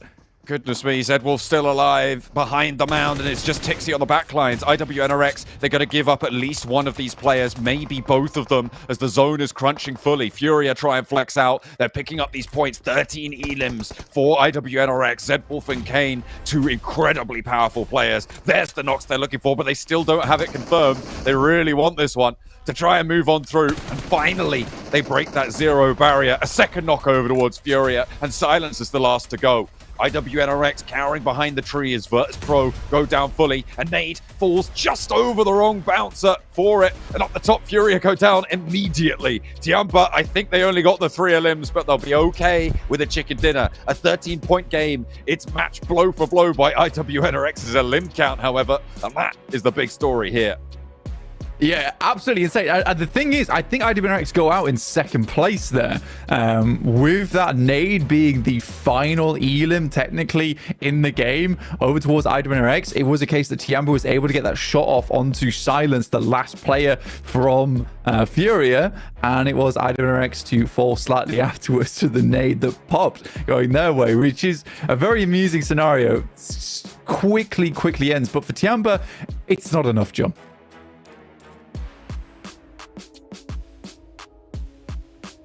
All right, well, I'm John now. Welcome back. Wait, I can't do his voice. No, I got nothing. Welcome back, everyone. As we're on the desk here, as we see Tianba take themselves a victory, and for a team who are on the cusp of being forced out and being sent home, i.e. 11th place, they get a win when they desperately need it here, Hot Jukes. Yes, sir, indeed. And that's a win they're definitely going to take. Landing all the way to the end zone. I love to be able to see Tianba pull it out right when they needed to. So, I mean, when it comes to their play style, they landed just south of La Bendita, which is pretty central to this circle. And honestly, they needed a game like this. They needed a kind of a free circle zone where they didn't have to move too much and be able to put some eliminations on the board. So I'm hoping they kind of utilize this and kind of rocket launch themselves up here, Max. It would be interesting to have the perspective of Tianba this game, because we know they typically like to play sweeping edge play style, but it's like playing center was kind of easy. we we didn't really have to do too much this game. We were just chilling in the center. They did do a little bit of a play that was similar to what Mira and Sejong were doing back in Group Yellow, which was to have a 3-1 split in the middle of the circle, and when the circle would shift, they would regroup in the better compound, which that resulted in them making it to the late game to then get the chicken dinner. But as you see, it's only 2 eliminations, so it's not like they were gunning down teams in good positions and taking their spots away. No, it was a very straightforward match, and it just gives them a decent 17 points on the board here. So good points, but it's a passive one, so I can overlook this match a little bit. Yeah. Sorry, you're saying Tiamba was 17 points. That was 12. They got 12. They got 2 eliminations there. Yes. I bet they wish they got 17. I would buy. Maybe it makes sense. You know what, Jason? To be honest, I thought I was back in 2020 when you would get 15 points. I don't know why I said 15 points in my mind. I went back in time. 3 years ago. What? Yeah, I was like, wait a minute. It's not 15. He's very nostalgic, Max Man. Okay. I thought about Tixie. I was like, and I went back in time, Jason. That's how it goes. Yeah. Well, I mean, for Tixie, for instance, Virtus Pro did get themselves 11 points, and that's probably one of their, not guaranteed to be one of their biggest games they've had so far. So maybe they're starting to get into the mixer and figure some things out. Whereas Furia, I don't want to knock them too hard, to be honest, because they kind of played center for a super long time. They ended up getting 5 placement points, but at least for them, they did get 4 eliminations on top of that. So they got more limbs than the winner of that match of Tiamba. So at least they're showing signs of life. But I still need to see more out of this team if I'm going to, get them out of being knocked out in my head. Especially, there was a really clutch grenade at the end. I think that secures them 2nd place, and they also get the elimination thanks to the nade right on IWNRX before they get eliminated by the blue zone.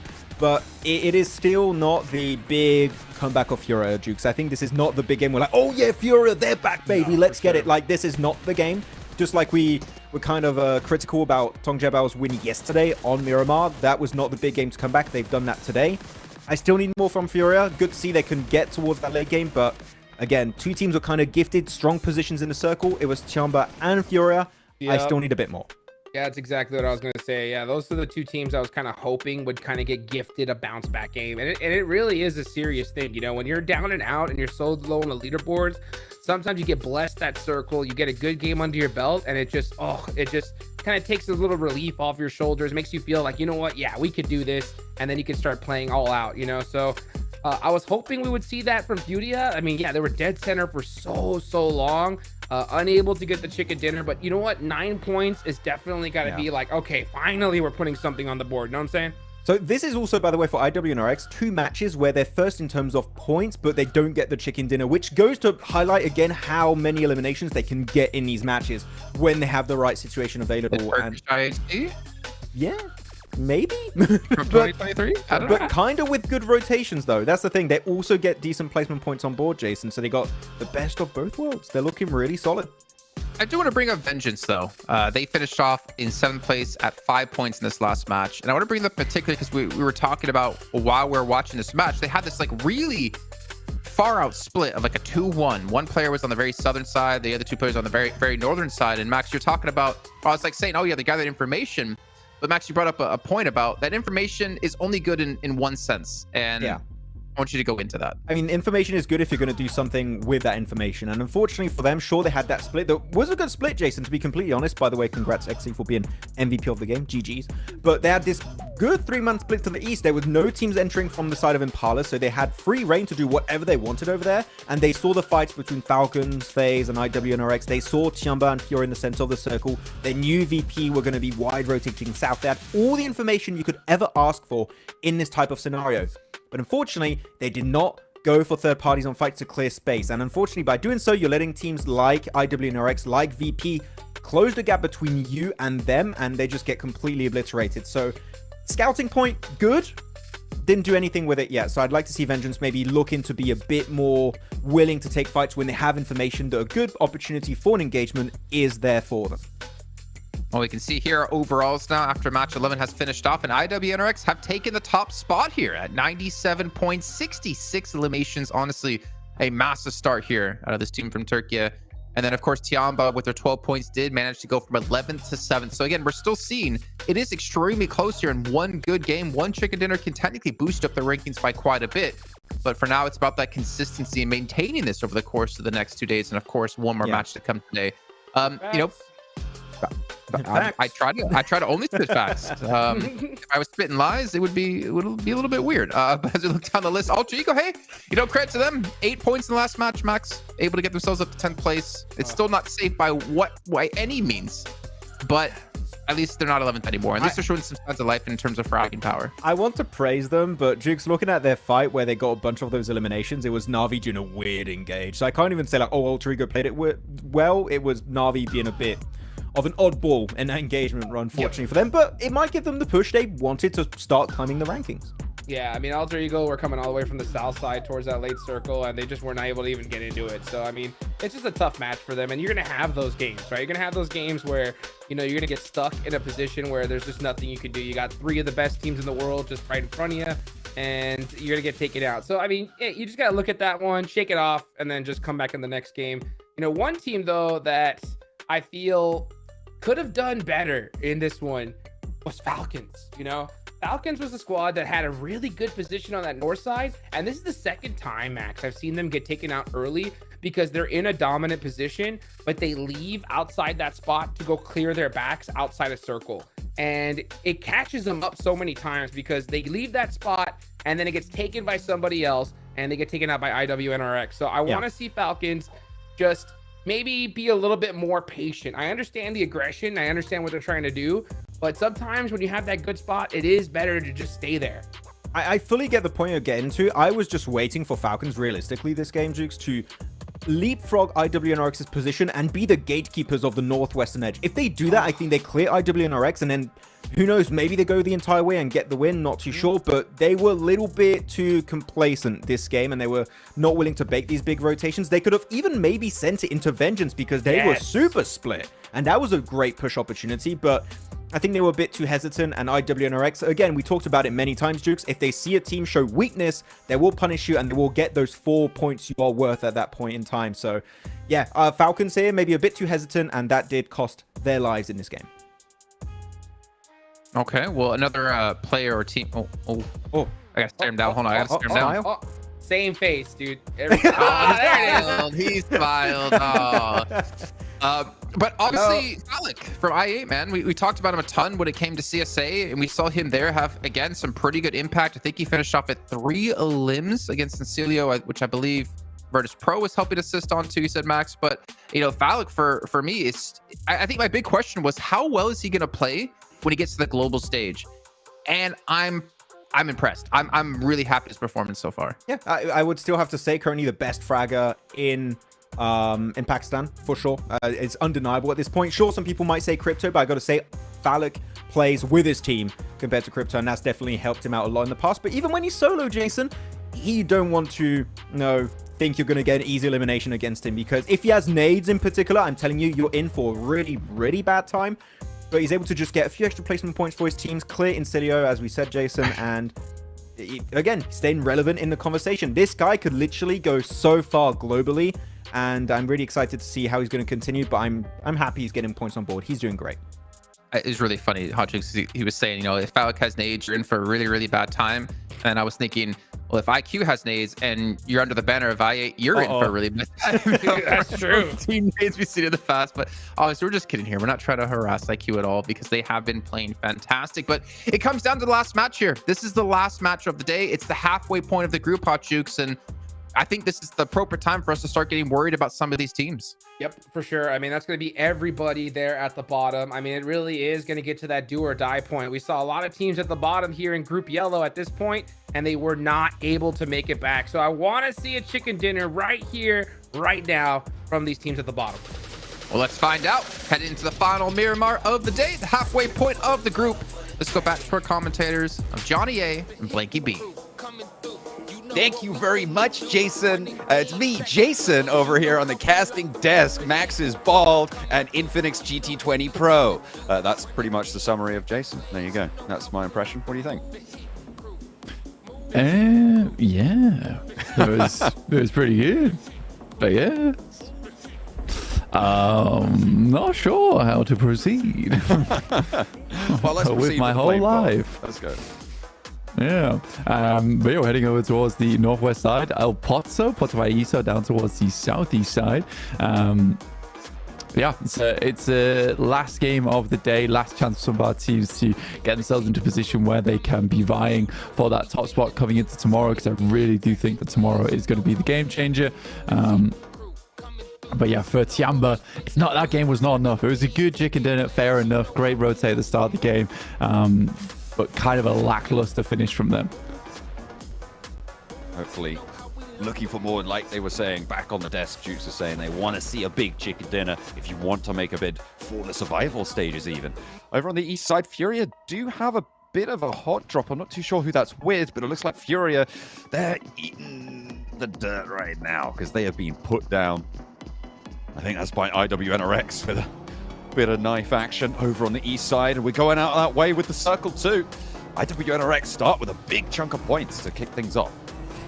Yeah, it's the same drop as before, where they found one Elim onto Furia. This time, instead of just sending one player, they send all four. So some mind games happening for the lads over on IWNRX.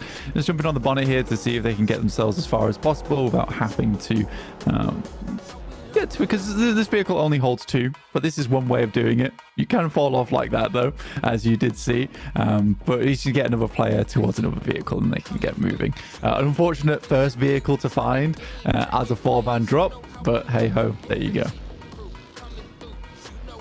It's pretty rotten for Furia. They have pretty bad time, but they got Kayovsky. Come on, what can you do? As a solo, I believe that he can carry on for at least the next minute, maybe minute and a half.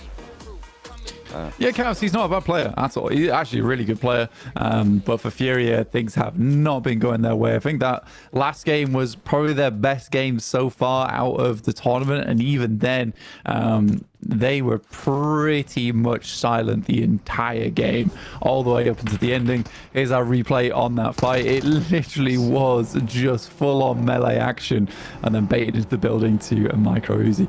So very well played to IWNRX, and that is 3 points, which will set them on the first triple digit of the lobby of 100 points here in Group Red. Excellent stuff. And if you can close out towards that 120 mark at the end of the day, it would be brilliant for them. So if they can rack up a chicken dinner here, that would be a phenomenal day. And I mean, to be fair, with the circle breaking out to the east, they do have a good opportunity to take up a strong spot here. However, the metric that we're looking at over 4 days of gameplay was Team Spirit in first place with 225, which was a record-breaking first place, actually. Back in last week, they broke the record from last year, which was 220. And came through with 225, as I said, which would mean that you'd need, what was that, 112 and a half points at the end of today. So if you can get 113, you're ahead of their averages per map performance. Should be great. Be great news for these squads. But again, last match of the day, we head over towards a similar location of the map, over towards that east side, but less dominated by Los Leones, so you won't have as many teams crunching into that horrible spot of the map. And because the playing path wasn't as southern, you can have a lot more rotates that can happen over towards the north side as well and wrap around past El Azahar. So it's much easier for a lot of our squads to get in towards this one. Specifically looking at Navi, who started in La Cobreria up towards the northern edge of the map. That is one of those rotates that I'm talking about, over towards Cruz de Valle through to El Azahar, potentially taking up some of these high ground positions. Team Queso, they've got the M249 in the pocket with Melodious, but he's on his own right now. The rest of Team Queso further out to the east. You see them currently with ASI8 kind of bearing down upon them. They're going to give this one up. They don't feel like they're in a favorable spot for it, but this is even less favorable. Out in the open, and losing a player like that, oh, it's such a rotten time to have it happen. Pretty rubbish, all things considered. And Team Queso cut down to 3. Yeah, unfortunate. But that's the way the cookie crumbles sometimes, and ASI will put themselves at 1 more point, who, again, in that last match, able to just about shunt themselves into 3rd place there over Na'Vi. All thanks to Falak, who, as Maxman was saying, probably the best player from their respective region currently, even putting them over Crypto, which is a bit of a statement, honestly, but I think he's right. He definitely plays a lot more with his team, and that's what makes IS8 so strong, but still in those solo situations, he is a monster to come up against. It is a pretty terrifying sight for sure. Virtus Pro, the team from EMEA, the little brother of the region right now, The rest of them all the way up at the top of the tables, but just can't quite keep pace. He's not got long enough legs. Stop being mean to him. Stop picking on your little brother. But right now, the lobby is certainly picking on them. They have not been able to really have too much momentum gather at all, which is quite unfortunate. I mean, they have had some shine through moments back in EMEA, but it's just not transferred on over. Alter Ego as well. They have today, I mean, they definitely did change up their play style, right? Like, it was definitely a good start to the day, finding really strong results. But it's just not being consistent enough to put them safe right now. They're on 57 points, but they've been flirting with that 11th place bubble for a long time now, and it's somewhere they just don't want to be. Yeah, it's a struggle as well with it's Pro, Gesso Roy, Team Queso, all being within just a few points of Alter Ego right now. Similarly to FaZe, though, being on 58. It's a scary position to be in from 8th place downwards.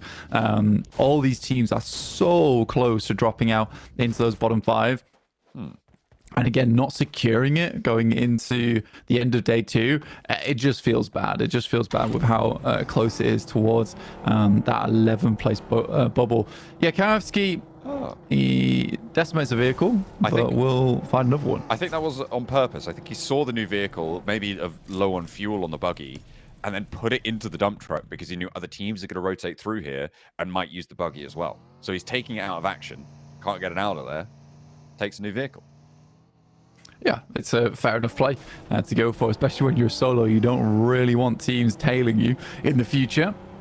Here's TJP, who've had a magnificent comeback over day 2 and the end of day 1. Chamber now behind them, though, in 7th place with 62 points after that last game. And with another Eastern shift on the circle, it's another potential chance for Tiamba, who are currently tucked in over on the central side of the circle on that eastern edge of the coast. Yeah. I don't know if you caught that as well on the stats on the left-hand side for TJB. Long's no longer a lone outlier at the bottom of the tables. Definitely now leveled with the rest of the team, all of them sharing the load equally on TJB. So he has been pulling his weight today, which is great to see and could potentially be a big contributor to the TJB rise in performance, bringing that 4th player back into action, which is great stuff. But right now they're moving through Los Leones and have to push in towards the central glut of teams that have all pushed in towards that North Impala side. IHC, they're late out this one, back over towards Chumacera on the south side here. We're going hard up to the north. That is bad news for IHC. They still have a long way to go. This is a pretty mean shift, all things considered. Everybody on the north side of Impala doing okay, but there's a lot of ground that is unoccupied on the north. Yeah, and I'm curious to see where Na'Vi will cut in on this one, because I don't think we even see them on the map right now, but I think they're far on the northern side and will be cutting through back down through El Zahar, which would make a lot of sense to me. You can see them just coming through water treatment now. Enigma Galaxy also on that western side. Both of our teams, Enigma Galaxy and Na'Vi, do struggle on these types of rotates because they do start far on the northwest side, and it's been Eastern shift after Eastern shift. All the way up to that east coast. I mean, keeping El Azahar in this circle is pretty nutty. The teams are slowly being drawn up there by the gravitational field that is the circle. Enigma Galaxy exacting their toll onto Na'Vi as they try and make their way past, which is, I mean, great news for Enigma Galaxy, right? To be able to take down Na'Vi, stop them from getting towards the top 3 a little bit. Unless they want that EMEA 1-2-3, it could be a nice little trophy to take with them in those confirmed spots to the Grand Finals. That would put, I think, 4 of our confirmed spots into the EMEA region, which would be quite something. I would certainly be bragging about that, at least for the next week until they get decimated over in our last group. Yeah, I mean, Na'Vi losing one player there is somewhat unfortunate, and I don't think Enigma Galaxy is comfortable with letting them get too further into this one as they take a little bit more damage. Team Queso, though, Gesso Roy taking some damn good damage over towards them here, and Queso did lose a player early on, so now down to just 2 players. They know they're not behind that crate now, so they should be on either side, so that's a good position where Gesso Roy can start to isolate those positions.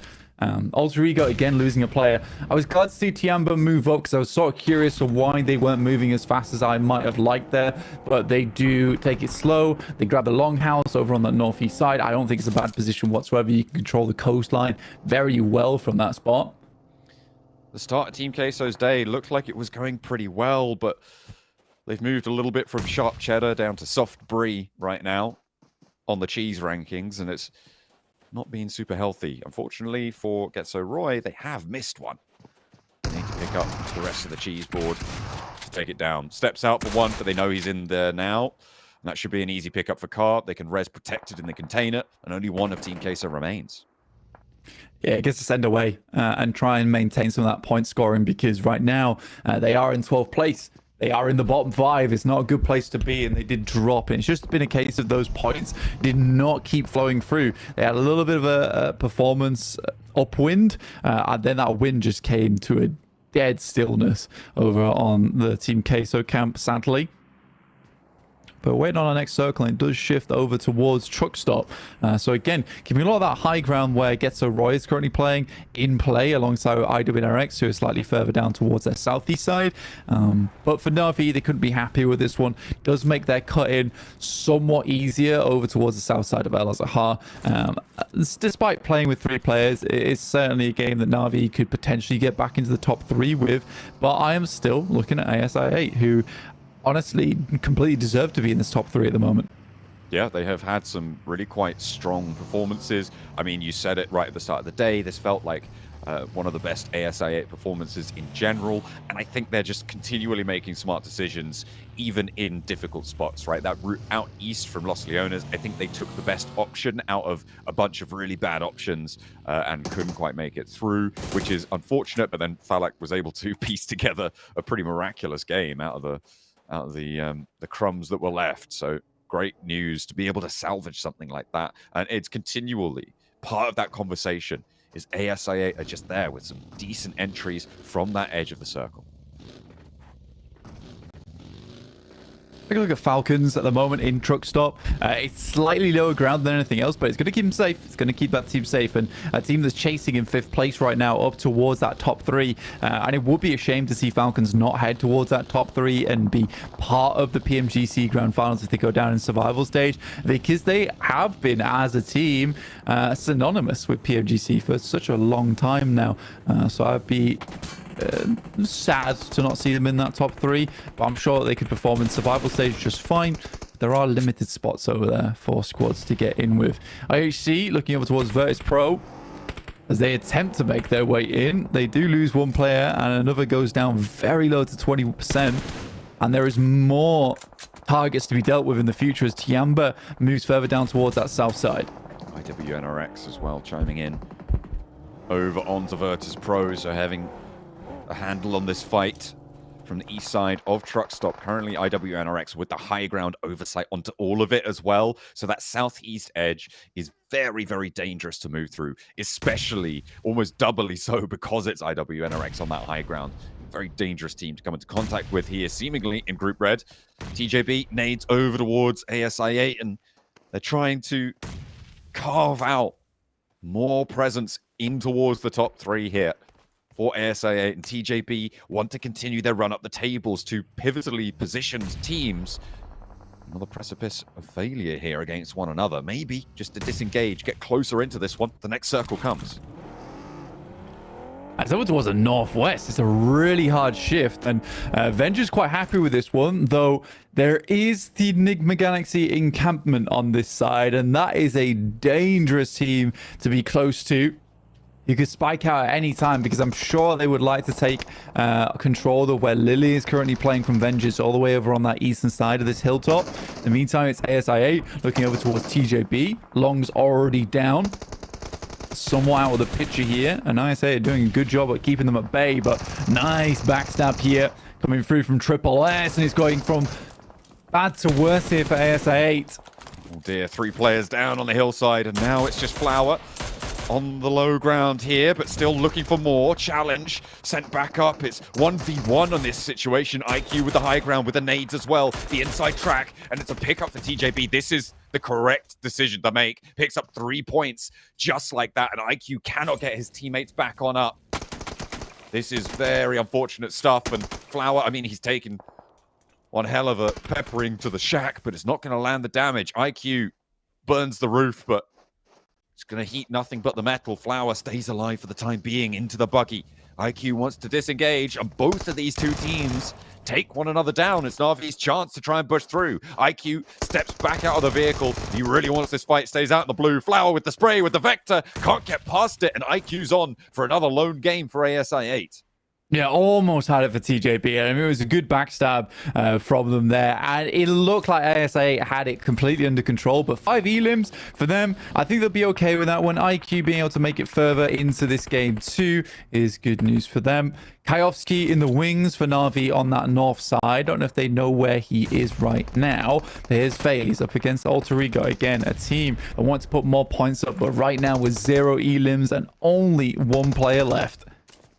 Hans for you, nade over the top towards Noise, caught with a little flurry of bullets there. Noise makes his approach, but the blue zone's pushing in again, and Hans for you stays alive. Incilio across the way. They want to try and suppress it, but no luck there. ASI8 with their lone player as well, still off in the distance, but he's not going to risk peeking over here when he knows there's sightlines from Mela off in the distance. Incilio taking looks out this way as well. Much too dangerous for a solo to try and take that fight. Tiamba, in the meantime, on the northeast side, trying to push on in, but IHC trying to stop it. 2 players alive of theirs in IWNRX further south, not really going to have the time to flex out this way. Tiamba up against IHC. QZ behind the rock, finds the first pick off and then looks for the second. There is this little bit of backup here, but 1 player down for Tiamba, and Shan likely to fall shortly. For Tiamba, I think that might be somewhat of the close of the day here for them. I think that was a small tag they got off that nade, so they know he's roughly in this area. I think a lot of teams are going to go down on the southwest, so if Tiamba can hold out, they can rack up a couple of placement points here. They've gotten 3 elims already. Getting this res, they can stay as 2. They're just about on the edge of this circle.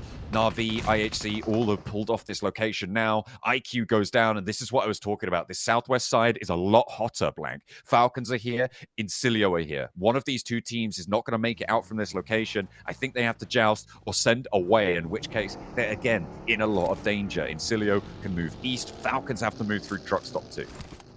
It's a rough circle down towards the south side. Not a fun position to be playing in, especially with that roadside that cuts through on the northwest, which is practically a valley here. But it's awkward high ground to play around with, even towards the central side of the map. Getzo Roy currently have a great chance to put up quite a few points here, looking over towards the northeast side and picking off teams as they come through. Na'Vi scouts out over towards Tiamba and will lose a player because of that, in fact, to Bond. So now both teams down to 2. Falcons moving through the buildings now in the truck stop. Playing the east side of it, does have a foothold into the circle, but crossing across the road to the high ground will be tricky. Nick Galaxy trying to leave. Vengeance have other ideas. Yamak finds the shot down to Snowix. Ralph is low, the blue zone's pushing. Does get that first aid off just in time, but the crossing's covered and Yamak's too quick for it. Not going to be able to get away with that. Ralph flushed away. 2 players for Nick Galaxy pretty quickly on this engagement. Vengeance able to drag them down and looking for more as well. Noise gets the reload. The spray down to the back is harrying. It's deadly as Redox down out of the vehicle. Just the 1 player now left standing. Yeah, again, for Vengeance, they actually play this quite well because it's not an easy compound to remove yourself from. So Vengeance set themselves up on all corners of it, so they have all the sightlines available and just play it very slowly. So I do really like the way the Vengeance went about that versus Nick Galaxy, who are now in a very tough scenario coming into tomorrow, where they could have massively increased their lead, but these last 2 games just have not really provided them with the value that they might have liked. In the meantime, IWNRX, though, still up and kicking. 5 eliminations so far, 102 points for them, and can play quite comfortably from the eastern side of the map. Tiamba with now 1 player left standing as 8 teams remain. We're getting close to starting to ladder up those placement points. 4 elims for Tiamba, but they are really bunched in now. Getso Roy on top. If Getso Roy take down Na'Vi, they may not suspect that there's another player here unless too much noise is made in this location. I mean, they heard some nades further downhill, so they should know that there's 2 presences there. Or be aware of the possibility of it, and may be a little bit more wary of that. So, are they going to have the wherewithal to make this one work? Kayovski's been solo for Furia for a very long time. In fact, right since the start of the match blank. He was a solo when IWNRX dropped on them and got 3 knife eliminations. Yeah, basically Na'Vi was just never aware of Kayovski's position, and that's typically how it goes when you get a solo who went down to a solo very early in the game. There's no indication of a third party that happened nearby through either hearing the fight or seeing the fight. So for Kayovski to get towards this position, there's no indicators. So I think for Na'Vi, they are... it's not a case they didn't scout it or they didn't check hard enough. Just difficult to know they'd ever be here in the first place. Falcons, though, looking to finish off their day strong as they take a fair bit of a hit, with Falcons losing top on a knock here, as Incilio are down towards that southeast side. Good barrage of bullets, though, but the nades are starting to come through as Incilio gets into that range that was required. Mountaintop that gets a Roy, a real powerhouse of a position. A lot of cover, a lot of oversight. Danger for the Falcons. They try and leave the truck stop. This is that difficult road crossing I was talking about. They have gotten up to the ridge, but Incilio looking pretty solid to hold off the Falcons here. 4 elims found already. All 4 of their players alive. The Falcons, not so lucky, will not be afforded the same luxuries. As one of their players already down. East, that outpost. Icy on a wide flank up towards the north side. Quite separate. Closer to Vengeance than anything else. Vengeance also scouting across the road, trying to get themselves a position. Icy regroups, back in with the rest of the Falcons, and he stays on this side of the road.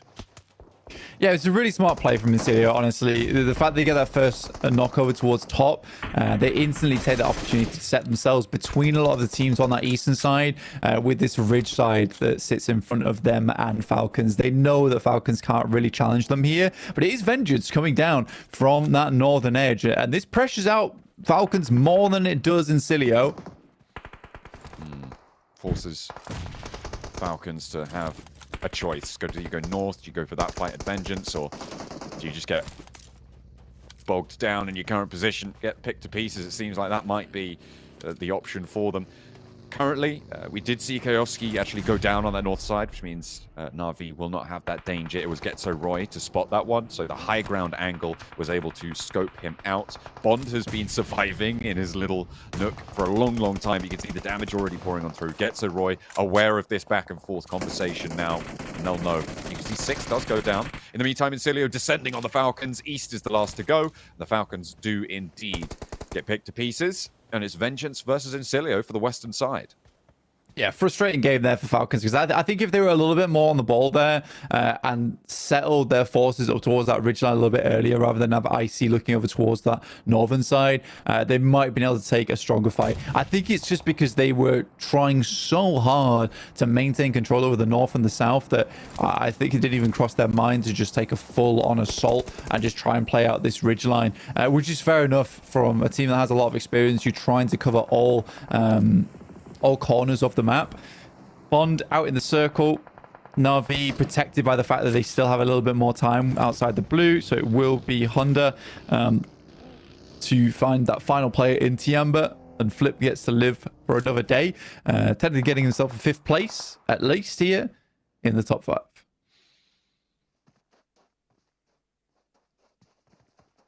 Vengeance spreading out, currently on a 3-1.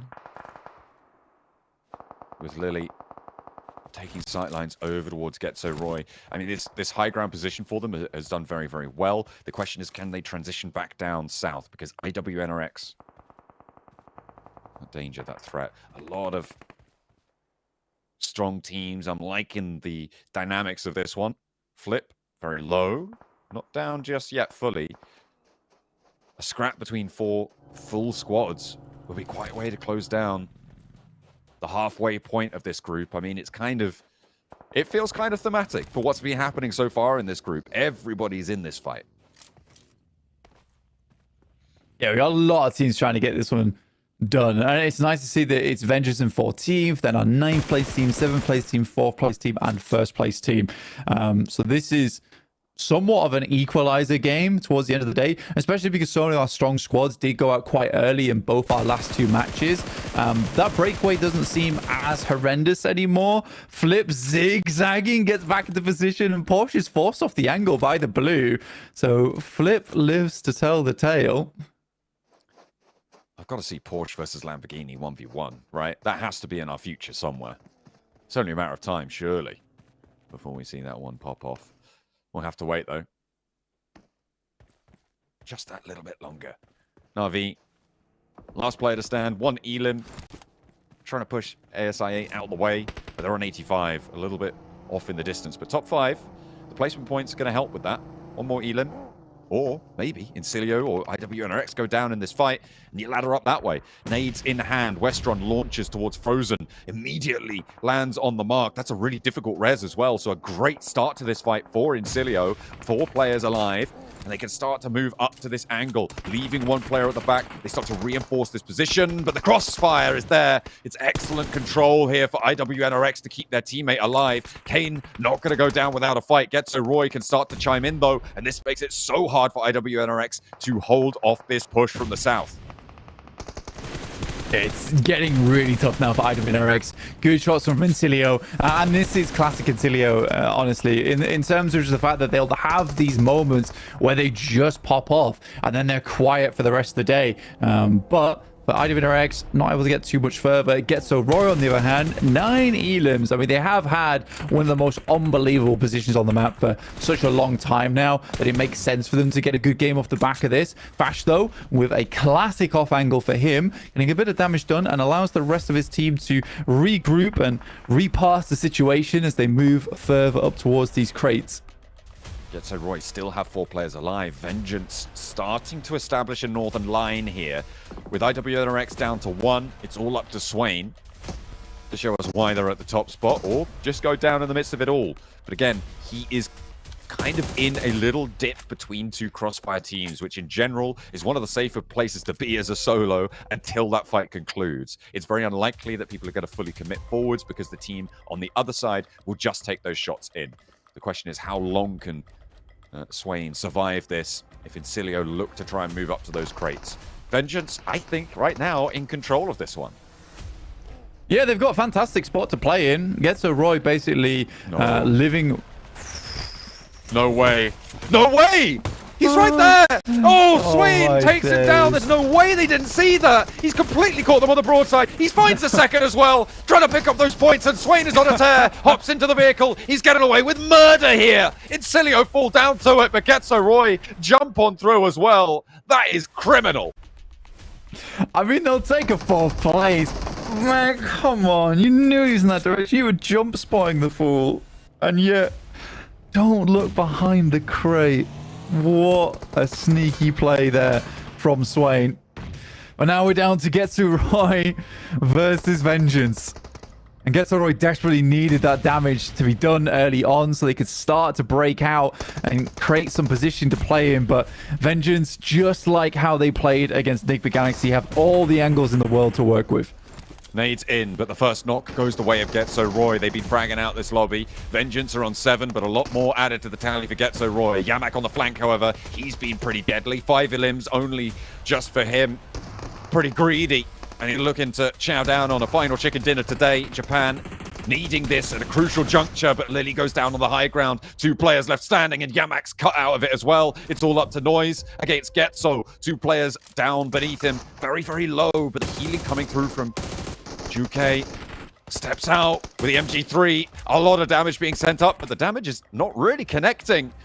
The AUG there getting reloaded by Noise. Flanks out wide. The information fed back over. The nade is cooking. There should be the damage, but it goes long. Another one to cook. Goes down to it. And Noise looking to try and keep this one going. Getso Roy. And they're going to fall at the final hurdle. Cars the last to stand. But Getso Roy at the top. The Molotov is there. And Noise has the inside track. The reload on both of the weapons here. Gets the point confirmed. And now, with a sliver of HP to worry about, spots a head, spots a shoulder. But he needs to find the mark. It will be there. And it is Vengeance to take it back. Getso Roy cannot step forwards.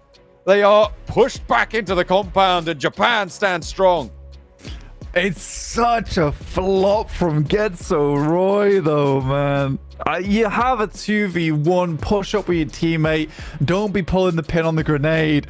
You can see how happy Vengeance are with that one. What an outplay they had there.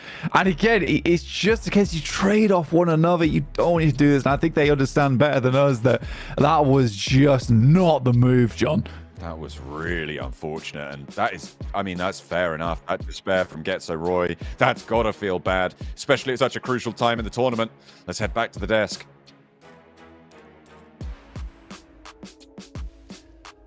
I don't know what I can say that doesn't tell, that tells a better story than the faces of Getso Roy right now. 2-on-1 that they fluff and mess up, and Vengeance capitalizing off of that, win out in the 1v2 to save his team and to put a big, massive chicken dinner on this game for them, considering they were so low on the leaderboards.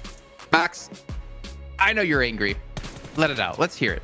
I don't even know where to start on this one.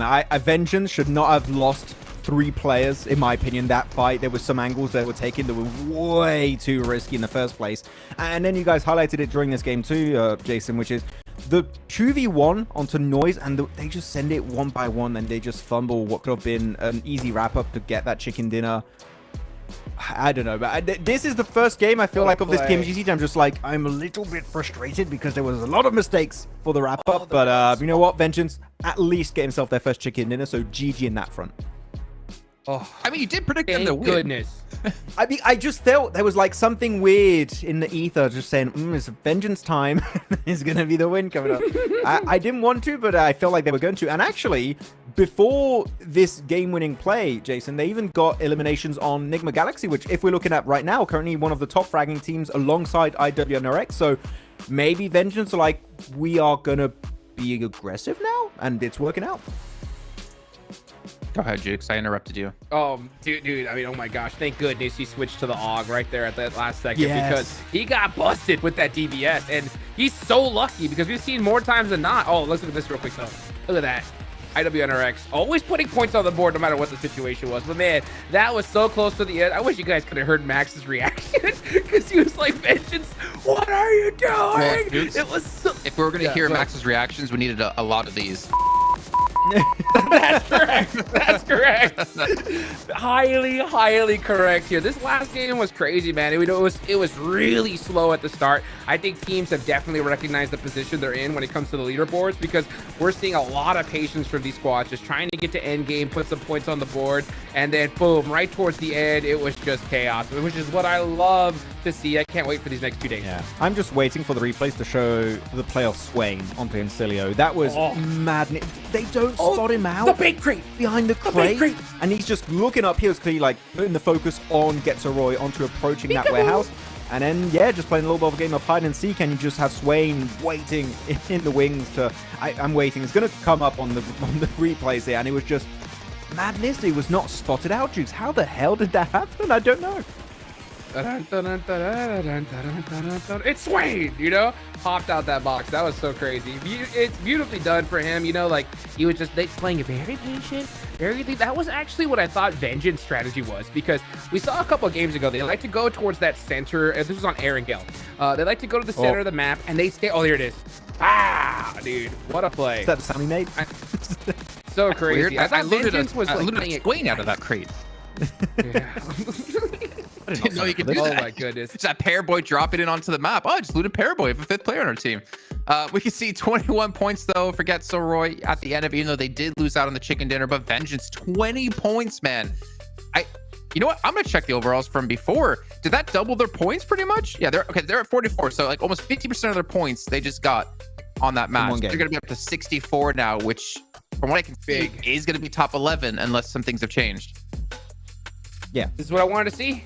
I had screamed it. I was like, I want to see one of the teams at the bottom, you know, really pop off. And they did. Vengeance, you know, 10 elimination chicken dinner. These guys got to be so excited, Max, going into the next 2 days. Yeah, I mean, we're talking about Vengeance also gets a Roy, right? They were at the bottom of the leaderboard for a big portion of time here, and they're able to push it with this second place 15 elimination game. 15 eliminations. Ooh. Doing really so much work on all the teams who are trying to exit El Azhar. I think you had Furia, you had Na'Vi, you had Tiamba.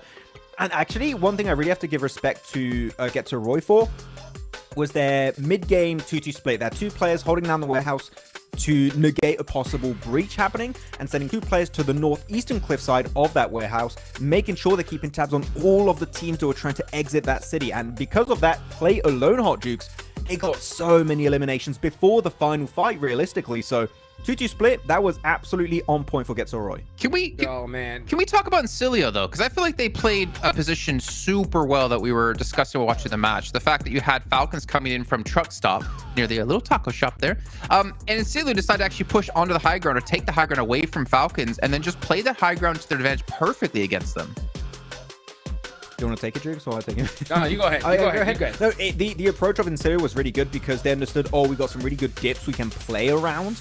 So we can just outplay Falcons in terms of how long we can stay in this kind of terrain. And Falcons, they had a good angle, right? Initially, I think, Jukes, that with Icy far northwest of Truck Stop, and he was trying to give some assist, but unfortunately, Incilio was so stacked in terms of utility, grenades in particular, that Falcons knew we can't play this ridge anymore. We have to go back into the city. And then 3TN, really, Jukes just gets the perfect angle to just dismantle all of Falcons. Yeah, and you know what? I mean, that's what I think has been like Falcons' weakness here is, like I said, they're just doing a little bit too much. They'll be in a really good dominant position, but then they'll send somebody out to go scout, get some info, or they'll head back outside of the blue zone to try and take out a team. And they got caught off guard. Cilio just full sent it, which is what they needed to do, right? They needed to secure this position. And because Falcons did have Icy on that off angle, they were down a player and got taken out. So, I mean, great plays from Cilio to recognize that, hey, you know what? We got to make this decision, and it's a push they needed to do. Well, it was that decision, then the decision to push into IWNRX as well. It depends for them between Incilio and Getso Roy too. So it's a really smart play overall. I really like to see that, and it gives me some hopes for them going forward. As they're going to see them in 8th place for IWNRX to be holding the #1 spot, the first team to break 100 points with 0 chicken dinners as well. Where Enigma Galaxy have 2 below them, I8 has 1 below that, and we have seen Getso Roy move in from, I believe it was 12th place up to 5th from 1 match. Wow. Yeah, there's a big points bump, I feel like, at the top. Yeah, sorry. Look how close it is for 5th all the way down to 8th. Yeah. 3-point difference, dude. I mean, this is going to get weird. And it's not even that far away from 3rd place. So this is going to be, I think, one of the closest groups we see, especially if this trend like continues into tomorrow. I don't like. We keep talking about tiebreakers. It could be an issue here. We had DRX Alpha 7 tied for 2nd and 3rd place. We might have a tiebreaker again here for the top teams. It's insane. I don't like this. I don't like knowing that Vlad, the only one to say he thinks Group Red is a group of death, might be right because it's hard to lose. It's true in this one. We can see Ventus though did be able to move out of the bottom teams into the safe place of survival stage in 10th with a good result for them. I'm hoping for them in particular that was also like a little bit of a breather, like the mental breakthrough of like, okay, we can win games, we can get eliminations, and if they can use that tomorrow and continue this momentum, I mean, we're really going to see the power of South Korea and Japan and what they can bring to PUBG Mobile. It's very important to say when looking at Vengeance, a lot of the players, this is their very first international event, right? And I think that they going from the Japanese scene to global is a big shift, even bigger than some PMSLs into PMGC, and it takes time to adapt. It really does take that much time to adapt for them, so they're going to try and make it work out, and hopefully this last game, this win is going to help them a lot. But here you go, MVP of the day is Z-Wolf again. Back to back MVP for day 1 and day 2. Red, this guy is a menace, and who's going to stop him? As of right now, no one, really. Yeah. Well, I got nothing else to say. Yeah, I mean, yeah. I feel like Z-Wolf, he should just add MVP to his tag in game, because why not? Like this guy seems to get MVPs every time he plays in any of these events. 2.7 average limbs is insane, by the way. You're getting close to 3 in a PMGC. That is crazy stats. I mean, what else to say? I mean, Z-Wolf has been crushing it. I mean, he has. Him and the rest of his team. I mean, look at this right here. 1, 2, 3, back to back to back. these guys, and this is all just assists alone. So when it comes to IWNRX, they're definitely proving that they're a cut above the rest of these guys. And with 2 days left, they're looking really, really strong. I mean, them, NRG as well. It's going to be an absolute battle here for the rest of the 2 days. Yeah, so many IWNRX players here, by the way. Just saying. They're just going to be dominating. And then Phallic is there chilling also. But with that said, don't forget that the PUBG Mobile X Venom The Last Dance collaboration is available now in-game. You can experience a unique gameplay adventure, discover Black Symbiote clusters in Erangel, Sanok, Miramar, and Livik to obtain the Black Symbiote arm and encounter Black Symbiote warhorses. Equip the Black Symbiote arm to move rapidly by aiming and fixed targets, pull in mobile targets like players and even airdrops, and launch yourself with slingshot-like movements. Gear up and harness Venom's power in PUBG Mobile today. You can bond with the symbiote and become the ultimate duo in PUBG Mobile now. So play the game and watch the movie at this very moment. With that said, we're going to head on over to the stage with 7 Worlds Gaming very soon for a quick interview to wrap up the day. Let's go. Or are we not?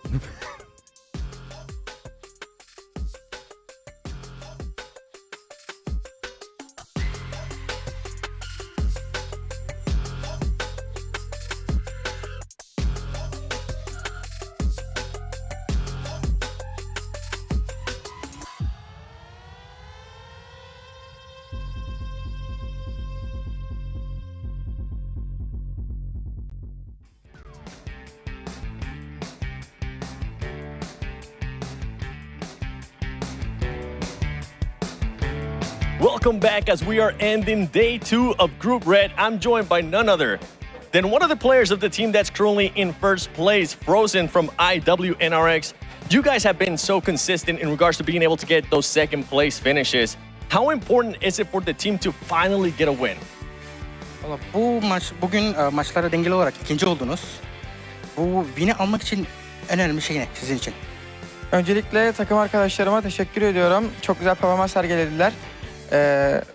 Sorunun cevabı ise neydi abi soru ya unuttum. Soru win'i almak sizin için neden ne kadar önemli? Yani win almak bizim için önemli değil. Önemli olan daha fazla puan çekebilmek.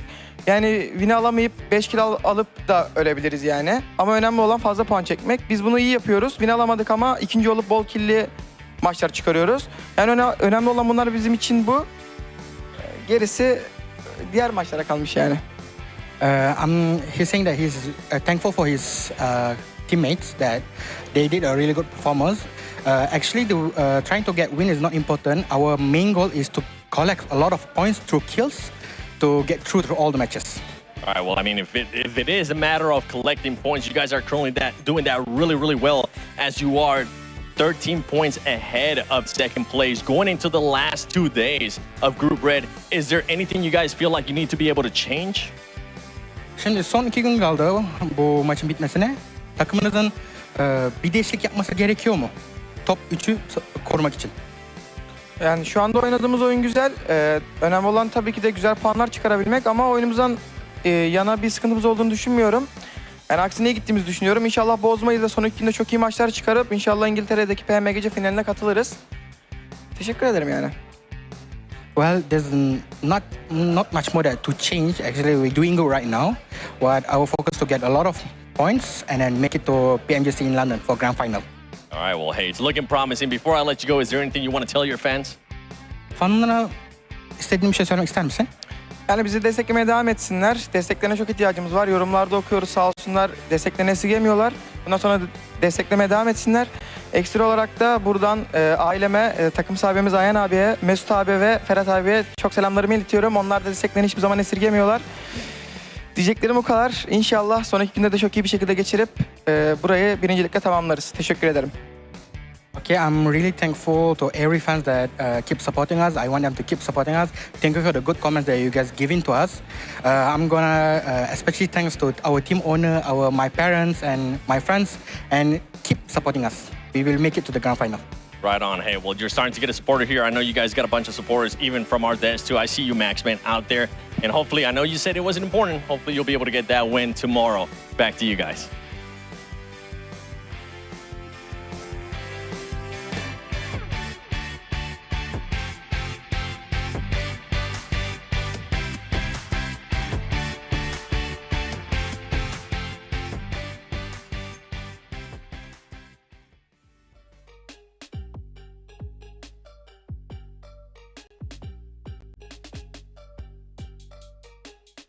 Jason Kaplan for supporting him his entire career and talking about him as being a standout player. So, you know, just a little critique there.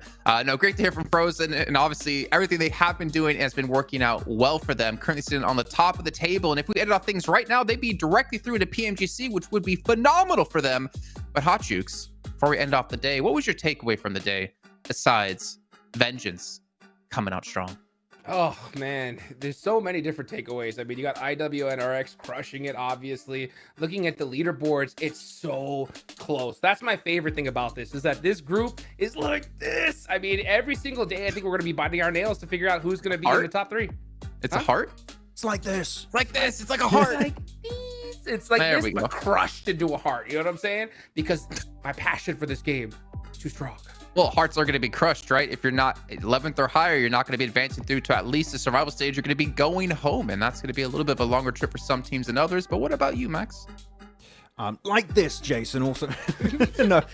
For the bottom teams, it's good to see some resurgence from some squads. I mean, Vengeance is going to be the standout, of course, to wrap up the day here. But we're halfway done through this group right now, Jason. So there's still a lot of room for teams to make a comeback. But when you start getting towards the end of tomorrow, then you're really going to struggle. So the earlier the better. And I'd like to see, you know what? I'd like to see Virtus Pro, Jason, with my boy Tixie, get some good games in. That's my hope. Yeah, hope or cope. I don't know. It's going to be up to how the results go in the next 2 days. For you guys at home, remind you guys once again, the official device here at PMGC is the Infinix GT20 Pro, the 120 FPS and 144 Hertz AMOLED screen. It has been the official smartphone of not only here the Grand Finals, but also thinking back to PMWC and also a lot of the PMSLs as well. So really happy to see, you know, one sponsor throughout the entire year so people can really get used to the device and take it to its brink and really show what they can do. And also for you guys who are interested, we still have tickets available for the Grand Finals in the UK on the 6th through 8th of December. You can go there, you can participate in some activities, get some free rewards, and potentially see some talent there in person as well. Not to mention the teams and players, but we know you want to see us more importantly. But gentlemen, that's going to wrap up our second day of Group Red. That is the halfway point. We have 2 days left to go before we can determine which 3 teams will be going through the Grand Finals and which teams will be going to the survival stage. And of course, after that, Group Green before we head into our survival stage. Hope you guys have a great night. We'll see you tomorrow for some more PUBG Mobile action.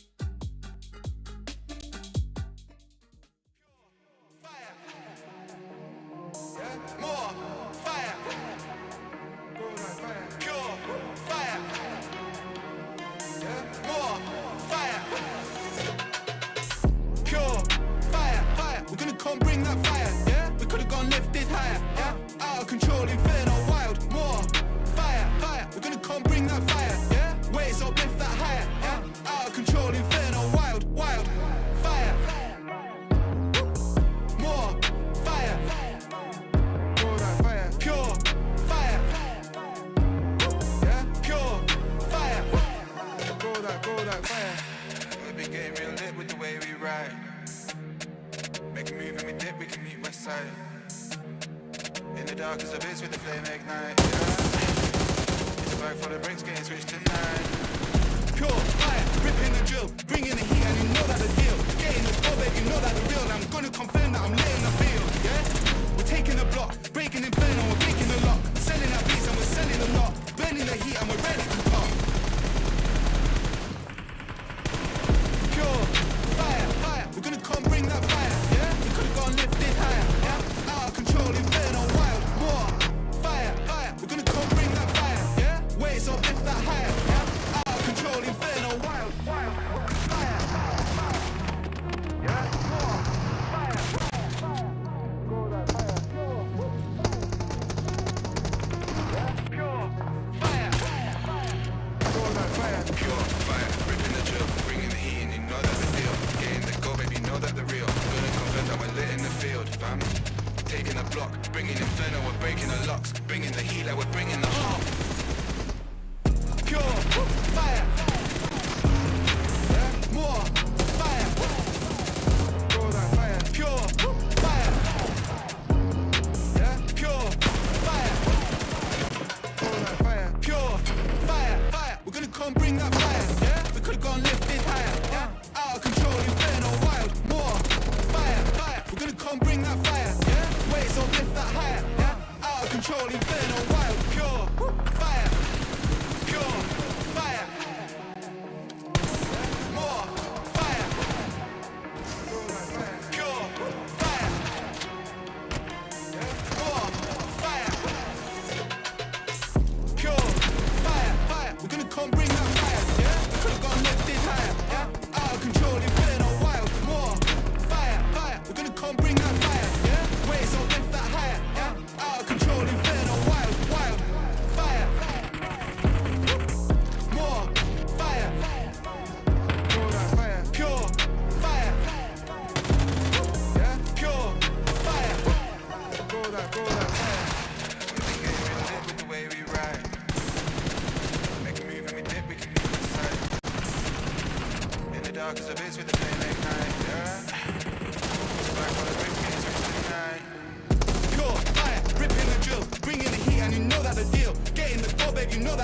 I'm gonna confirm that I'm lit in the field, yeah?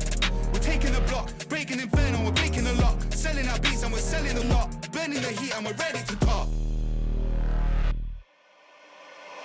Pure fire, fire, we're gonna come bring that fire, yeah? We could've gone lifted higher, yeah? Out of control, inferno, wild, more fire, fire, we're gonna come bring that fire, yeah? Waves up, lift that higher, yeah? Out of control, inferno, wild, wild, fire, fire, fire, yeah? More fire, fire, fire, go that fire, pure,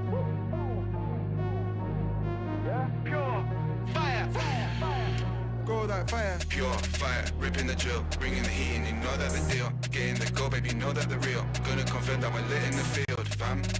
Taking the block, bringing inferno, we're breaking the locks. Bringing the heat like we're bringing the hot. Pure fire, yeah, more fire, go that fire, pure fire, yeah, pure fire, go that fire, pure fire, fire, we're gonna come bring that fire, yeah, we could've gone lifted higher, yeah, out of control, inferno, wild, more fire, fire, we're gonna come bring that fire, yeah, waves up, lift that higher, yeah, out of control, inferno, wild, pure fire, pure fire, yeah, more fire, go that fire, pure fire, yeah, more fire, pure fire, fire, we're gonna come bring that fire, yeah, we could've gone lifted higher, yeah, out of control, inferno, wild, more fire, fire, we're gonna come bring that fire, yeah, waves up, lift that higher, yeah, out of control, inferno, wild, wild, fire, more fire, go that fire, pure fire, yeah, pure fire, go that fire. We been getting real lit with the way we ride. Make a move and we dip, we can meet west side. In the dark as a bitch with the flame ignite, yeah. It's a bag full of bricks getting switched tonight. Pure fire, ripping the drill, bringing the heat and you know that the deal. Getting the go, babe, you know that the real. I'm gonna confirm that I'm lit in the field, yeah? We're taking the block, breaking inferno, we're breaking the lock. Selling our beats and we're selling them not. Burning the heat and we're ready to pop. Pure fire, fire, we're gonna come bring that fire, yeah? We could've gone lifted higher, yeah? Out of control, inferno, wild, more fire, fire, we're gonna come bring that fire, yeah? Waves up, lift that higher, yeah? Out of control, inferno, wild, wild, fire, fire, fire, yeah? More fire, fire, fire, go that fire, pure, yeah? Pure fire, fire, fire, go that fire, pure fire, ripping the drill, bringing the heat in, you know that the deal. Getting the go, baby, you know that the real. Gonna confirm that we're lit in the field, fam. Taking the block, bringing inferno, we're breaking the locks. Bringing the heat like we're bringing the hot. Pure fire, yeah, more fire, go that fire, pure fire, yeah, pure fire, go that fire, pure fire, fire, we're gonna come bring that fire, yeah, we could've gone lifted higher, yeah, out of control, inferno, wild, more fire, fire, we're gonna come bring that fire, yeah, waves up, lift that higher, yeah, out of control, inferno, wild, pure fire, pure fire, yeah, more fire, go that fire, pure fire, yeah, more fire, pure fire, fire, we're gonna come bring that fire, yeah, we could've gone lifted higher, yeah, out of control, inferno.